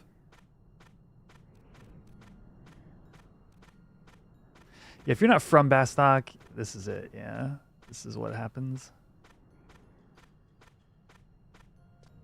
I don't even think I've seen pictures of Lord of the Rings Online. What does that game even look like? I mean, if I were to imagine it in my mind, I'm pretty sure I would get close.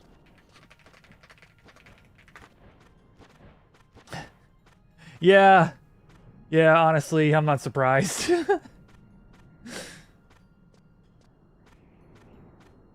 Hold on, I'll pull up a picture. Yeah.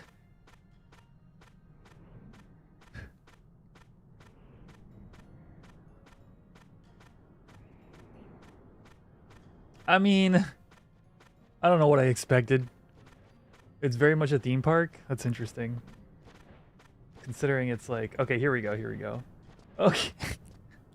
I can't chat. I can't take it seriously.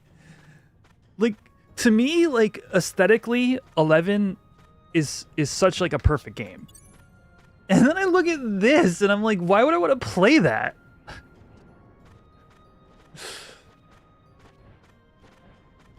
I guess so I can be a burglar. Race info, man.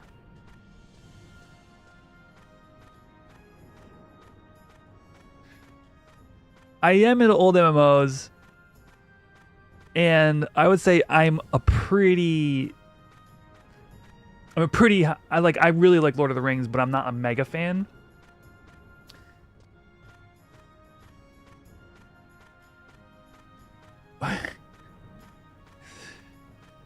But like, I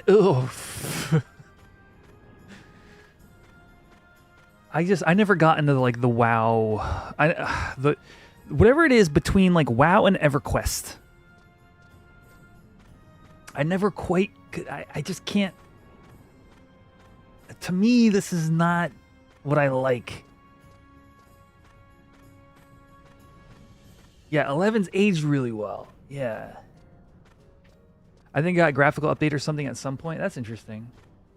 Yeah, to see, this is like, here's the thing. I was kind of interested in what's that scam game that's gonna come out one day.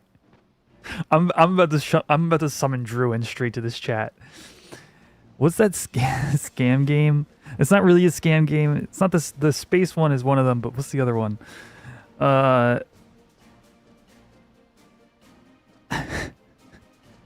Hold on, I'm trying to remember. This game reminds me of Ashes of Creation. Thank you. It's like Ashes of Creation.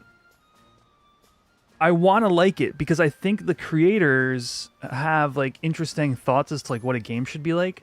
But it looks like this, dude. I just don't understand. There's this style of MMO that is like, you know, you guys remember like Dark Age of Camelot? Like I feel like we're in that same sort of vein of like character look and feel that I can't personally, I can't. This does not absorb me, is I guess what I'm trying to say. Rush isn't even the word, because I think in this case, and in the case of Ashes, is what the company wanted to make. I don't think.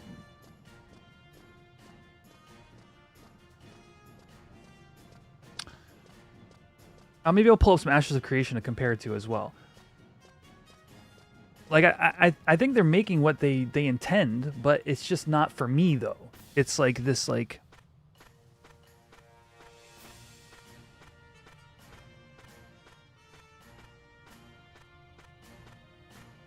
I don't know, chat. I don't know what I'm trying to say.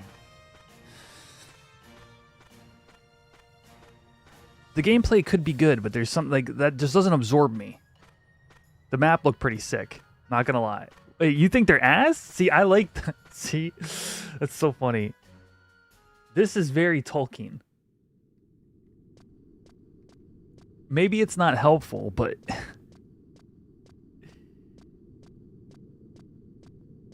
Eleven's maps are ass too. Functionally. Yeah, that makes sense. Functionally, this does not look helpful. Like, I haven't watched any Ashes of Creation gameplay since the summer or so. When Dave was showing me some. But even in a modern sense, like, take away the fact that, you know, Lord of the Rings Online, whatever, it's an older game. I don't even know. When was that out? I don't even know. It's just something I've heard in passing. It's not something I really ever followed. But there's just something about, like, the design of, like, it that just doesn't absorb me. You know, not in the way like Phantasy Star Online does. Or 11. Or even in a lot of ways 14. Just for different reasons.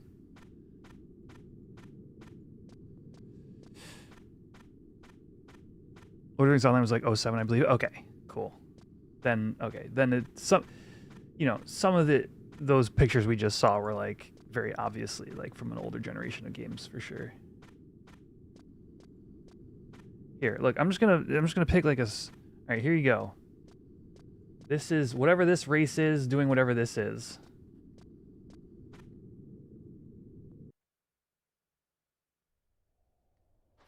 Oh, it's a summoner, creating a summon.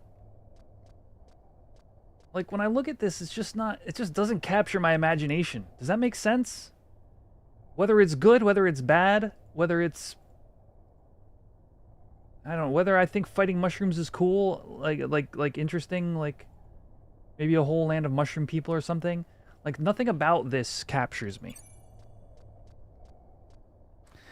And I find it difficult to express why.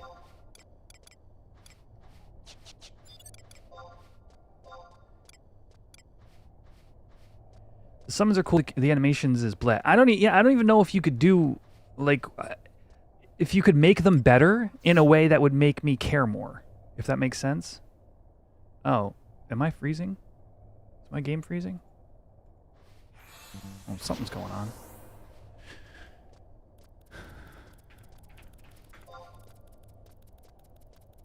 Like, I don't know how much you could keep polishing those animations and eventually make me go, yes, I like this. It just doesn't absorb me.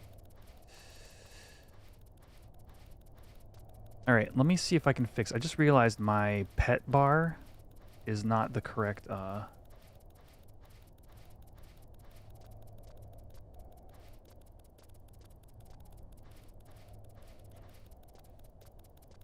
background.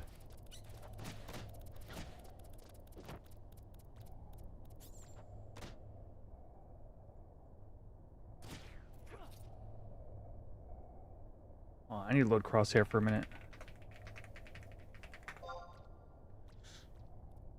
Okay, there's Jug.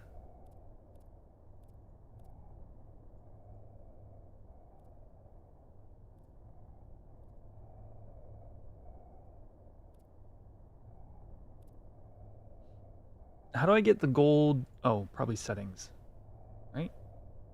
Yeah, here we go.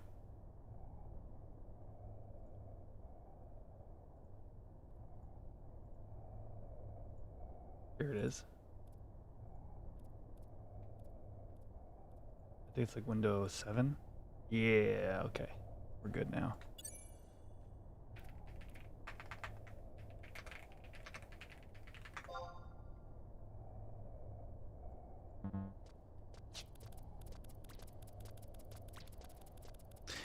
Yeah, I'm right there with you, Brandon. Like, I do occasionally think about how much is just my brain is broken because I fell in love with this game at a particular age, you know? And, you know, made a lot of, like a lot of my social experiences, some,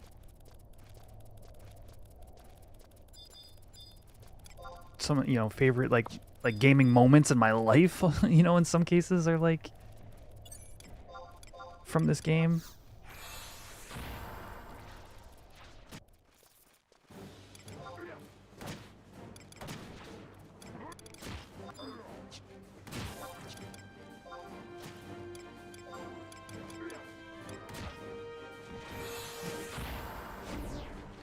And like, what is like legitimately? It's just a better game than some others, you know. So I think about that sometimes myself. That's lamb chop. Did I do a crab? Did I make a crab? No. Edit macro. Let's do crab. Oh, this is.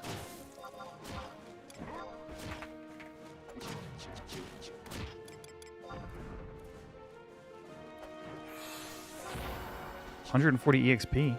Dang.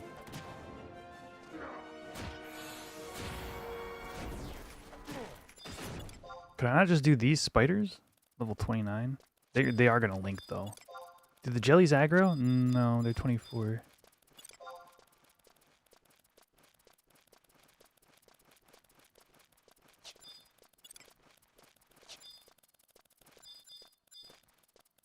Yeah, RuneScape was my other jam.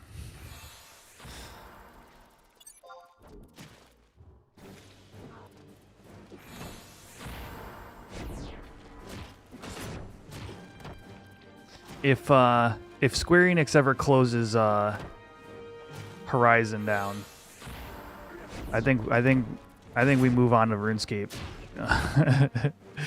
OSRS chat. I couldn't go back to retail.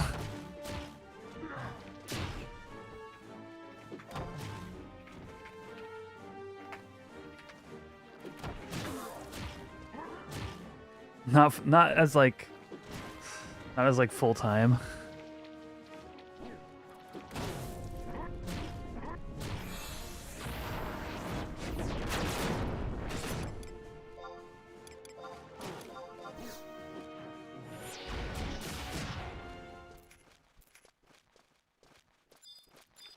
Full time, I don't even know.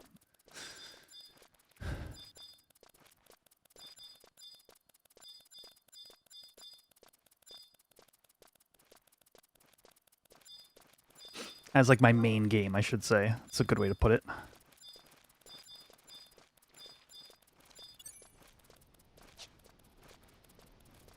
Does any of this stuff aggro?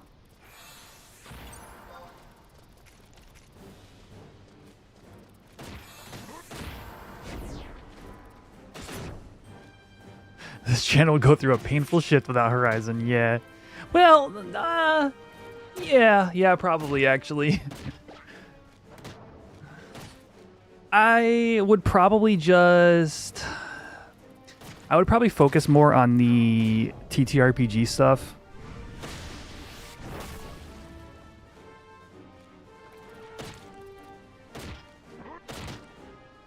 I don't actually know what I would do.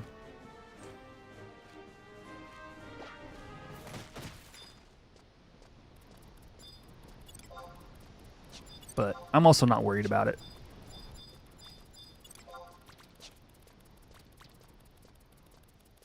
You're afraid the camera froze? That was just me thinking, Thanos. That was my thinking face.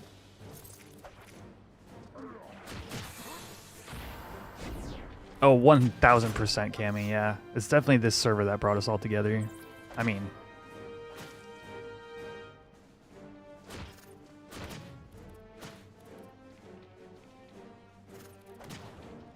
and there's definitely a lot of its DNA in that game, let alone, you know, the people in it. Oh, is that aggro? It is.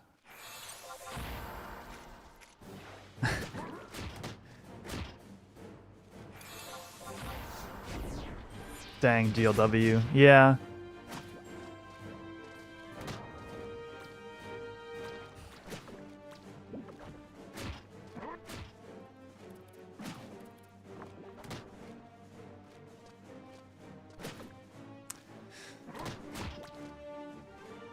Sometimes I think I've spent too much time scrolling through Facebook or, you know, or Reddit or whatever. You know, I don't think that kind of thing ever changes. We all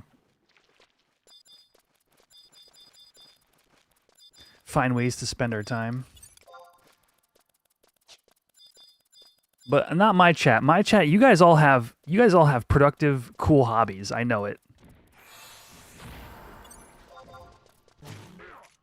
What are your hobbies outside of gaming?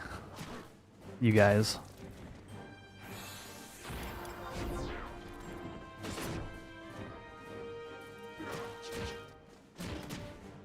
I'm talking like, I don't know, maybe like somebody like throws axes in their free time.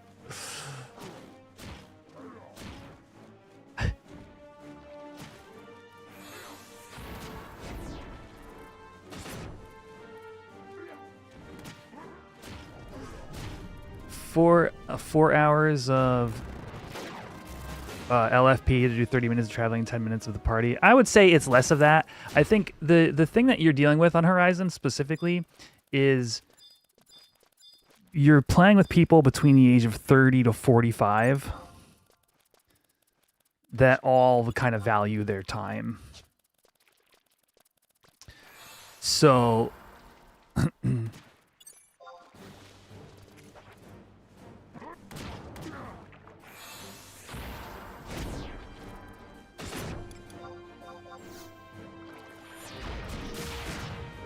scuba diving?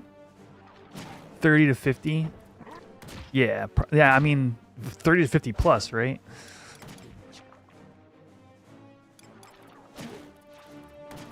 Now, of course, like a lot of like interest in from coming over from 14 like brings some like younger players in, but not like it's not like overrun with teenagers like it used to be, right? So like, you know, in general, like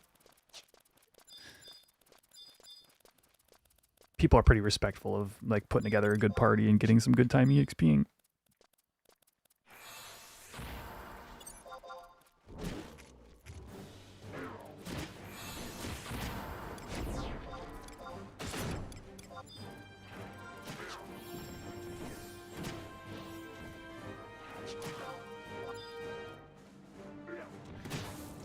Scuba diving, Cammy? I never would have placed you as like a scuba guy.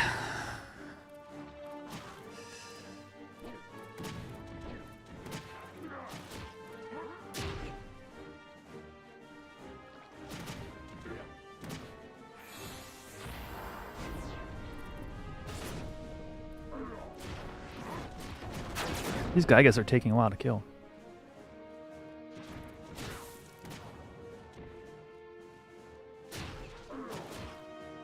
Enjoy swimming and love the ocean. That's awesome, dude. I didn't know that.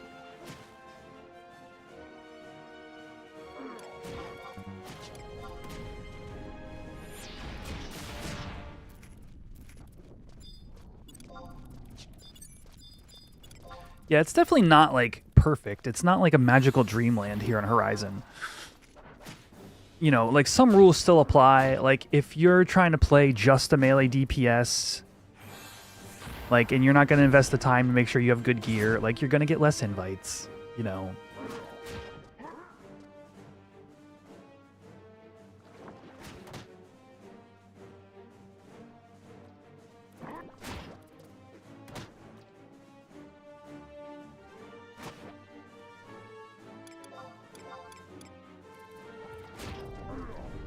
Red Mage, you'll be fine then. Oh, yeah. Oh my gosh, Red Mage will be more than fine.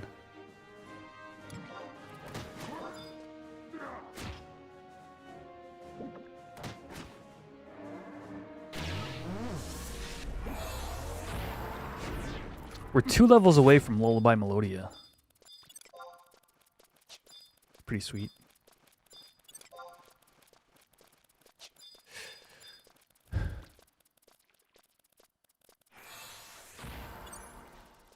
Oh, MTG. Speaking of MTG, I went to another pre-modern tournament the other day. I played Mono Blue Storm. It's Brain Freeze win condition. It plays like Sapphire Medallion, Helm of Awakening.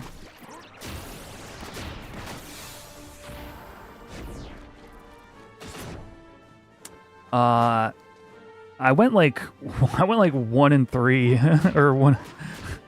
I scrubbed out of that tournament so hard. But I was intending on playing Allurn again, and couldn't. I wanted to try a different version of the deck, but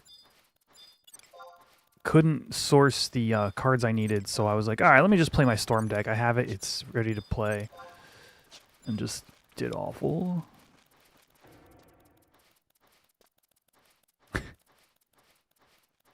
It's mono blue with there's no permission spells in the whole deck. There's not a single counter spell. In the sideboard, I have like 4 Hydroblasts. But it's just good old fashioned. I want to cast 6 draw spells and then brain freeze you twice for 50 cards. It was a grand old time. Oh, you're a pre-modern player as well? Rock on. Yeah, I'm really freaking I'm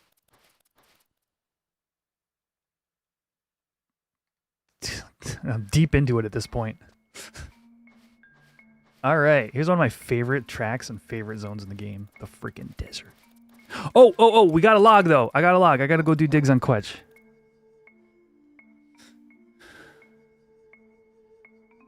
Commander with friends? Yeah, I'm the same way. Like, if I'm with my friends, I'll play Commander. If I want to play competitive, I'll play Pre-Modern. Pre-Modern is when I was playing the game. I know the cards. Dude, 100%.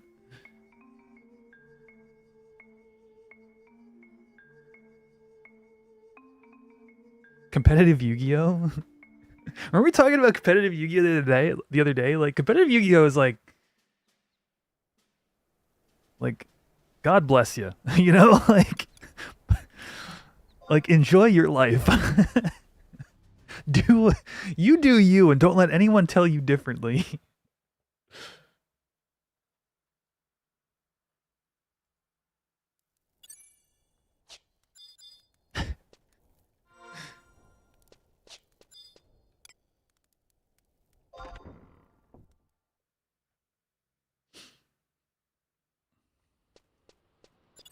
I should probably just warp now, or tele now.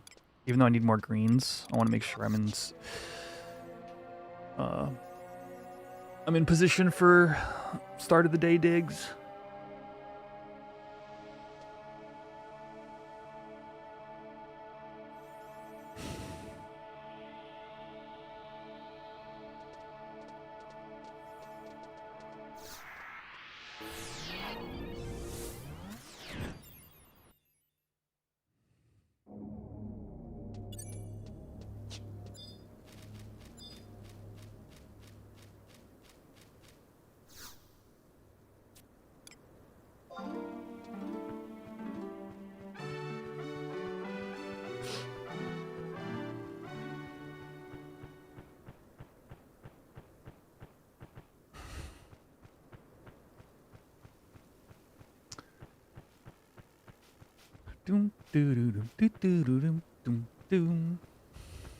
Why do I not have bird music? Oh.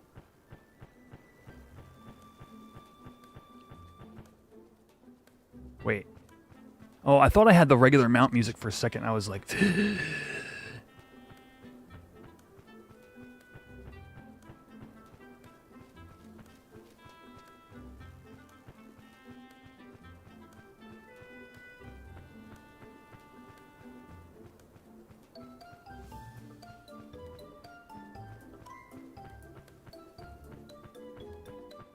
I've been meaning to check this out. Yatagarasu. That's about the time I quit. Brandon, we must have been playing card games around the same time, I think. Because I remember when the Yata Lock came out.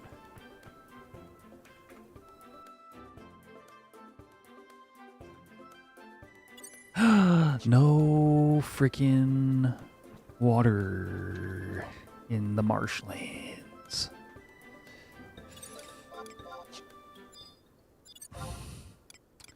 All right, we'll go to Maya.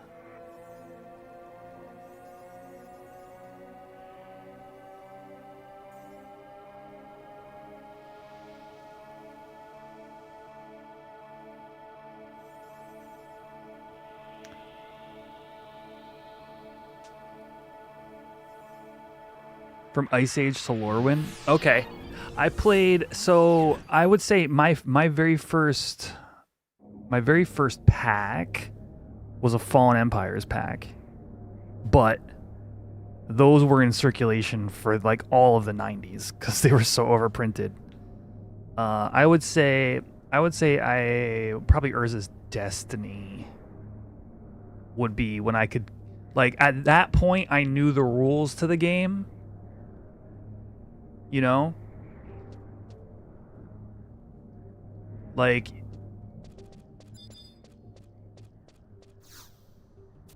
somewhere in that range. And then I quit. Let's see. Ravnica came out. My first pack was Fallen Empires, and I kept playing. Yeah, dude, it didn't matter. For me as a teenager, actually as a child at that point, I was just so absorbed into the artwork that it didn't super matter what the cards did. And that has always been, and it's the reason I mean, I'd say at least half the reason I play pre-modern is because there's still something so enchanting about the era of where they had to make paintings and put them in frames.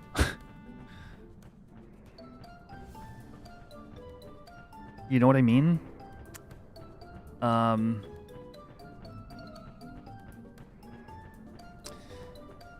So there's just some beauty in the design of the older cards. But what was I saying? Oh yeah, I played through Ravnica. I remember, I think Cold Snap came out, and that's the last time I played it in standard tournament. Yeah, I was probably out of the game right about then. So yeah, probably like, I'd say Urza's Destiny to Cold Snap, probably about my range.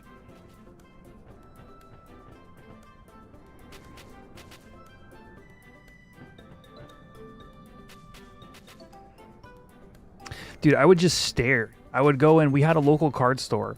He had like a box of like random bull crap. Like thinking back on it, it was probably like a mix of like, you know, like Mirage era commons, Fallen Empires cards, you know, 4th edition chaff. But if you think about, for those of you who are Magic players are really going to understand what I'm saying. If you think about the range of artistic style and like just that range of cards, it's just like, it felt like a never-ending world that I could just get absorbed into. And that, I would just go to the card store and I would just browse through this box. It was like, I don't know, like 4,000 cards or whatever, and just find like 10-cent commons that interested me, or the occasional like semi-playable uncommon or something. Ooh, we got a fire ore. Hey, let's go. Rebecca Gay is so good. Yeah, a couple of my favorite cards I think in the game are illustrated by her.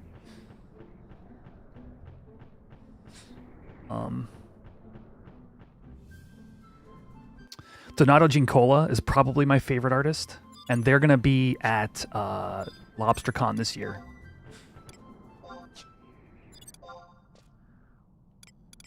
That random creature, right? It just, you start thinking about like a whole race of like frog dudes or something because you saw one piece of art, you know. Gaia's Blessing, yes. Dude, I played against an opponent in the tournament this past week, and he actually, I was playing mono blue. Listen to this. I was playing that mono blue Storm deck I was just talking about, and the dude sides in. He's playing Enchantress, and he sides in 2 Gaia's Blessings into his sideboard, and I almost won game 2 by like making him like draw too many cards with his Enchantress effects and then like decking him out. But after but he ended up winning just by having Gaia's Blessing, right? After the game, we just start talking and he's like, yeah, actually he's like I wasn't even supposed to have these in my sideboard. He was like, listen to this. He goes, it's just one of my favorite arts. And I was looking for some stuff to jam into the sideboard. And he's like, I saw some people, you know, putting this in their decks lately for grindy long games so they could keep shuffling stuff back in. And I was like, I'm sitting there with my mono blue Storm player face like, yeah, yeah. Oh, it wasn't supposed to be in your deck at all? Oh, great. Yeah, thanks. He was like, yeah, it's just one of my favorite arts. He started with Revised. Why anyone bother with when Constructed existed? Oh, right? No, I'm the same way. When I got back to Magic, it was like going to a pre-release or doing a draft. It was like, that's the game, right? For you, GLW, are you into Cube? I feel like you would. I feel like you'd really enjoy Cube if that's kind of your feelings. I would love to play more Cube with people. That's like, I feel like one place that between like Commander with like a good friend group, Cube with like just a bunch of people hanging out, and like for like 1v1 pre-modern, I feel like that's it. That's the only Magic I'm gonna ever have to play again. I might do a pre-release here and there, but you'll never see me again in modern or standard, or I'll probably never play MTG Arena again. I'll just never turn it on. Speaking of Arena, yeah. You're a Filthy Sliver player? Let me show you a page of my binder that I just put together the other day. Hold on, let me get out in the field. MTGO is pre-modern now. Yes, I played a bunch of the when it was just the friendly leagues. For the first like week, that first like week when it opened, I played like I'd probably say 8 or 9 friendly leagues. I haven't played any of the challenges yet. But I'll probably end up doing those eventually too. I need more greens.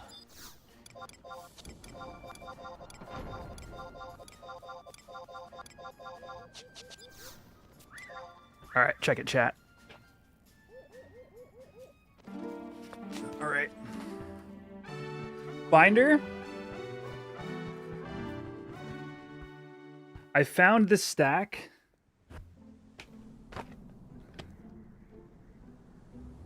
I was slowly amassing slivers so I could make the like a semi like tier 3 sliver deck in for pre-modern, and I just never got around to it, so I just shoved them all in a binder. These Survival of the Fittest are gold bordered, but I have a I have them in altar sleeves. I don't know how to. I have them in altar sleeves. You can kind of see it's like raised, but it's like a special sleeve that covers just the borders and does like extended art. But maybe I'll show you guys more of that pre-modern binder since I have some people interested. Dude, it's so jank. The slivers in pre-modern. I just realized my brain just... Tocanis, if you're still around, you're totally welcome. I'm going to go back. I'm going to do another stream of Zim in sometime over this 3-day weekend. So keep an eye on the channel. And I hope you had a fun time playing it as well.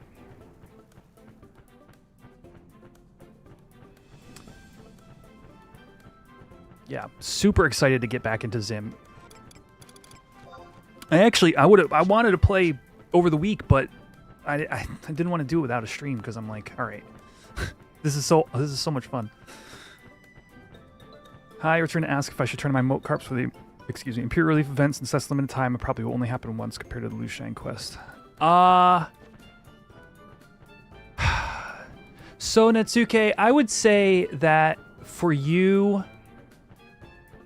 Here, I hate to give financial advice here, because that's essentially what your question is, right? Because those moat carps could be money in your pocket.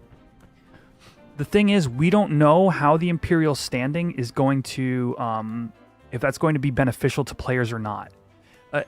I'll say this to you because I don't want to try to sway anybody one way or the other. Think about the Imperial standing as gambling.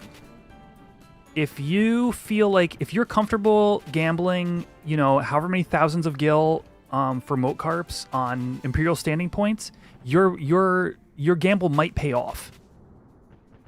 But my gut instinct is to say you probably need gil more than you need, more than not. So, like, on one hand, I wouldn't recommend you do, but on the other hand, it's like that gamble might pay off. So I really think it's up to, I think it's up to the individual player until we get more details. And it just kind of sucks. It's a hard position to be in my opinion. Let me move that down here.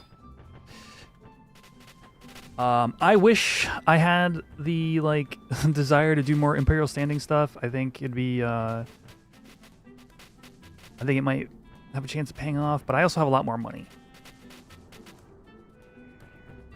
And there you go. And if that's what you want to do, then,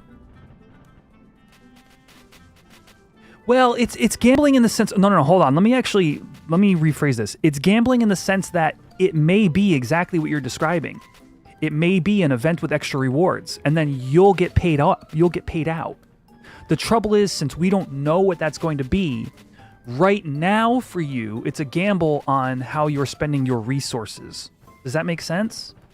Because I'm not saying it's like literally like you'll flip a coin and you'll either win or you'll lose. I'm saying, like, if they do rewards in the way you're thinking, do you want to be ahead of the game or not?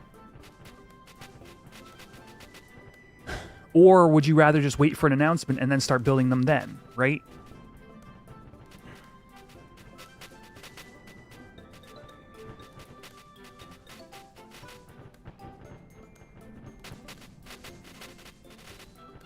What are we digging for? Elemental ores. It's a very specific moon phase with a very specific weather event. Well, not a very with a weather event during a very specific moon phase. I got one fire ore earlier. Yeah.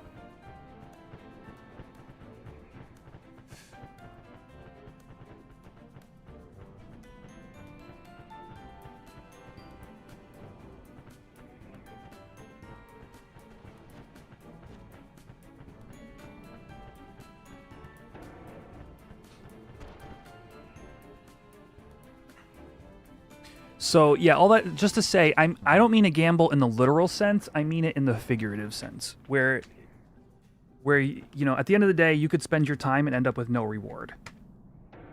So yeah, but this, I mean, this binder chat. I mean, I'll just show some pages because I know there's some people in here who like really dig this kind of stuff. Like, isn't that just beautiful? You got Bops, Arrogant Worms, Oath of Druids, Rafellos. I love these old cards, man. And I just, like, slowly but surely, like, let me see, that was a green page. I'll do one more color. Give me one more color, chat, and I'll do, like, one more page for now. First one I see wins. Oh, never mind, we got Fog. All right, we're doing black next. Arrogant Worms, I know that band. Is there really a band?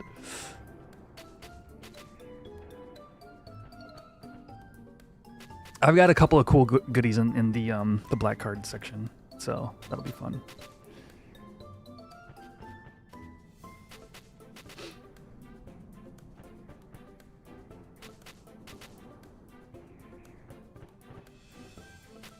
Are you for real? Canadian comedy band called the Arrogant Worms? I call bullshit. You see so many red decks in pre-modern. It's because Sly and Goblins are tier 1.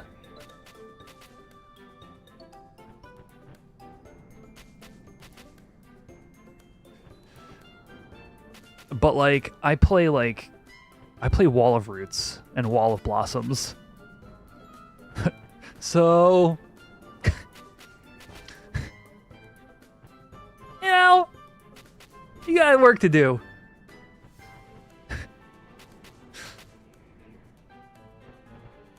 You'll post a couple of their songs. All right, I'll believe it when I see it.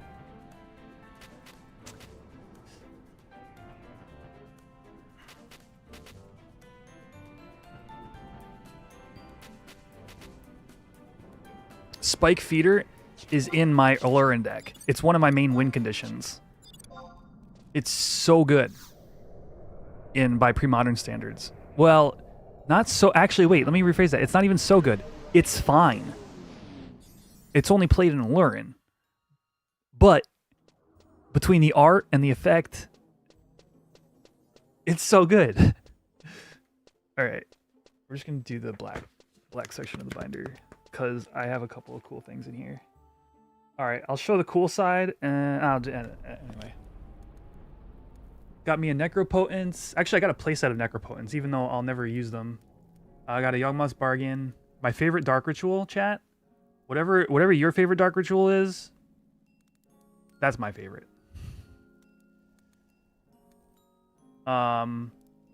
We've got a foil Recurring Nightmare, and here's what I wanted to show you. I have a Japanese Mind Twist. I think it's pretty dope. How many soul rings have I got? I mean, it's probably too many. Oh, you like the Mercadian Masks Dark Ritual? I don't blame you.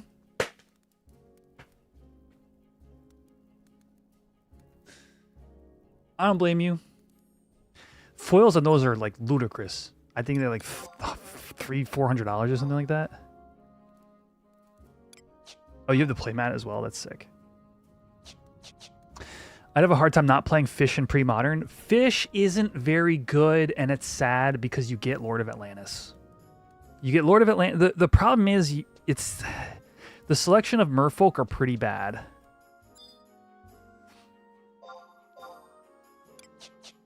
All right, back to Cashew. Right? Yeah. That's a lot. We got a lot of digs. Actually, I'm pretty happy with that.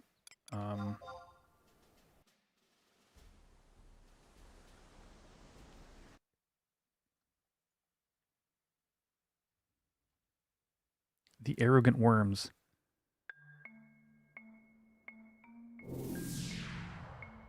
This is a real thing. Holy crap. You have an OG Guy's Cradle?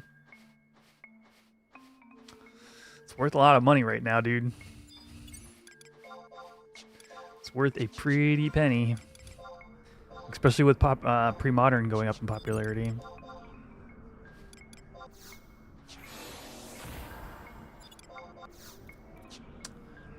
The Lycids.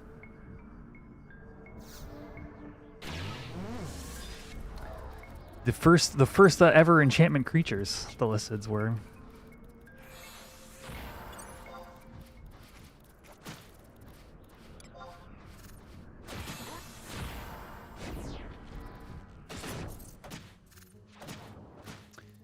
Are we really at 38 likes?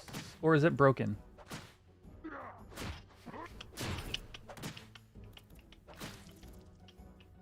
We are at 38 likes. Chat, if you haven't already, hit that like button. Hash that egg. 12 likes away.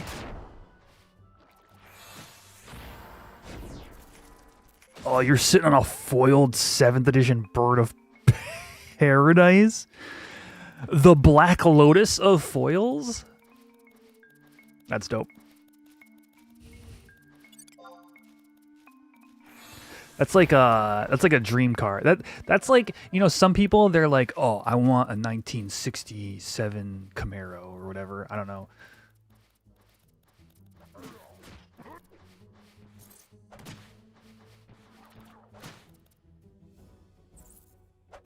You know, people that are into cars. For people who like me are into that era of Magic, a foil birds would be stupid.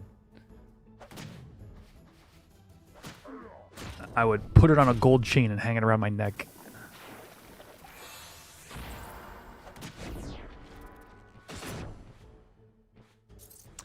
The crazy thing about that birds is I think the art is spectacular.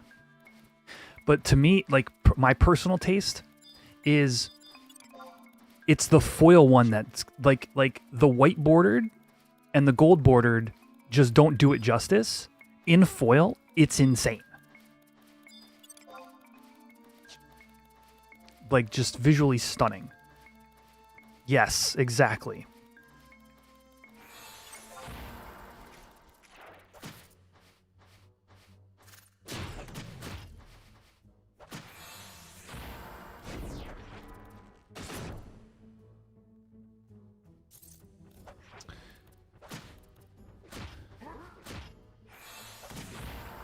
Sorry to break the MTG talks. This is just a lot of AAs. What do you mean AA? AA? Archangels?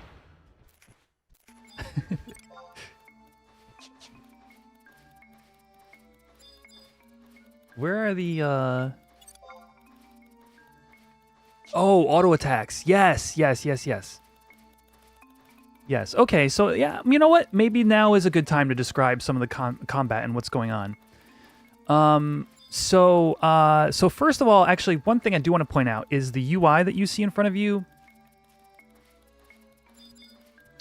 is kind of more. It's like a lot more than what you would have just like loading up the game. Well, let me get some water.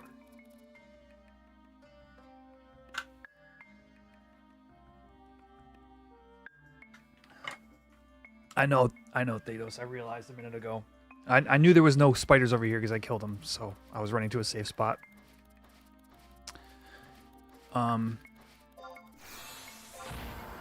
So yeah, so you have, depending upon your job, you either have spells, or you have, well, all jobs have abilities as well, but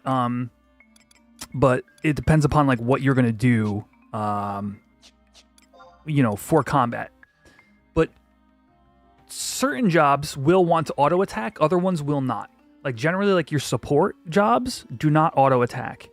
They are backliners. Your bards, your red mages, your white mages, in general, are all backliners. They don't auto attack. Your front line will be auto attacking, and you know, generally wanting to, like, the tank wants to hold hate, which means, in this case, it just means literally the mob's focus, by building enmity. But here I am. I'm red mage's support. Yes, most of the time. Earlier, I was playing red mage as a DD, as a DPS. That's their strength, is they can be one or the other, but mostly is a backliner, mostly is a support, yeah. Through enfeebling and healing, yeah. They're the best enfeeblers in the game. One thing about this game that is kind of lost in modern, like 14 doesn't have this like almost at all, is enfeebles. So you might use a spell that slows your opponent's attacks. You might use a spell that you might paralyze them, so they can only you know, every X amount of attacks are nullified. Blind lowers their accuracy, and like keeping like the hardest bosses like fully enfeebled, so your tanks take less damage and stuff, is very much an active part of this game. That's red mage, but here I'm currently playing Beastmaster. So you can see my pet. It's Courier Carry, and Courier Carry is the jug that I'm using right now. They're called jug pets. You summon them. I don't know. I don't fully understand. If somebody wants to explain how jugs work lore-wise, but basically you summon a pet and then you can tell it what to do. So you know, here I'm basically telling the pet to attack, and then I'm joining in, and now we're both auto-attacking. The pet will not do anything but auto-attack unless I come here, I go to pet commands, and I click ready. So I can select from this list of abilities that the pet can use. But in the case of Beastmaster, these abilities all require points. I currently have 3 points, which they're hard to see. They're called charges. You can see them in two places. You can see them in the bottom right-hand corner of the screen, down where, right here, straight from where my hand is, you can see the mouse. It says I have 3. That's the normal UI. Or up here, you can see the orange ready, 1, 2, 3, just above the map. That's telling me I have 3 charges. And these abilities cost charges. So now, you're auto-attacking, you're auto-attacking, you're auto-attacking, but you also want to use your charges at will. So that they can continue to rebuild, right? So that's sort of like your cooldowns for your pet.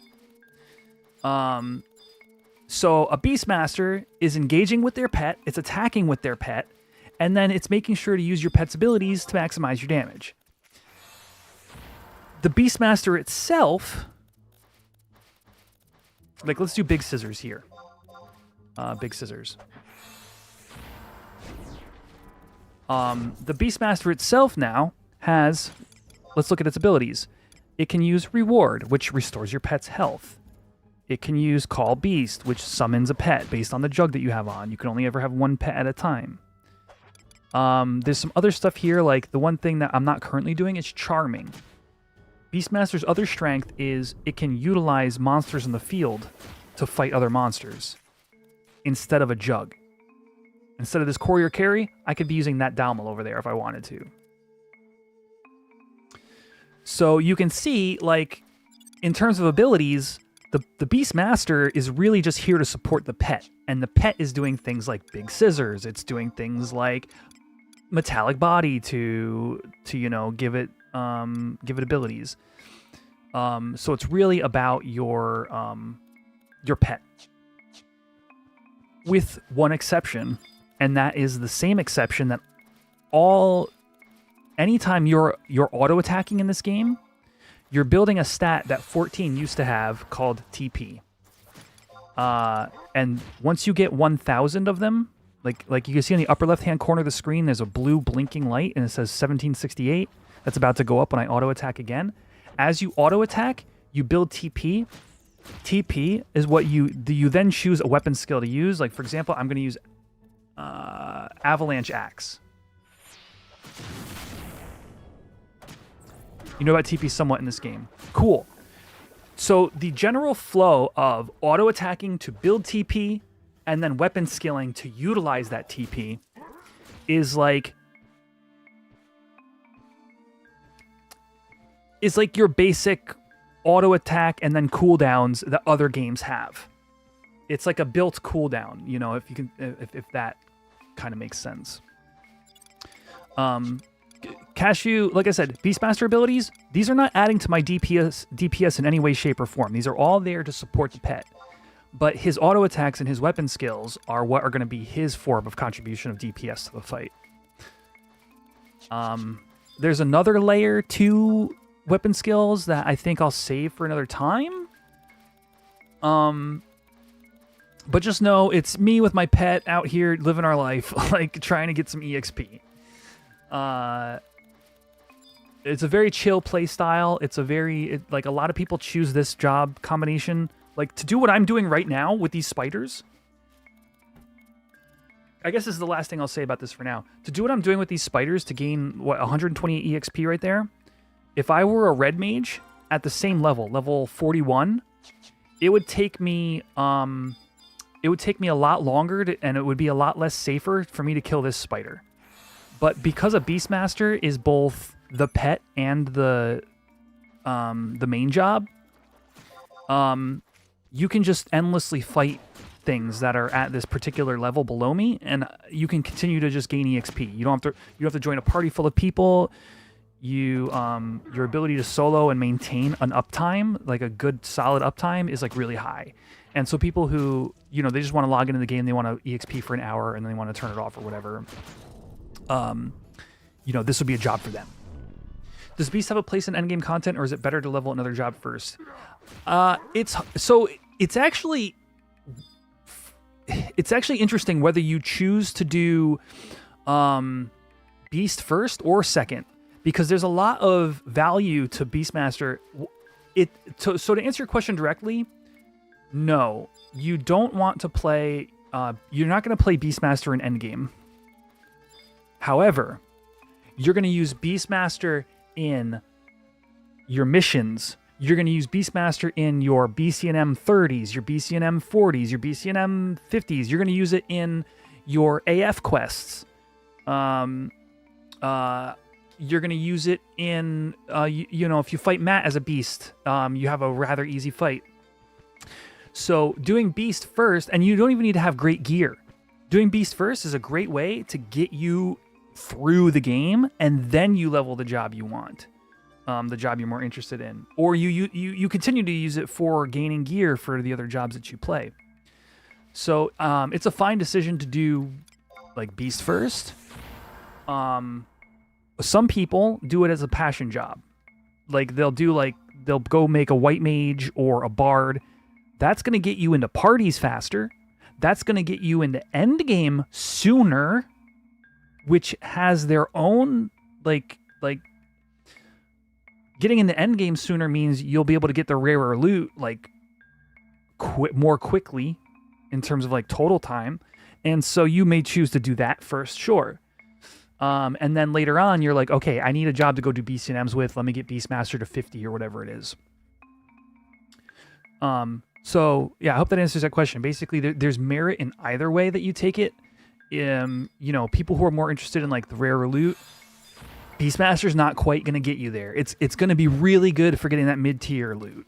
You know, you can solo farm with it and build Gil. It's going to be really good for that for a lot of people, compared to the amount of effort you have to do to make a really well-geared thief and go farming with it versus the amount of investment you need to have a Beastmaster sub-thief go out there and start farming is a world of difference. Yeah, for overworld loot. Yeah, it's a good way to put it.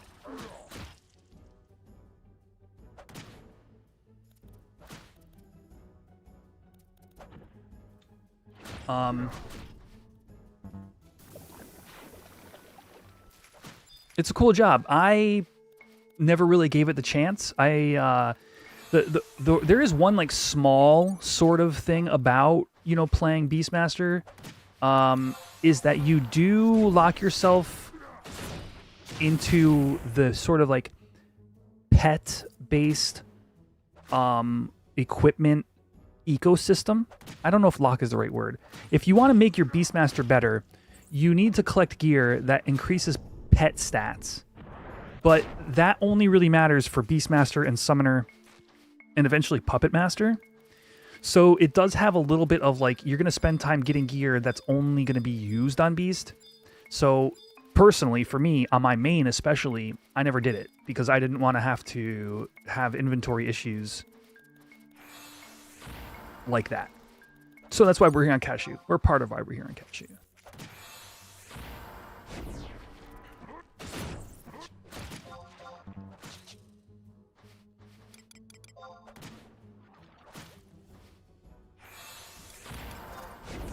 Dragoon gets to use pet stats too. Oh, yeah. Yeah, that totally. You're not gonna get kicked out of parties for that at all. I should probably start playing this game before they add pup. I bet the attachments will be dumb expensive. Yeah, I'd say if you want to play pup at a competitive level, whatever that means, you're gonna want more resources for sure. Here's the other thing. I'll actually say this. I think this is a better answer to that.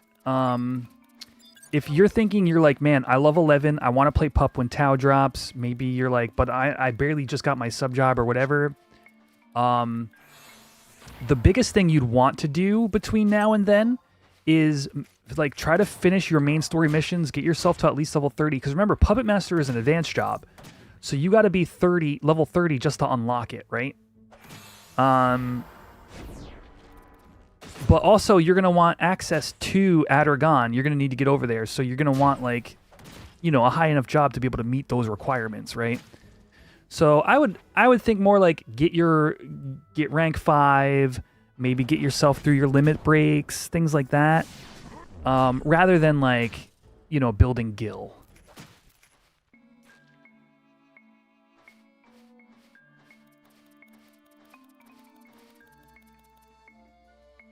that gets to hit mobs. What did they say there? And not relegated to off heals. Hmm.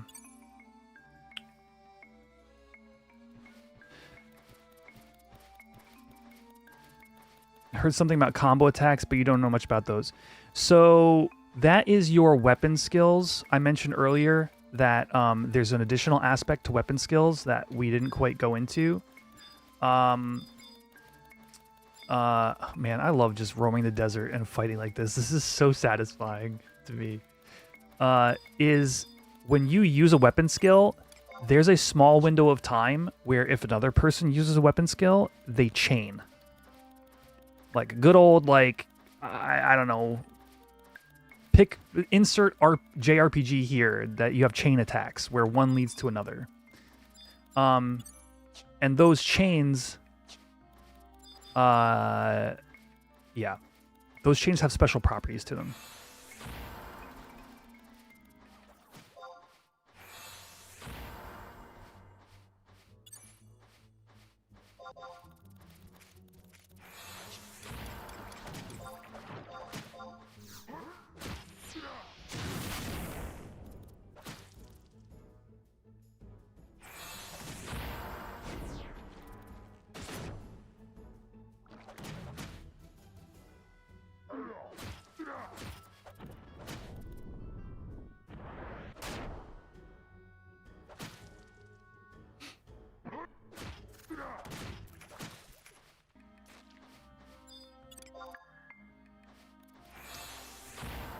Yeah, communication is big because you know, I mentioned before, like, Beast doesn't really fit this description, but some of your cooldowns are like 10-minute timers or whatever.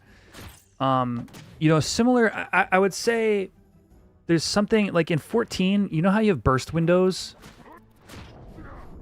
It's sort of like that concept, where like there are certain times where you want to coordinate when a couple of jobs are doing a certain thing. And it's similar in coordination to like a burst window. Although in 14, like, it's pretty scripted. You know, people generally know when they should be using whatever cooldown at whatever time. So it's continuously a hard comparison to make. But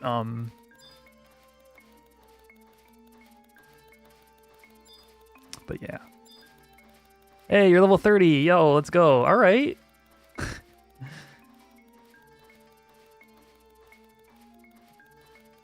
Well, between now and whenever TOEU drops, you know, if you were to spend some time like just burning your EXP scrolls weekly,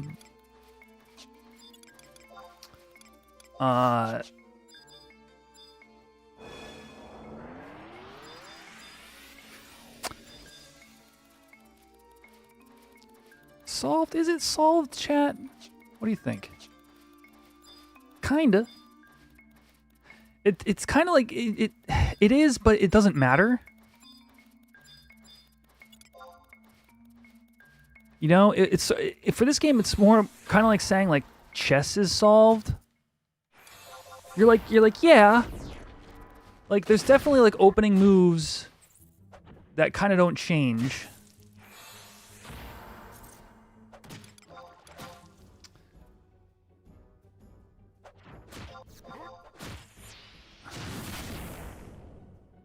Maybe like every MMO is solved, yeah, right?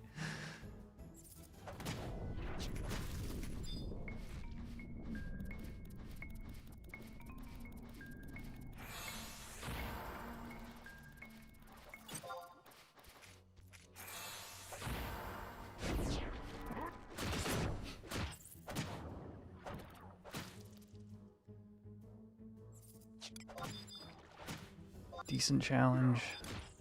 Decent challenge, 40.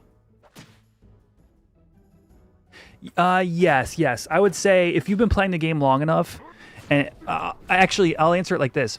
If you've been playing this game long enough and you get into a party of 6 people to go do a thing, like, most people are going to know what their role is and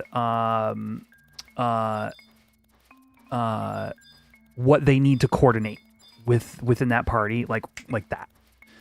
Like, you're like, you join as the Dragoon, you see there's a warrior in the party and a paladin, and you're like, okay, I know I'm skill chaining with this warrior. Let's figure out, you know, who's opening, who's closing, you know, are we magic bursting? Like they're generally like things, yeah, they get shorthanded pretty quickly. But, you know, again, things are so slow that you're like, look, I'm sitting here like this. I could tab over and be on Discord and like asking a question about the game or like looking at a wiki while my character's gaining TP. Like it's nice and slow. Like for my freaking small brain.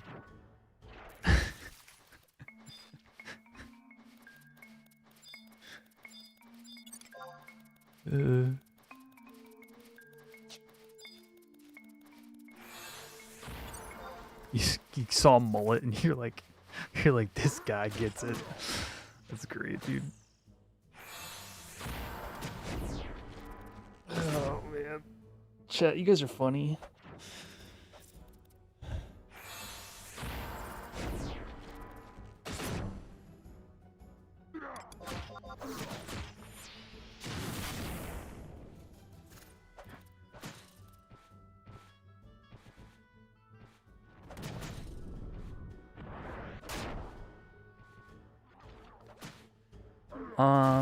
Yeah, front loaded versus back loaded. I have heard it described that way as well. Yeah.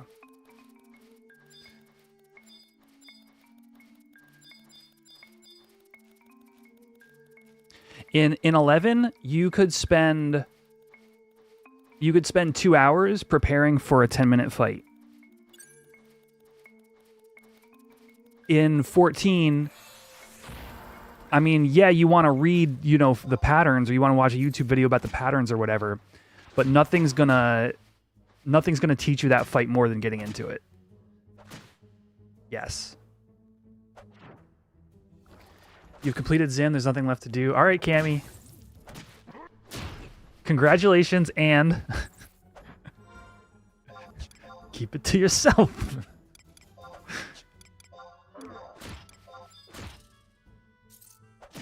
Wait, where'd my... Ah.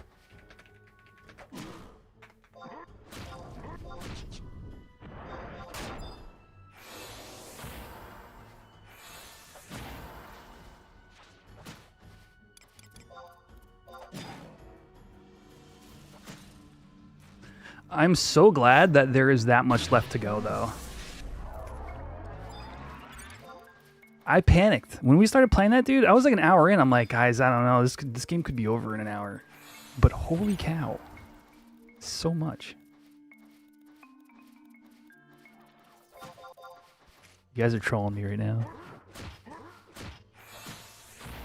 Mock the Mog House.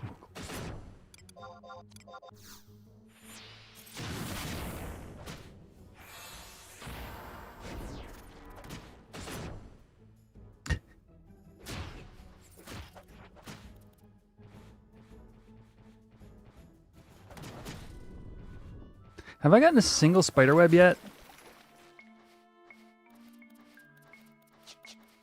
I think these have like a 1% drop rate. Meanwhile, 45-ish hours later. Yeah, absolutely, dude. That's so wild to me.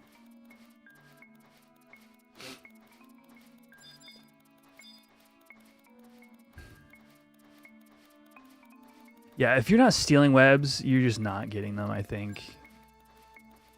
Or I tried milking the spiders.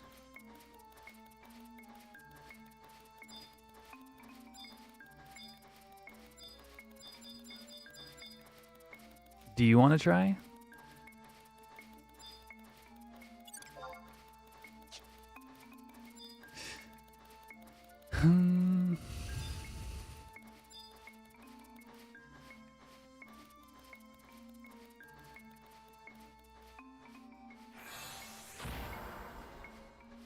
Which side am I on? I'm on Eastern. Which side of the spider am I on? The milking side?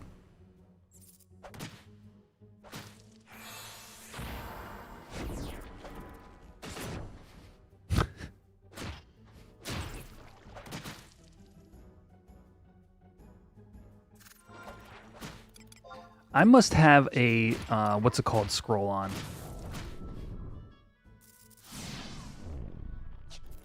It is 1% here? Yeah.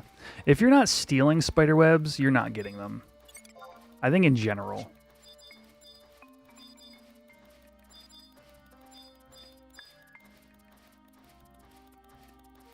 Yeah, there's a web for you. You asked for it. It's funny.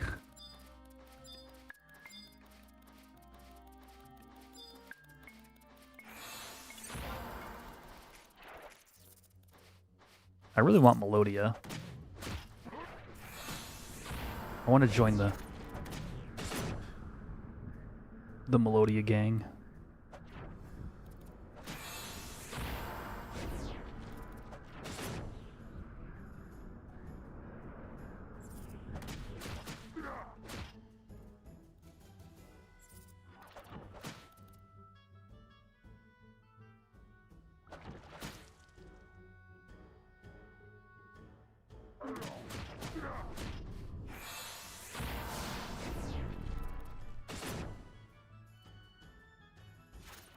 I do have my abilities for my pet bound to my controller.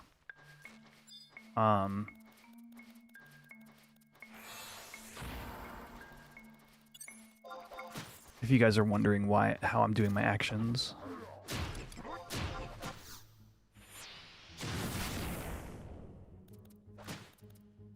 What happens when the egg hatches? You'll have to find out in 5 likes.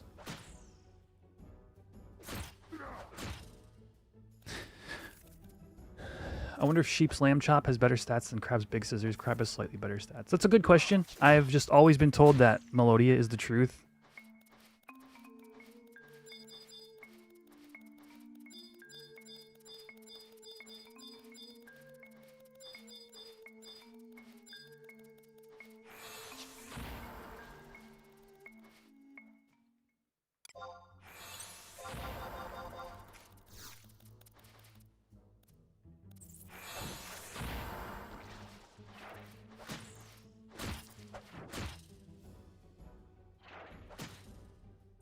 Yo, chat, I was taking training for my new job. And we had a whole module on like names. I'm trying to figure out how to say this. Anyway, one of the examples was you know, names that you should report, and it was like D's Nuts 89 or something like that. And it was like, the world we live in.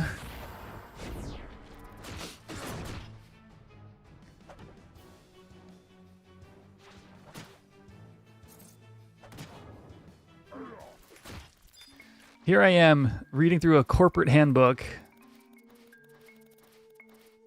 and the example is D's Nuts.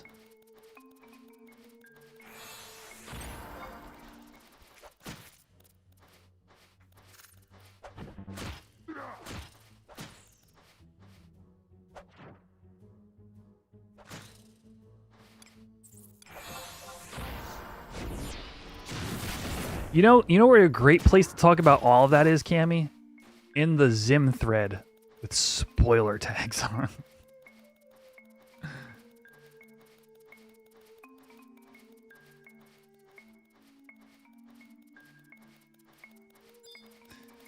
Oh, we're about to go over for new digs. It's a new dig day coming. A new dig day has dawned. Get this level up real quick, though. Spiders seem to be really like low HP.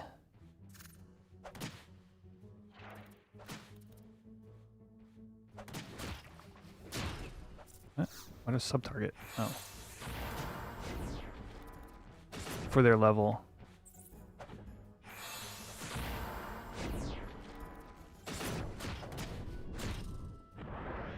Dude, Wandering Tales takes so friggin' long at low levels. This is like... I'm like multiple hours into this. All right, last mob before we level up and we log. Log over.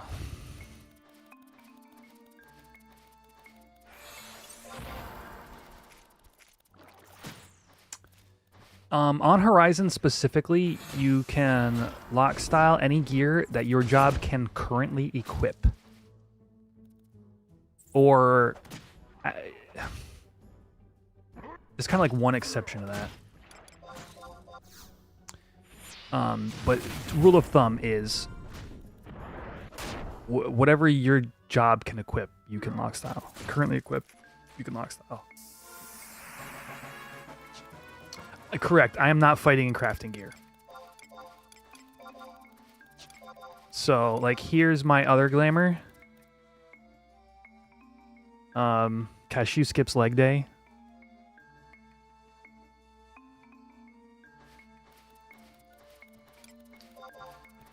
This is kind of like desert appropriate.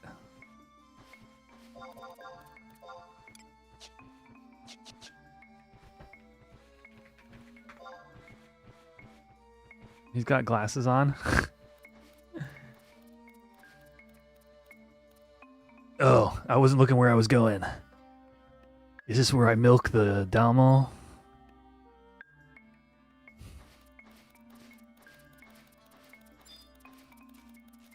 Level 42, one level away from the sheep, Das Sheep.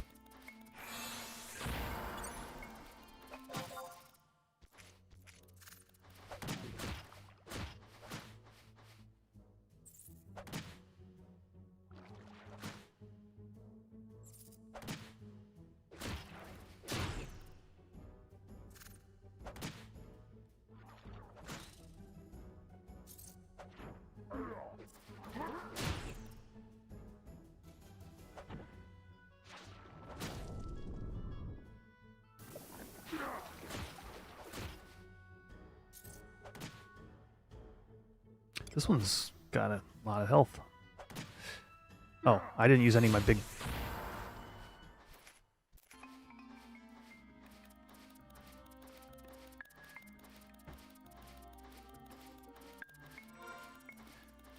And as usual, I'm going to log out safely on Cashew because he's hardcore.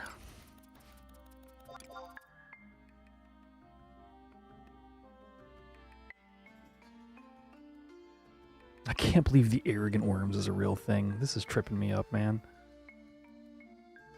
You bought the FF10 Collector's Edition Commander deck? Dude, are you opening it or are you just putting it on your shelf?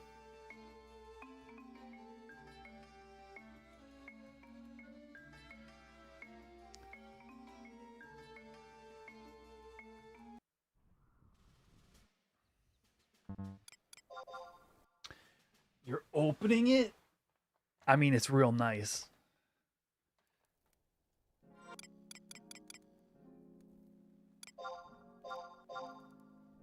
They have hardcore, yes. You can play hardcore on Horizon. It's a, I mean, at least the way it's implemented here is it's a Horizon specific concept.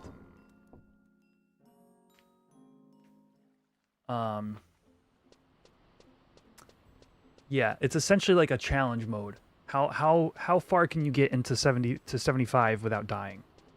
If you make it all the way to 75, you get all the cosmetic rewards. And then if you get like 3 jobs to 75, you get an additional reward. And if you get like all jobs to 75, you get the final reward. There's 2 people have done that in the entire server in X number of years.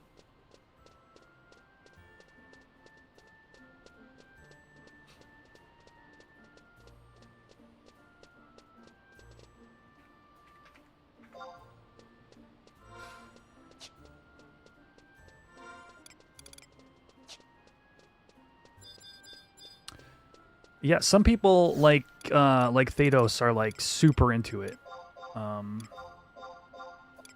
know all like the best strats and leveling spots and all that stuff.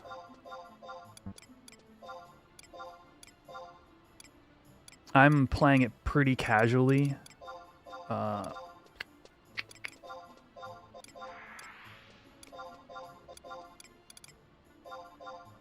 because Cashew is a level 100 crafter.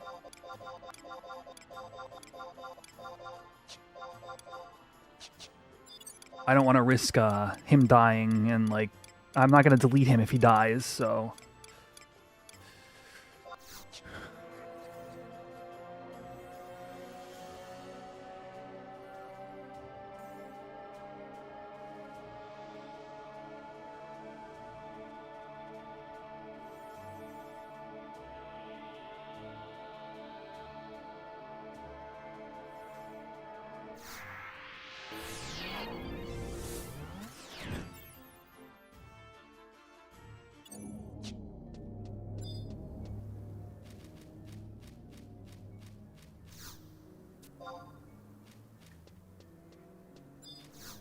Are there crafts that aren't worth getting to 100, or they all are viable?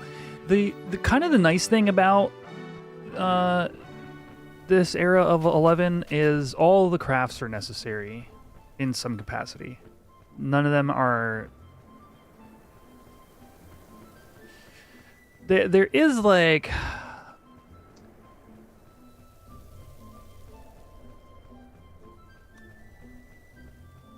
The like more expensive crafts to level up can make like the more valuable items when you HQ them.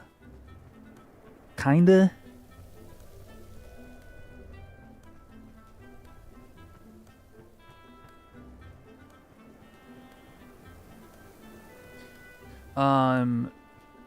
Actually, to answer your question more directly, I think that there are some crafts that you can get to 80 instead of 100, and you'll still do all the things that you personally want to do with your craft, and you don't need to necessarily go to 100.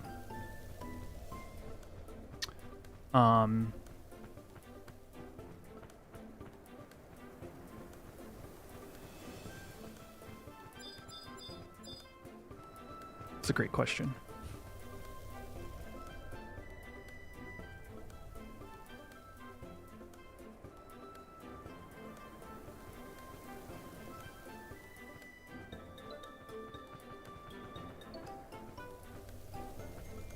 Yeah, like you can take 2 crafts to 80. Or 1 craft to 90 and 1 to 70. Or you can take all crafts to 60 and 1 to 100. Like there's that 40 points you get to spread out. And that was actually retail accurate. I don't know if people really knew that back in the day or if it was common knowledge.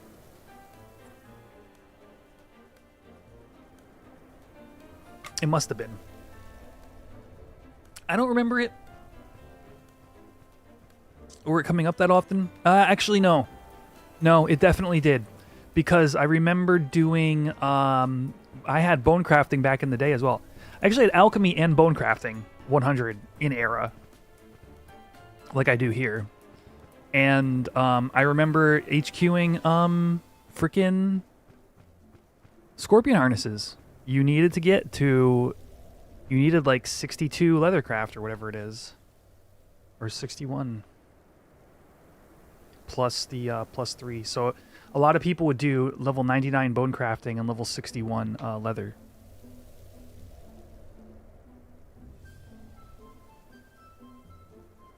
Alright, I am 63 digs out of 200 done, even though we've only had 1 day, which is awesome. So now it's about to change over to the next day. Get some more digs in. And then we'll be back to Cashew for a little while. I know the stream... I have a hard time streaming on YouTube, chat. For some things and not for others. For example, like, if somebody were to click on the thumbnail for this stream within the last hour, I would not be in Dynamis TAVNAZIA, which is what my thumbnail suggests, right? But I have to make a thumbnail before I can go live. I mean, I guess I could just put up a generic one every time I go live. So I don't know how to navigate that. And if anybody has any good recommendations, I would like to hear them.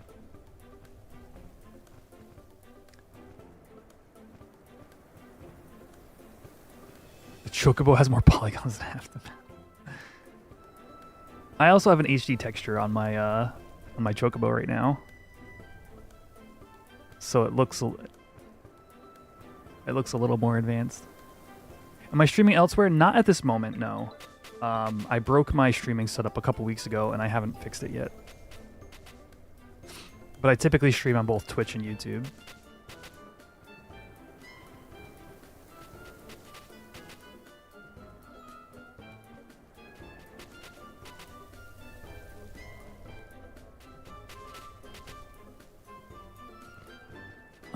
I would really like to get back to it. I miss the Twitch community. I miss my fellow streamers on there. But, you know, what are you going to do? Life gets busy and that kind of thing happens.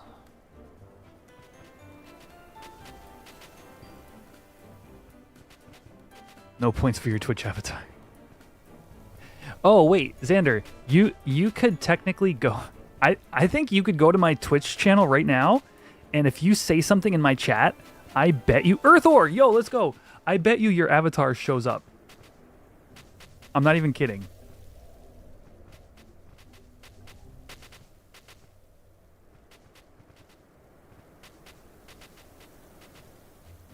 And I think you'd get points.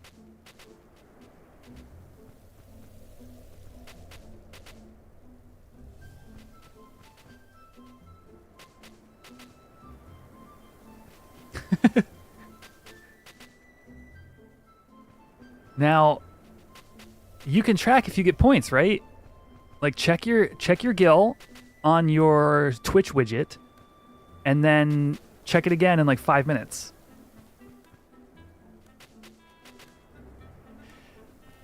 When Tau comes out, which support jobs do you think will be most desirable? In what context, Nachos? From the new job specifically, or for the leveling range, or what? In what context do you mean?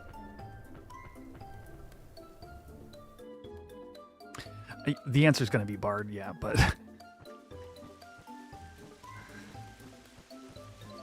still need a touch more context, I think. Oh wow, both the cons and the... Xander, thank you for the 19-month resub on Twitch. Home. What do you say? Home. That's pretty funny, actually. Yo, Thanos with the 32 months. 32 months. Jeez, you guys. That's so funny.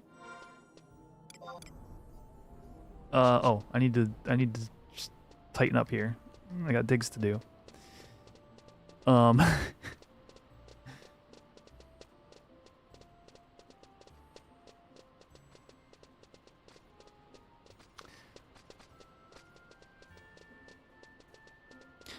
Yeah, actually, that's a really good point. Yeah, getting Black Mage and getting... Yeah, I would do that. Yep, I'm with Thanos on this one.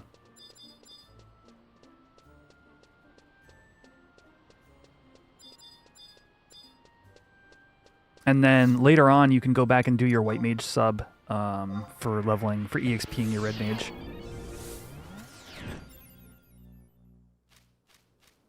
That is a glamour. It is a shield glamour.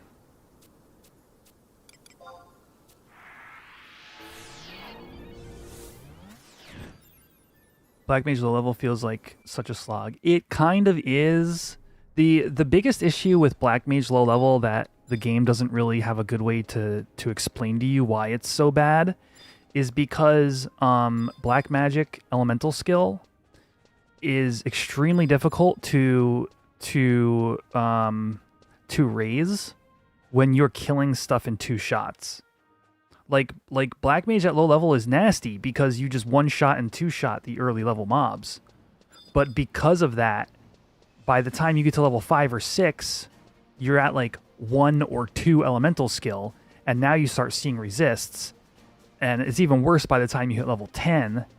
And then you get into a party at like level 12, and now you can start leveling your skill, but you're going to be below. And it's like, it's just kind of...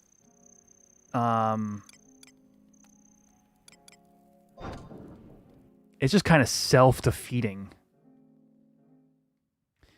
But it is still very strong. And like especially if you could have somebody like tank like a level like 20 mob and you just dump your MP pool a few times into it, it's like night and day.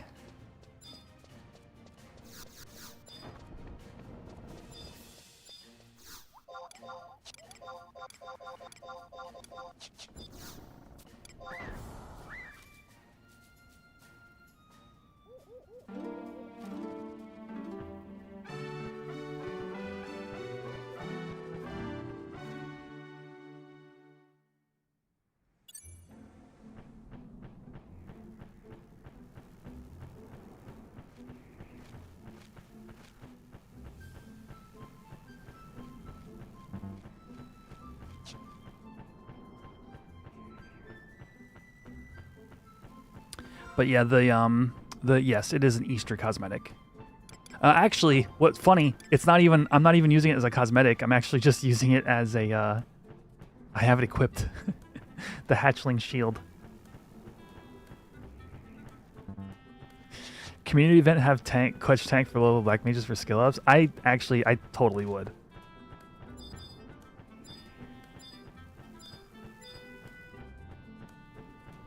I'll come with my level 75 paladin with like Kaiser gear.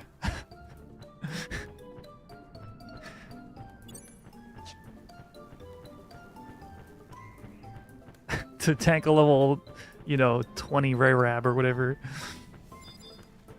That's so funny.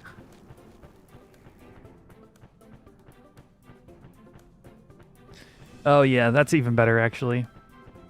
A highest level worm. Whoops. Oh, that did check. Okay.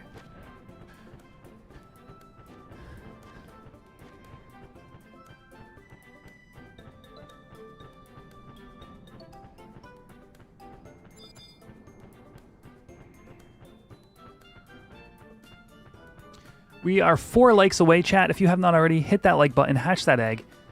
You can see when you hit it. You can watch. It'll jiggle. Watch.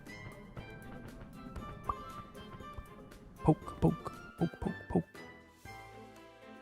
Fog. Wow. Okay, that's twice in a row. The moment I got to North Goose, the fog pops. This is a good sign for today's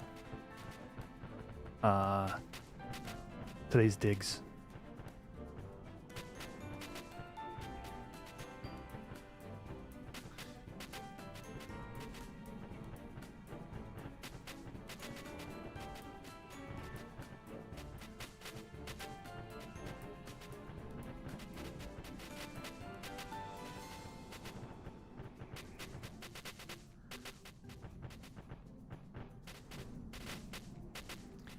$88 out of 200.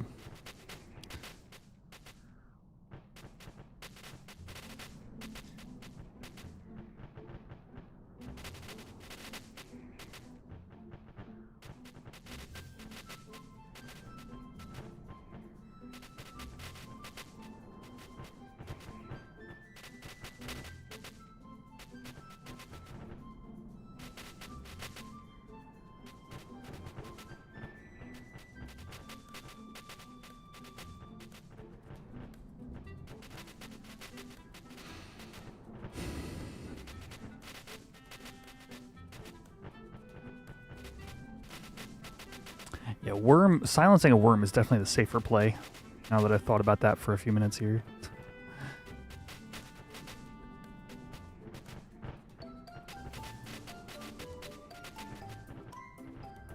Another earth ore would be rad. Won't let you delete your character? You don't have to. Just make another character. You can have 3.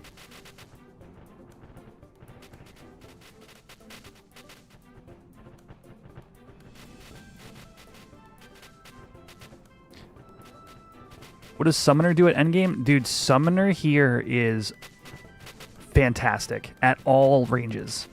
It is rarely, if ever, asked to be a healer for the party. That is like a thing of the past. Like, you will do some healing, but nobody invites one as a main healer anymore. At endgame, yeah, there's tons of reasons to use Summoner as a DPS. There's a good number of reasons to use Summoner as a Summoner as a support job. Are Summoner burns in the game? Not the Koroloka tunnel thing you're probably thinking of. But there are Summoner burns in the sense that you do... kind of. Summoners are the main skill chainers for Black Mage mana burn parties. So, and White Mage mana burn parties as well. Summoner is nasty here. Like if you even kind of like Summoner and you're like, I would like to play you know, like a mage or a support job, do Summoner. You'll enjoy it along the way and you'll enjoy it at endgame. It does all the things well. You got temp band for those Koroloka parties? That's pretty funny.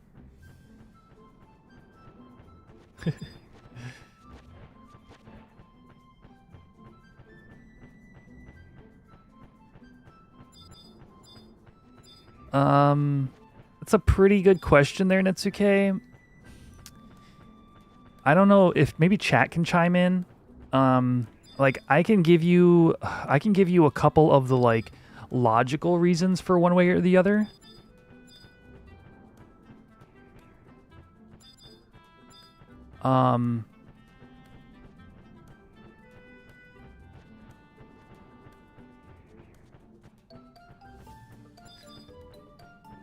But I think it's a personal preference.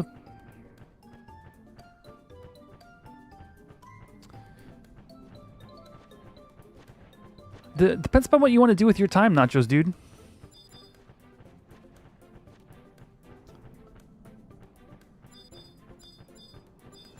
Summoner is about equally as useful as Beast when it comes to things like missions and BCNMs. And it's more useful in endgame. But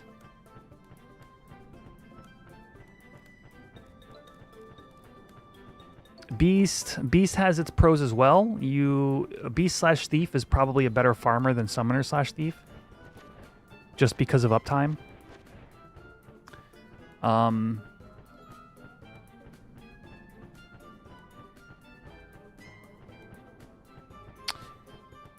So, and like solo, like you can solo EXP on both jobs pretty well. I would say it leans slightly in favor of Beast than it does Summoner, but the hardcore Summoners will, like not hardcore, but like the like diehard Summoners will tell you it's just as easy. I don't actually know for sure.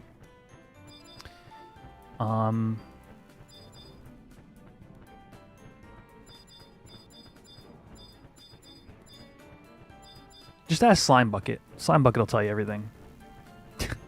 You got him, Slime?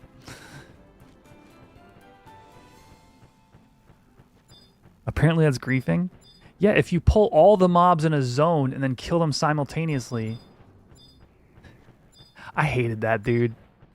I mean, on one hand, I thought it was super cool. But on the other hand, like, the whole Koroloka Tunnel mob, you know, Summoner burning to get somebody, like, level, like, 1 to 50 and, like, one set of Astral Flow. It's just so cheesy. It's just goofy, man. But it was cool. But it was goofy. But it was cool. We're going to see the sights while I wait for fog.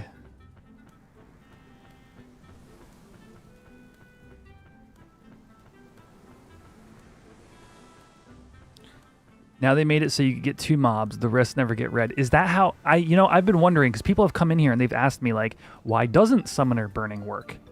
And I said to them, it just doesn't. And I never actually learned how they did that. That's interesting. Oh, it is hilarious to watch, Netsuke. Basically you have one person who's high level grab every mob in Koroloka at once. And then you have, and they're not in the party. Then you have 5 summoners in the party or whatever. I think it was 5. Chat can correct me. And then you would have the one person who paid money that has a level 10 job that they want to level up, or whatever the level was. And then you would sync to that person, and then you would... Oh, no, that's right. You could hire a sync as well. You didn't even necessarily have to be the sync. 5 summer and a core, or some component, like some amount thereof. And the person who was paying to be there, like who was merking the service, would bring whatever job they want as long as you had a proper sync. And what's going on over here? Bubbly Bernie? You trying to get your Bubbly Bernie mount? Would just level up. Would just get dozens of levels or whatever it is. Because all the astral flows would kill all the mobs at once.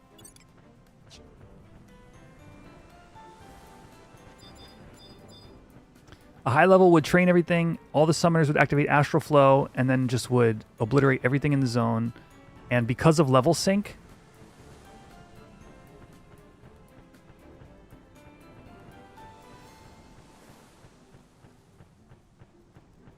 Oh, I see, Slime Bucket. Oh, interesting. Yes, I've heard that Eden didn't have any penalty on syncing, so it created multiple issues along the leveling process. But also, like, Eden just didn't have this many people, right? So you couldn't count on there being like parties going at all times. Was it RMC related? Sometimes, not all the time. Like, it was very much just a merked thing. So what made it interesting from a merking perspective is that if your mercs also had some people with Corsair rolling whatever the wild card to try to get a 6 or a 5, so they could reset all the astral flows, and then you could do it again, and it was just merc. Sometimes it was an RMT merc. Sometimes it was just some buddies in your endgame LS or whatever it was. All right, that's it for today on Quetch. We got less digs today than we did yesterday, but I'm still at 109 out of 200. So we're halfway there, which is nice, actually. Nice to get this many done.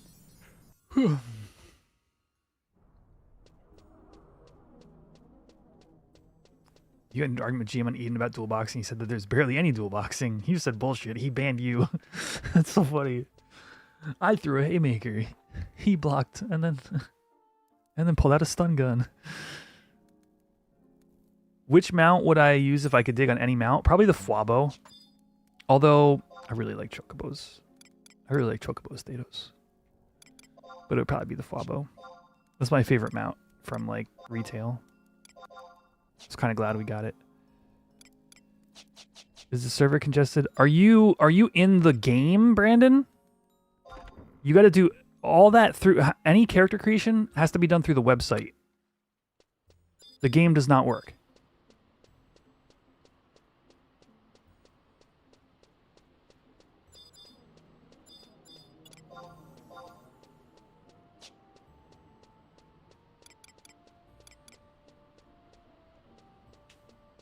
Oh, all right. You loaded up the game. I see. That's pretty funny. Yes. No. Due to the way private servers handle things, at least this private server handles things, is like the client just doesn't... It ain't it, chief. And also, not only that, we have custom hairstyles here. So,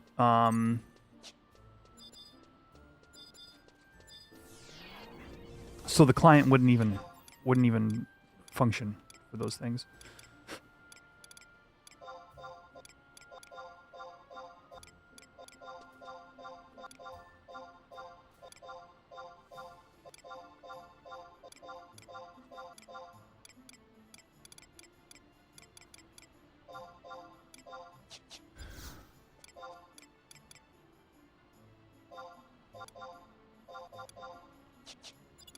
All right.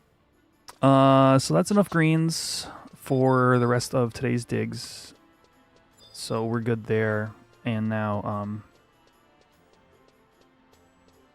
I'd say back to cashew just to cap things out.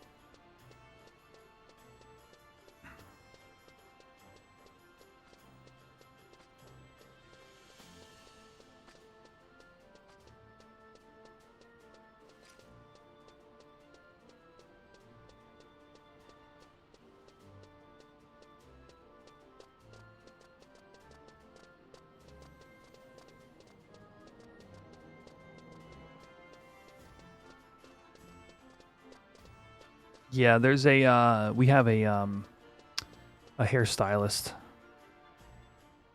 I forget how to do it. I think it's at the top of Rulud. You gotta pay. It's like 100K or something. I think the first one's free, actually. This all may be incorrect. Chat, help me out here.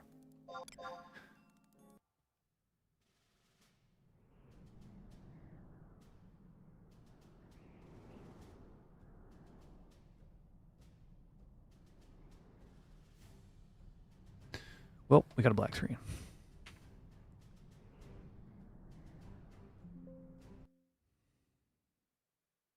Only if you do the anniversary do you get the free one? Oh, okay.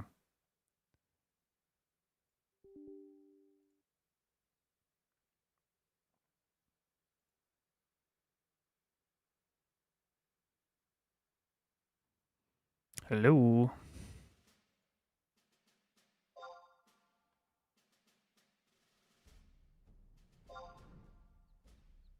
You can start wherever you feel like, dude. There's no reason anymore to choose a certain zone over another, or a certain town over another. Like, you can get the ring regardless of which zone you're in.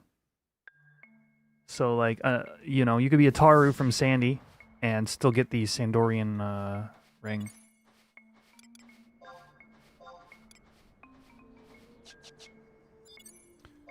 Oh, we got another beast here.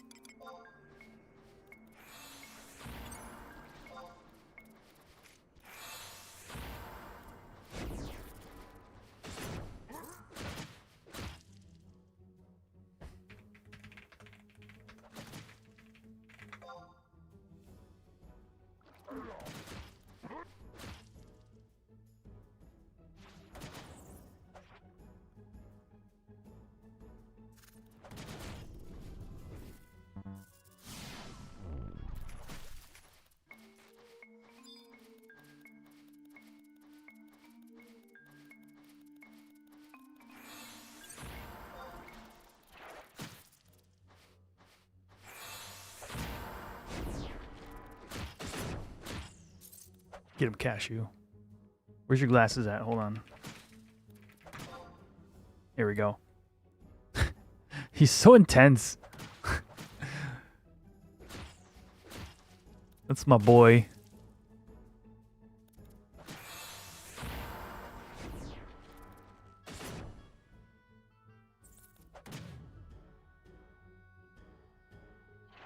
Get him. This spider slow is nasty. Oh.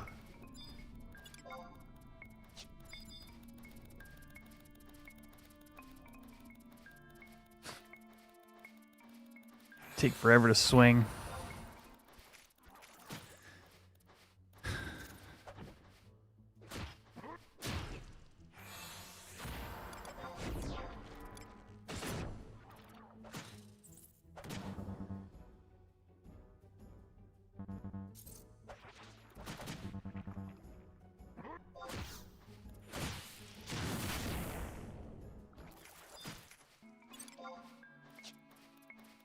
I really just want to burn this scroll so I can use the ring.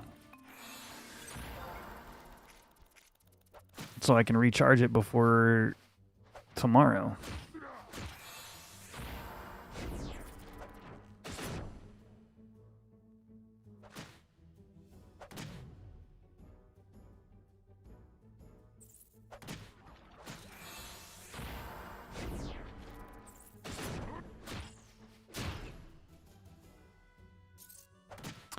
Wind was way too expensive. I was very surprised by that. That's going to come back down. There's no way they stay at nearly 2K a stack. Wow, my first spider web. I hit that 1%er Ooh, very tough Sabotender. No, thank you. I do not have a death wish. I do not wish to die. 3 likes away from hatching a Chocobo egg this evening.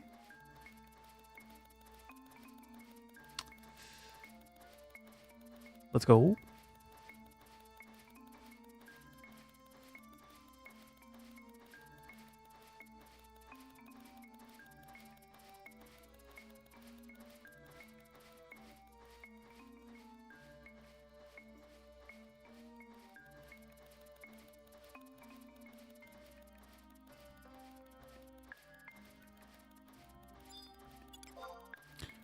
Antikin Faba.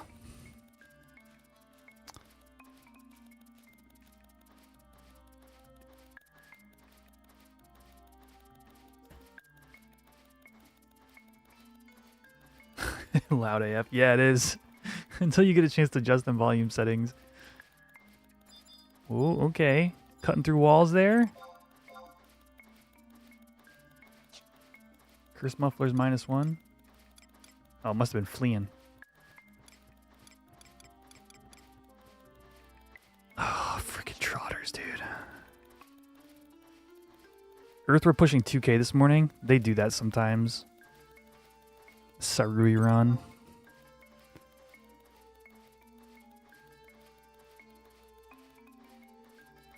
It does not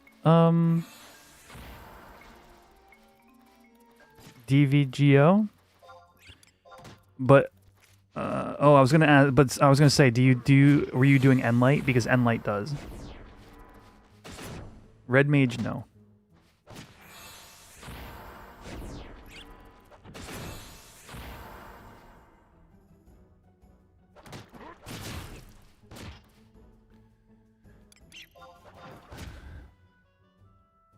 Enlight, the reason Enlight falls off, chat, is the little known fact that the amount of damage Enlight does is the accuracy bonus that it's granting.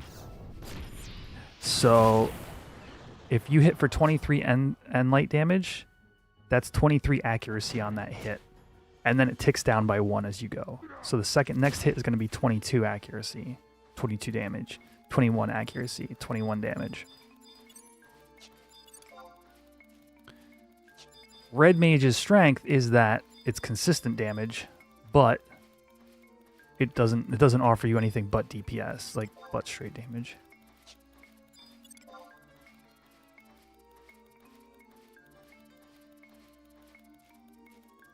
Any good link shells?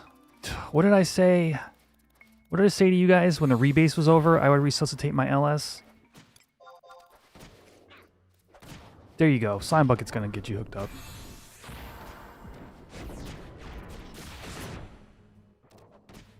I just don't play enough right now. Once the rebase drops, that's when I'll re-pearl. People are going to be wanting to log in anyway. Check out the rebase at that time.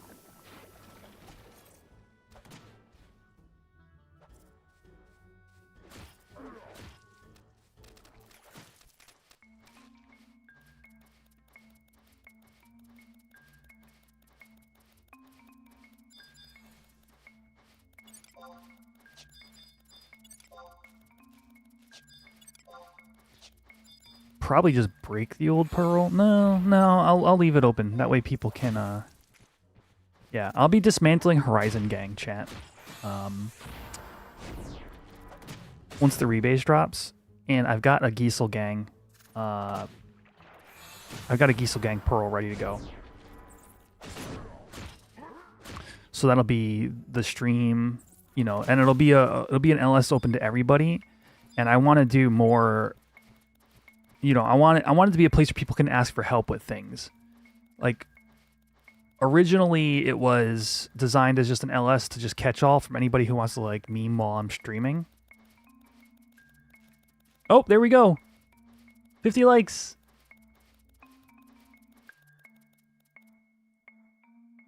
That is Mint Azure.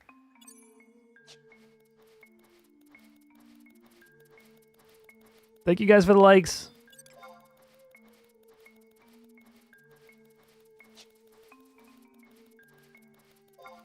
Mint was green.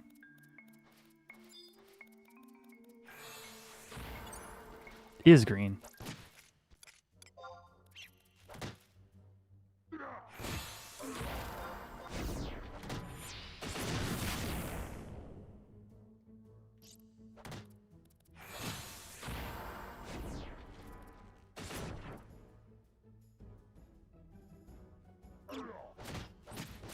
Your aspect ratio seems weird. It probably is.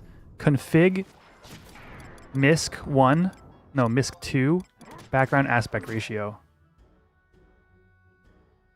That messes with my eyes.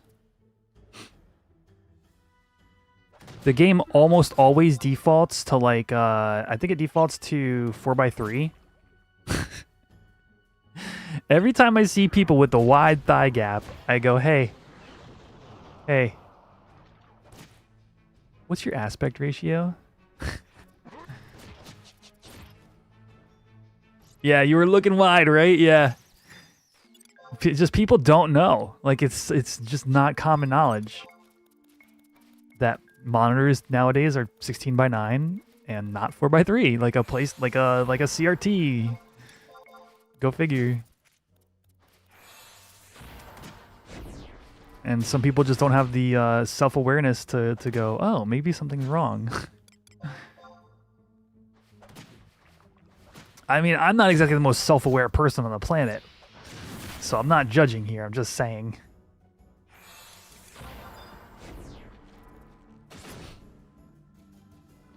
Yours doesn't change at all? Then that means you have the add-on installed.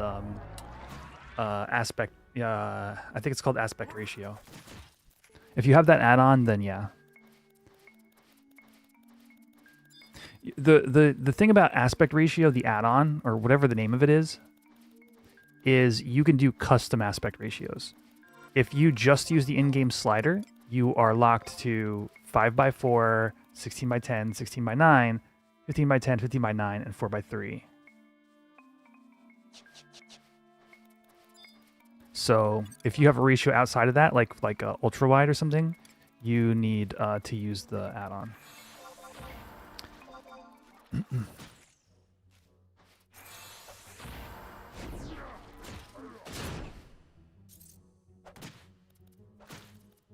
I would enjoy playing, I think, on like an ultra wide. But I feel like I don't know how I would possibly get a view that would make sense to you the audience. GD cavemen. Unga bunga.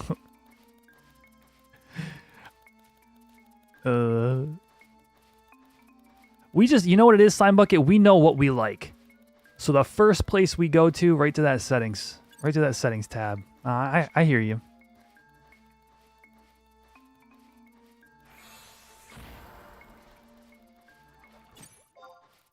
We're men of taste.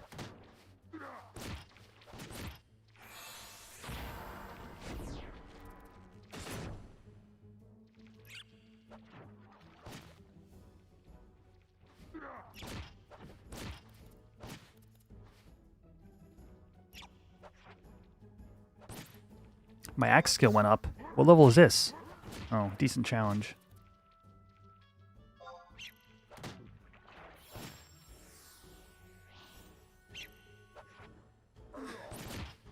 And that was when he knew he effed up.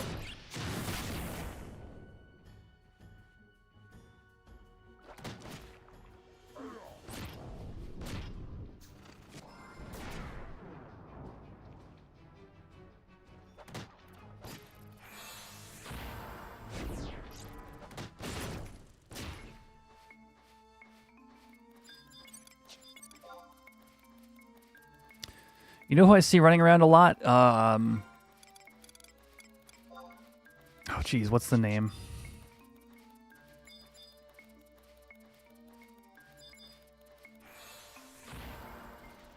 Krovax. And I go, heh. Yeah, the worm thing, I'm not sure. It's not going to be solved here. It might be solved on the rebase. But It ain't what it should be.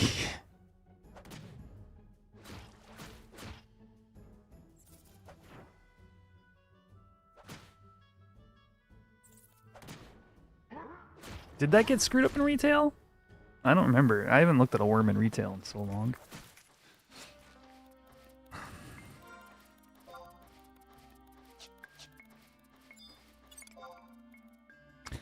Oh, you died as a hardcore.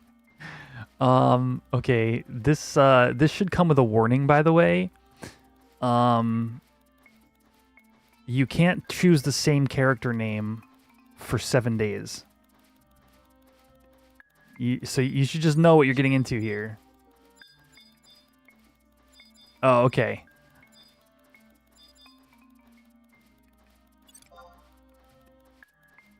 Oh, yeah, no, heck no.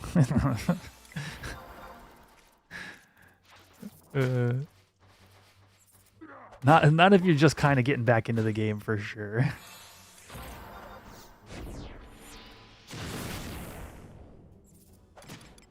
Hardcore requires like a certain type of like mindset going in. And like not only just game knowledge, but like literally Horizon knowledge to be successful with. Yeah, so not as a first character especially, right?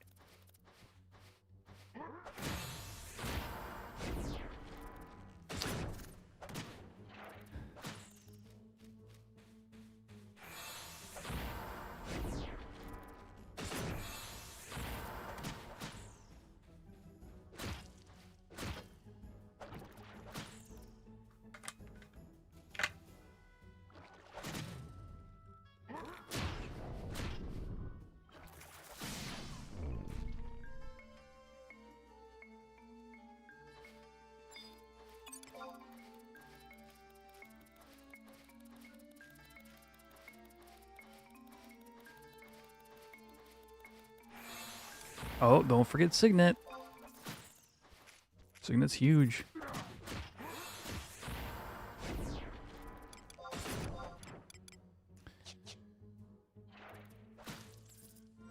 What level am I? 42.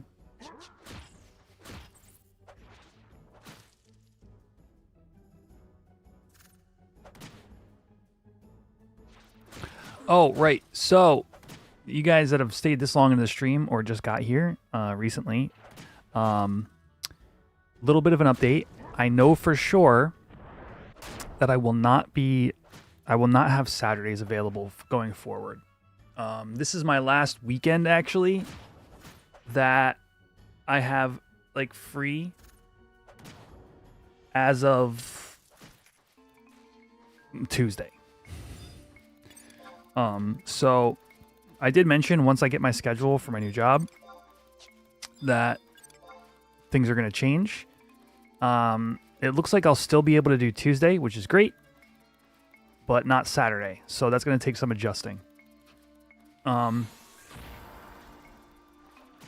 Yeah, I mean, I'm excited for it, but at the same time, you know, as pointed out earlier, it's just going to take some figuring out. It might be that I do what I kind of wanted to do like a few months ago, which was just sprinkle in some more like 2-hour short streams. Did I just watch a sand beetle disappear from existence? Was there... Do sand beetles not exist after 16 o'clock? And just sprinkle in like a couple of like 2-hour short streams throughout the week, and then just do one big stream on Tuesday. That might be where things kind of like settle down to.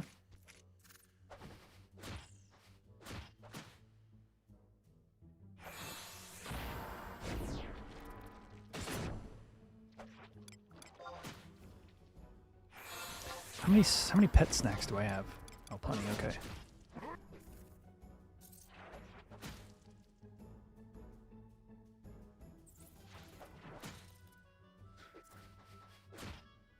Oh, you too, Xander? Yeah.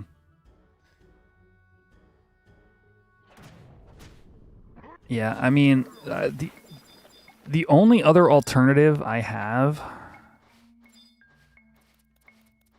There really isn't one. That's it. That is what I would expect for right now. Cause by the time I get home at night, I will not be able to do a night stream. Just because of neighborly considerations. So that means probably. So I was doing like 2 streams a week. You know, like 7, 8 hours, like 16 hours a week or whatever of like YouTube for you, content for you guys, right? I would say that'll probably be more like 10 hours. It'll be like a long stream and maybe like a 2-hour, like an hour or 2 short stream here and there. And then what I'll end up doing though is funneling some extra time into getting the tabletop RPG ready to relaunch video ready to relaunch. As I've talked about with you guys previously, and then episode 4 one day will release as well. I think that'll be where that extra energy will go.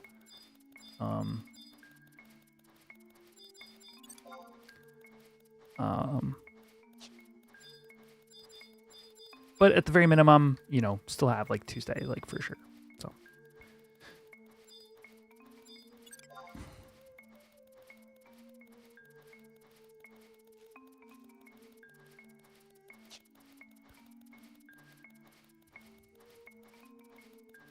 Thanks, man. Yeah, I was talking about it a little bit before. I'm gonna be a blackjack dealer.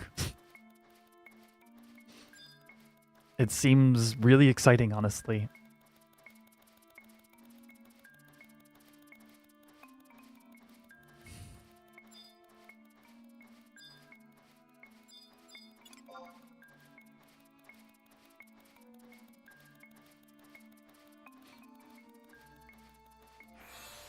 It's like kind of cool to like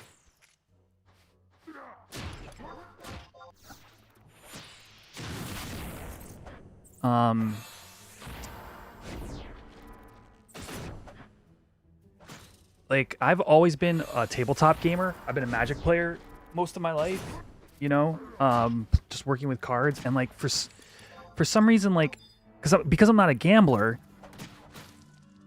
it never crossed my mind that maybe playing games for a living is like a thing, like card games, like that. And it just like when I saw the opportunity, I was like, screw it. And now I'm really enjoying my training. So,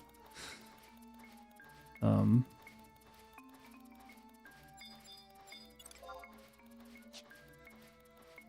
actually really exciting. Yeah.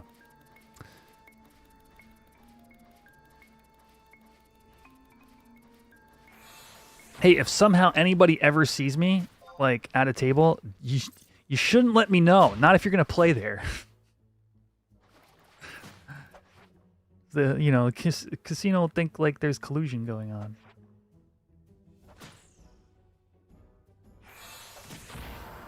Which also I find hilarious.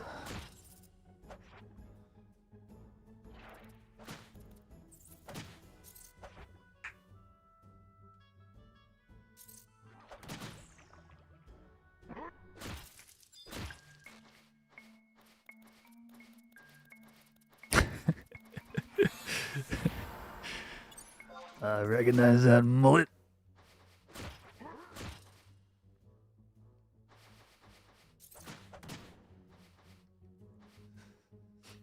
I'm pretty sure that guy just said Galka.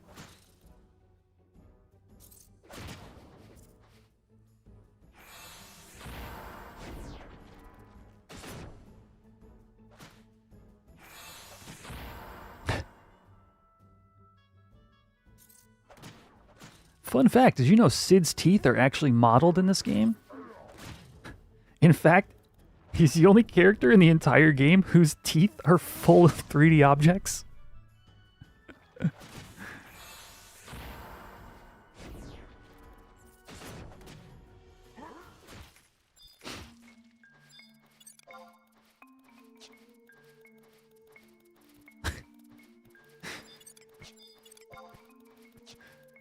Do you think they stopped to ask themselves why? Is that...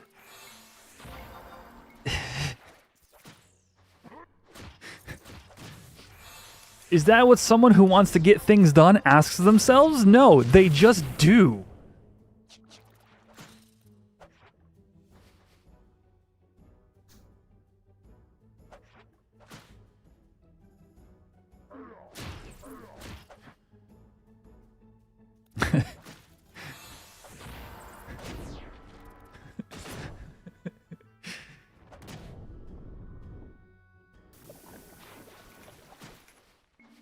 Yes, they were too preoccupied with whether they could to ask if they should.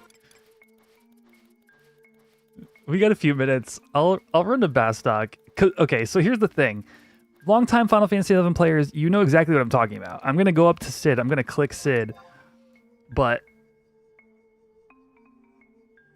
you're gonna know. You're gonna know what you're looking at. However, have you ever looked at it with fill mode on?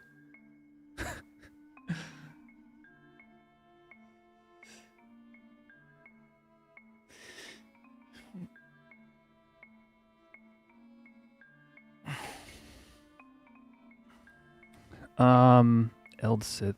You mean Eld Narsh?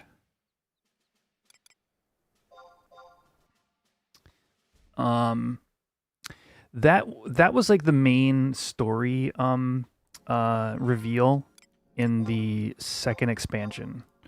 And so it just like it's a really epic moment. Chains of Prometheus story is just like, oh wait, actually that's not COP. No, that's Zalart. First expansion.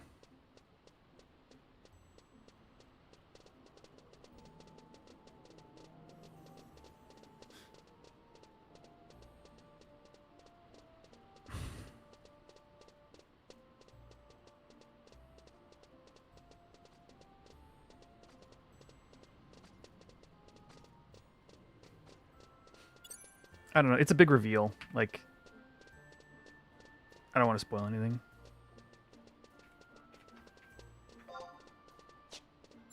Yeah.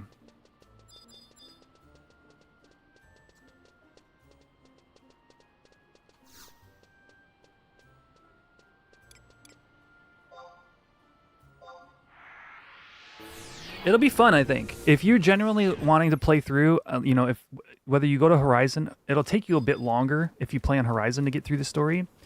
But I think it would be an exciting thing to be from 14 and then go and do these things, because you'd be like, oh, this zone, or oh, this boss, or whatever. It'll take you a lot longer to see it here than it would if you were just to play like retail and just sign up for a couple months or whatever.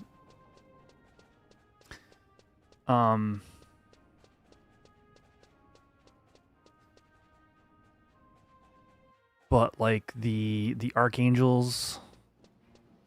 Oh, duh. Bastock or Sid is this way.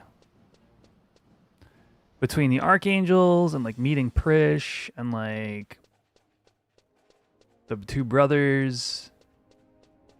I'm trying to think of what else you would even see in the course of like just normally playing this game. Ronfar. You would see a BCNM.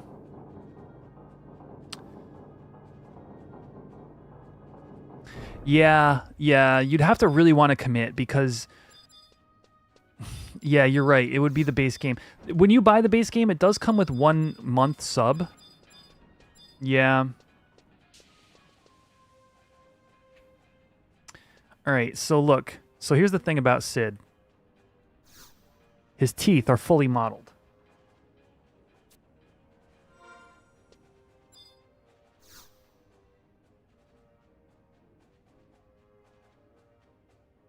Right?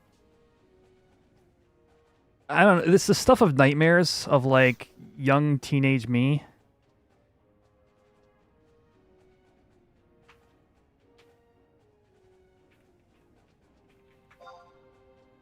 Oh, why is Sid not in film? Oh, I must not have the NPC mode turned on. Oh God, take it away. Why? I'm not sure. I'm not sure we know the answer to that.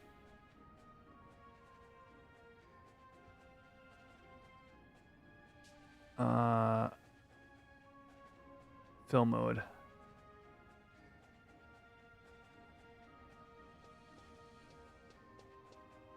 Oh.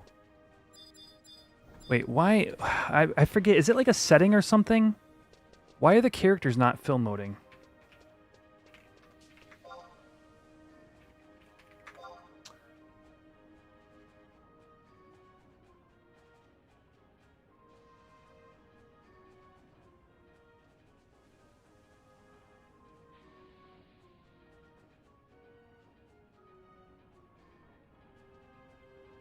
I forget. Is it because I have Ashen Bub's pack on? No, that can't be it.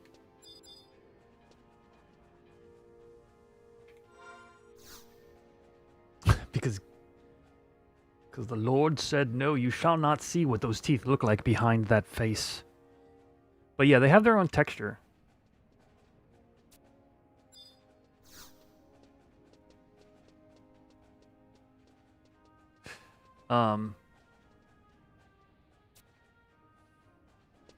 Yeah, characters are supposed to go into film mode too. But Ashen Bubs also affects the surroundings too. That's a weird wheel. I bet you. Maybe is it ambient light? No, ambient light didn't change it. That's Ashen Bubs is the eyes. Whoa, whoa, whoa, whoa, whoa. Too close. Too close. For a couple of different reasons.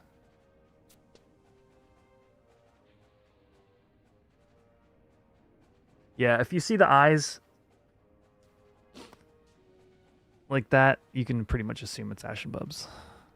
Because you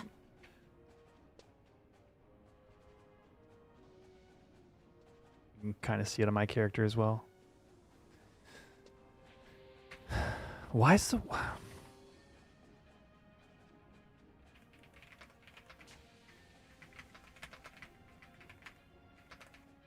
It's got to be just a setting.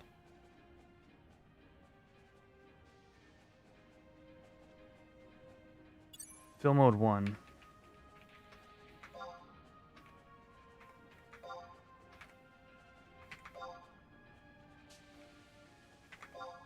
What is the point of it? Well, it's not built into the game. It's something, you know, players have figured out how to do with the various launchers. Sid's office is nice, I will say. But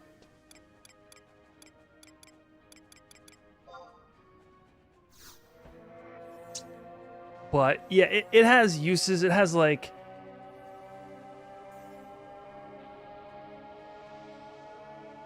when mobs in this game can aggro you, like if you can't see them, it's kind of unfair. So there are times where it's just totally within a legit use case. But yeah, it's really about Nigel Isle, isn't it?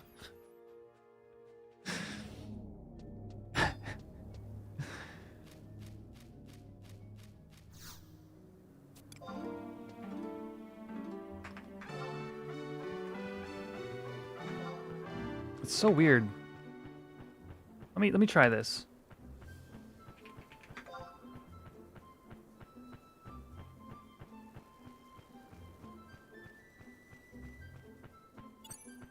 To be fair,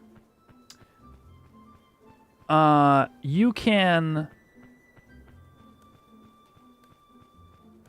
target and pull mobs through walls without film mode. If you, I mean, okay, so on Horizon, they will literally walk through the wall, but even on just like retail, is if like you can just cram your camera into a corner somewhere and you can target something with tab, you can cast on it. I think. Wait, am I wrong about that? Hold on.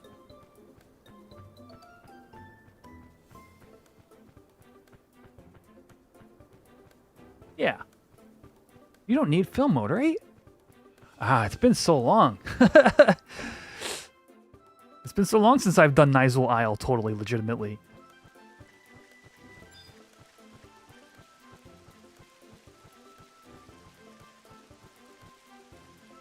They would aggro and open doors. Yeah, that is a retail accurate thing.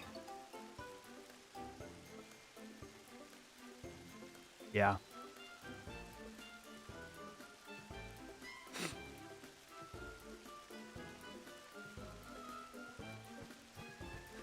Okay, time to dig. Oh, now let me try it, because I turned off Ashen Bubs. I turned off Ashen Bubs pack, and this still... So it's not that. It's got to be a launcher setting. There's got to be something I have toggled on. I bet you maybe bump mapping? I never turn on bump mapping, though.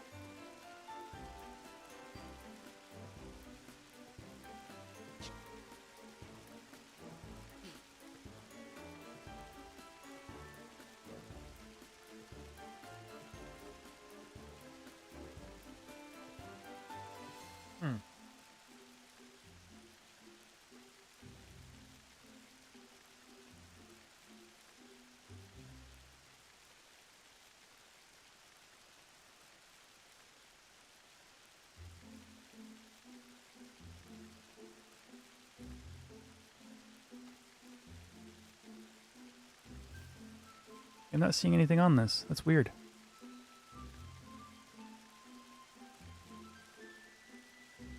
I've definitely seen like this character with same settings recently go into wireframe mode.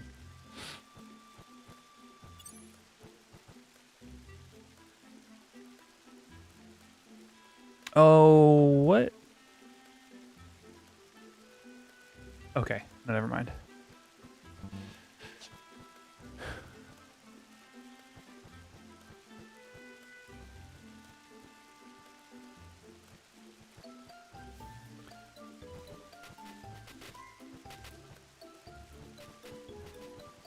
Come on.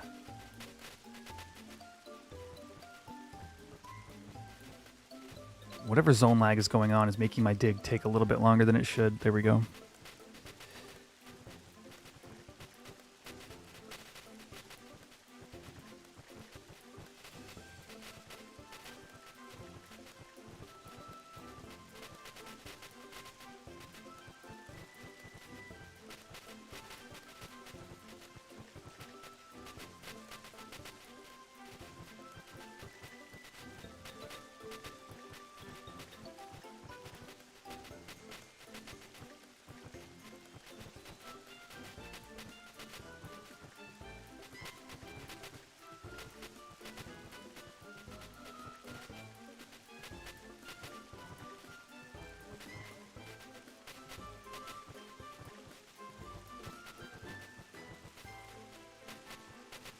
Nothing left.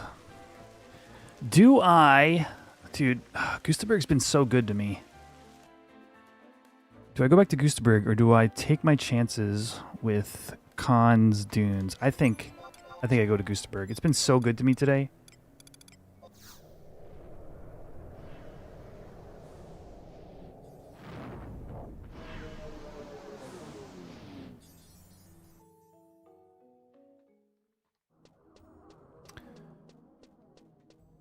With the amount of digs I've been getting out of it.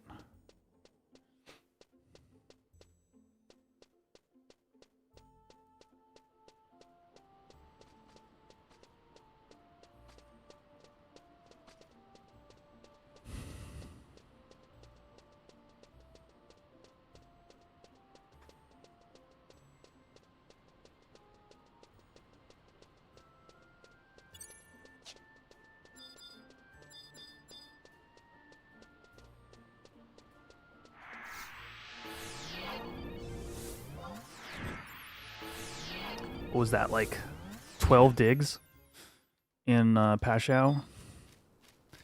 That felt more normal.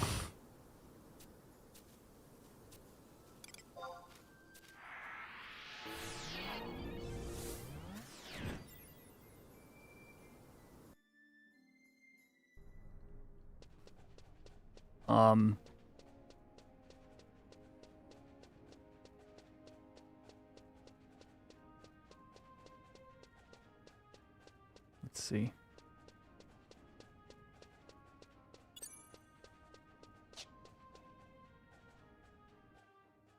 Fourth prize? Let's go.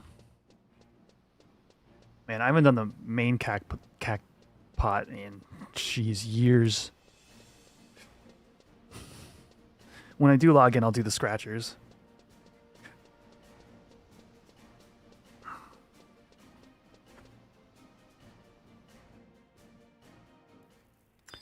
$37 red mage, yo, let's go. What level is your dragoon now, Thanos?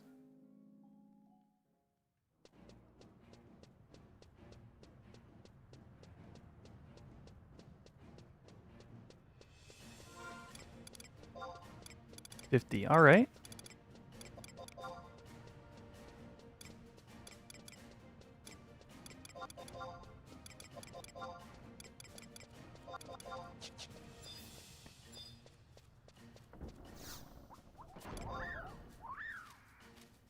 Level 3 black mage. Level 3 black mage Tartaru. Brand new to the world. A bright spot in their eye. Alright, take care, Nico Kiri. Enjoy your weekend.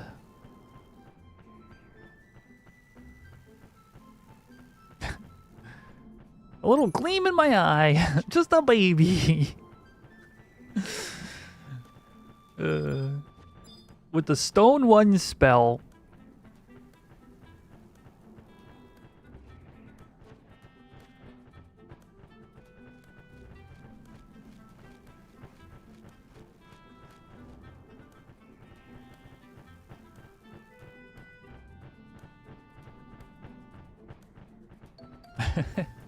Oh, you picked the small Taru? Yeah.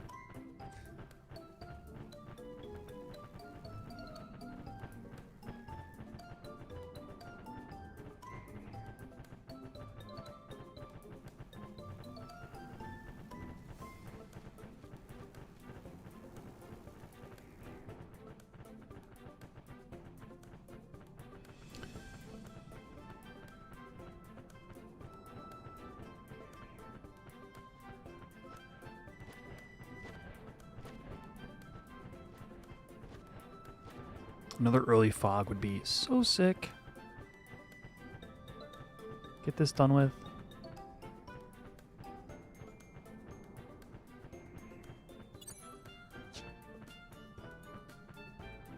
You couldn't get your OG name? I mean, was it a common one? You know, like an obvious thing? Clouds. Why not fog? I needed fog. Blue mage, the red mage of Fenrir. Yeah, that's long gone, dude.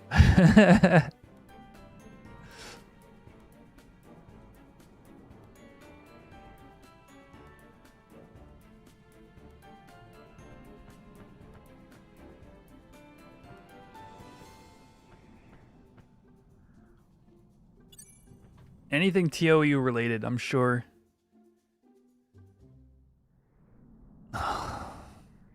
TOU. Seems like such a distant dream.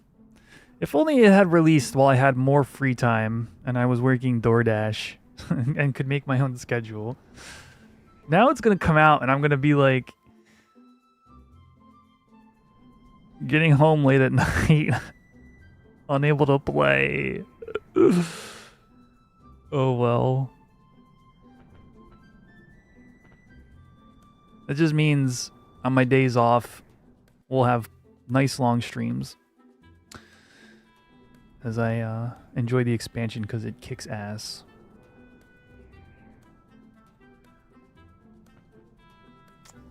You had the name long before they made the job. That's interesting. Wow, okay. Because you would have pulled Blue Mage from what? Were you like an FF5 fan or something? Or you just made it up at the time? Is it Blue Mage in 5, right? Wings of the Goddess when? Yeah, okay. When we're all in retirement homes. Fog.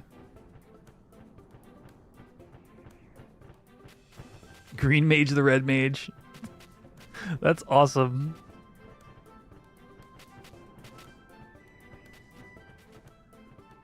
And you could do like lock style of like the various like green colored gear, like the one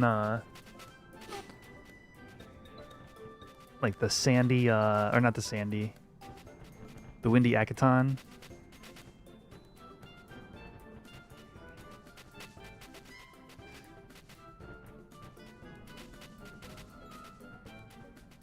Dude, yeah, absolutely. Like I'm gonna have to be very careful. If I get home from a late shift and I start like gaming like when Tao is out, I'm gonna have to be very careful with my sleep schedule or else it's going to not be good.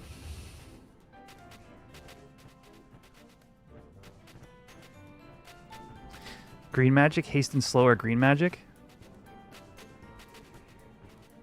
By what, I'm not arguing Thanos, but I'm just curious, by what game do you justify that is specifically green?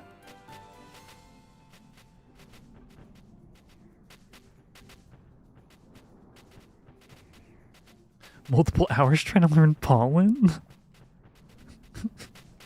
That is unfortunate. I can't even get my basic healing spell. This game is stupid.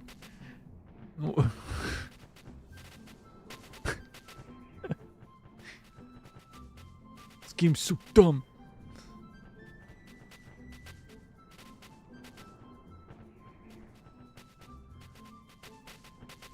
Like, I'm pretty sure Red Mage in Final Fantasy 1 had either haste or slow or both. Or variants of them, probably. Haste and slow. Okay, haste and slow being time magic makes sense to me. Yeah.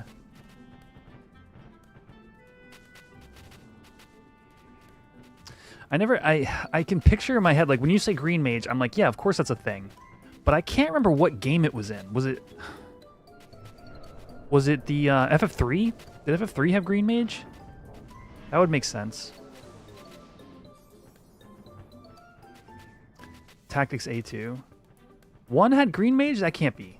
That can't be right. Sage. Okay. Still, that's Sage though, right?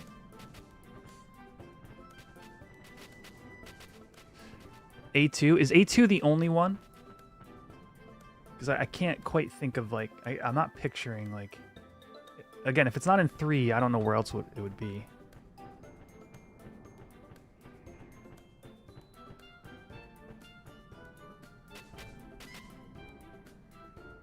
Encourage, yeah, that's what people have been saying. Yeah, I've had a few people hop into my chat and say, oh, it's just like Encourage, the gates of Encourage. And I'm like, yes.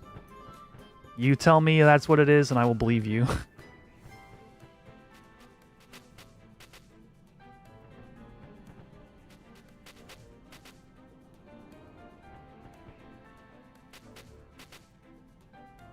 $40 more items to cap.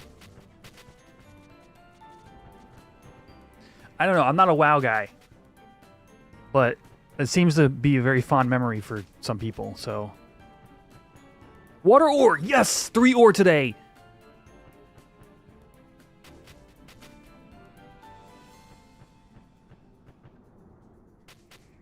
Huge.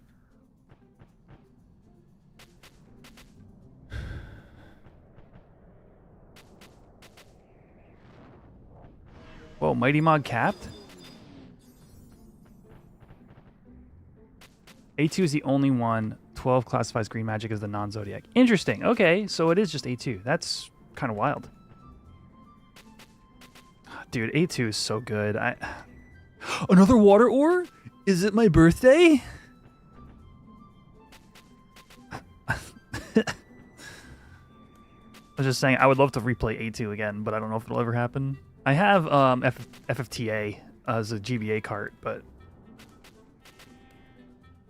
I do not... Oh, I actually do have a DS. But I don't have the charger, so...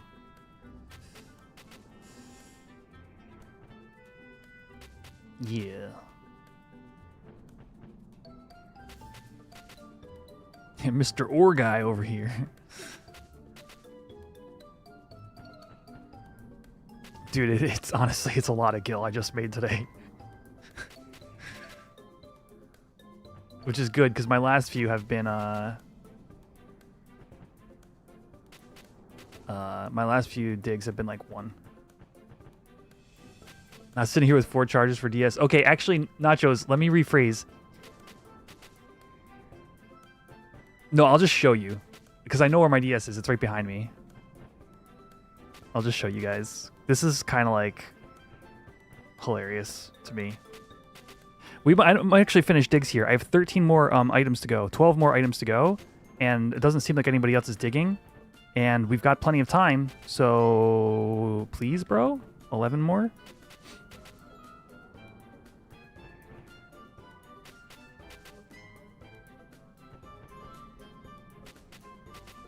I think, wait, did I go to look for this the other day and then I couldn't find it when I was talking to chat? No, I think I know exactly where it is. We'll be fine.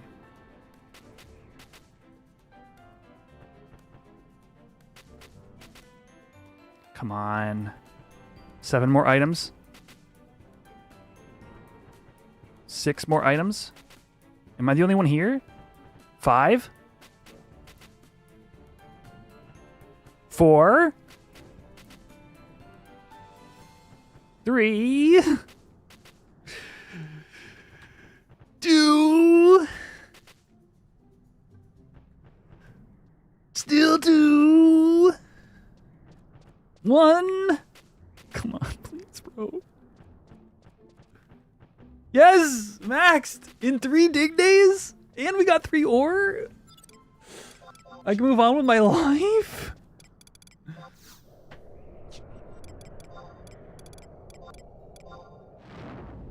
All right.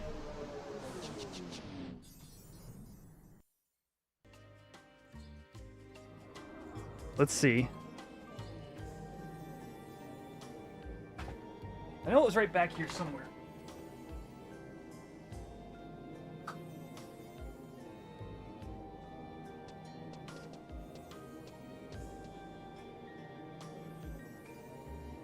How much of my mess can you see?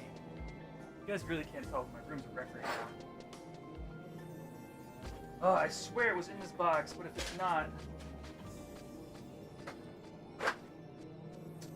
And...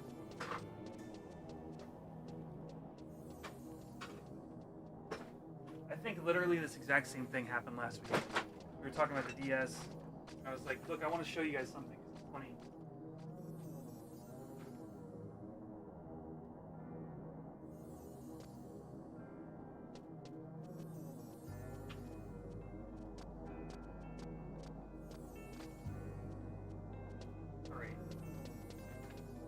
Still one more chance. Congrats on the pebble. Why does it say 49 out of 50?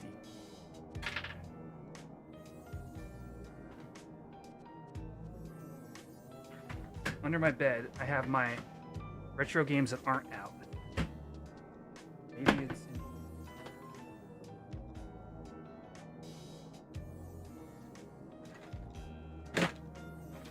Here's the GameCube.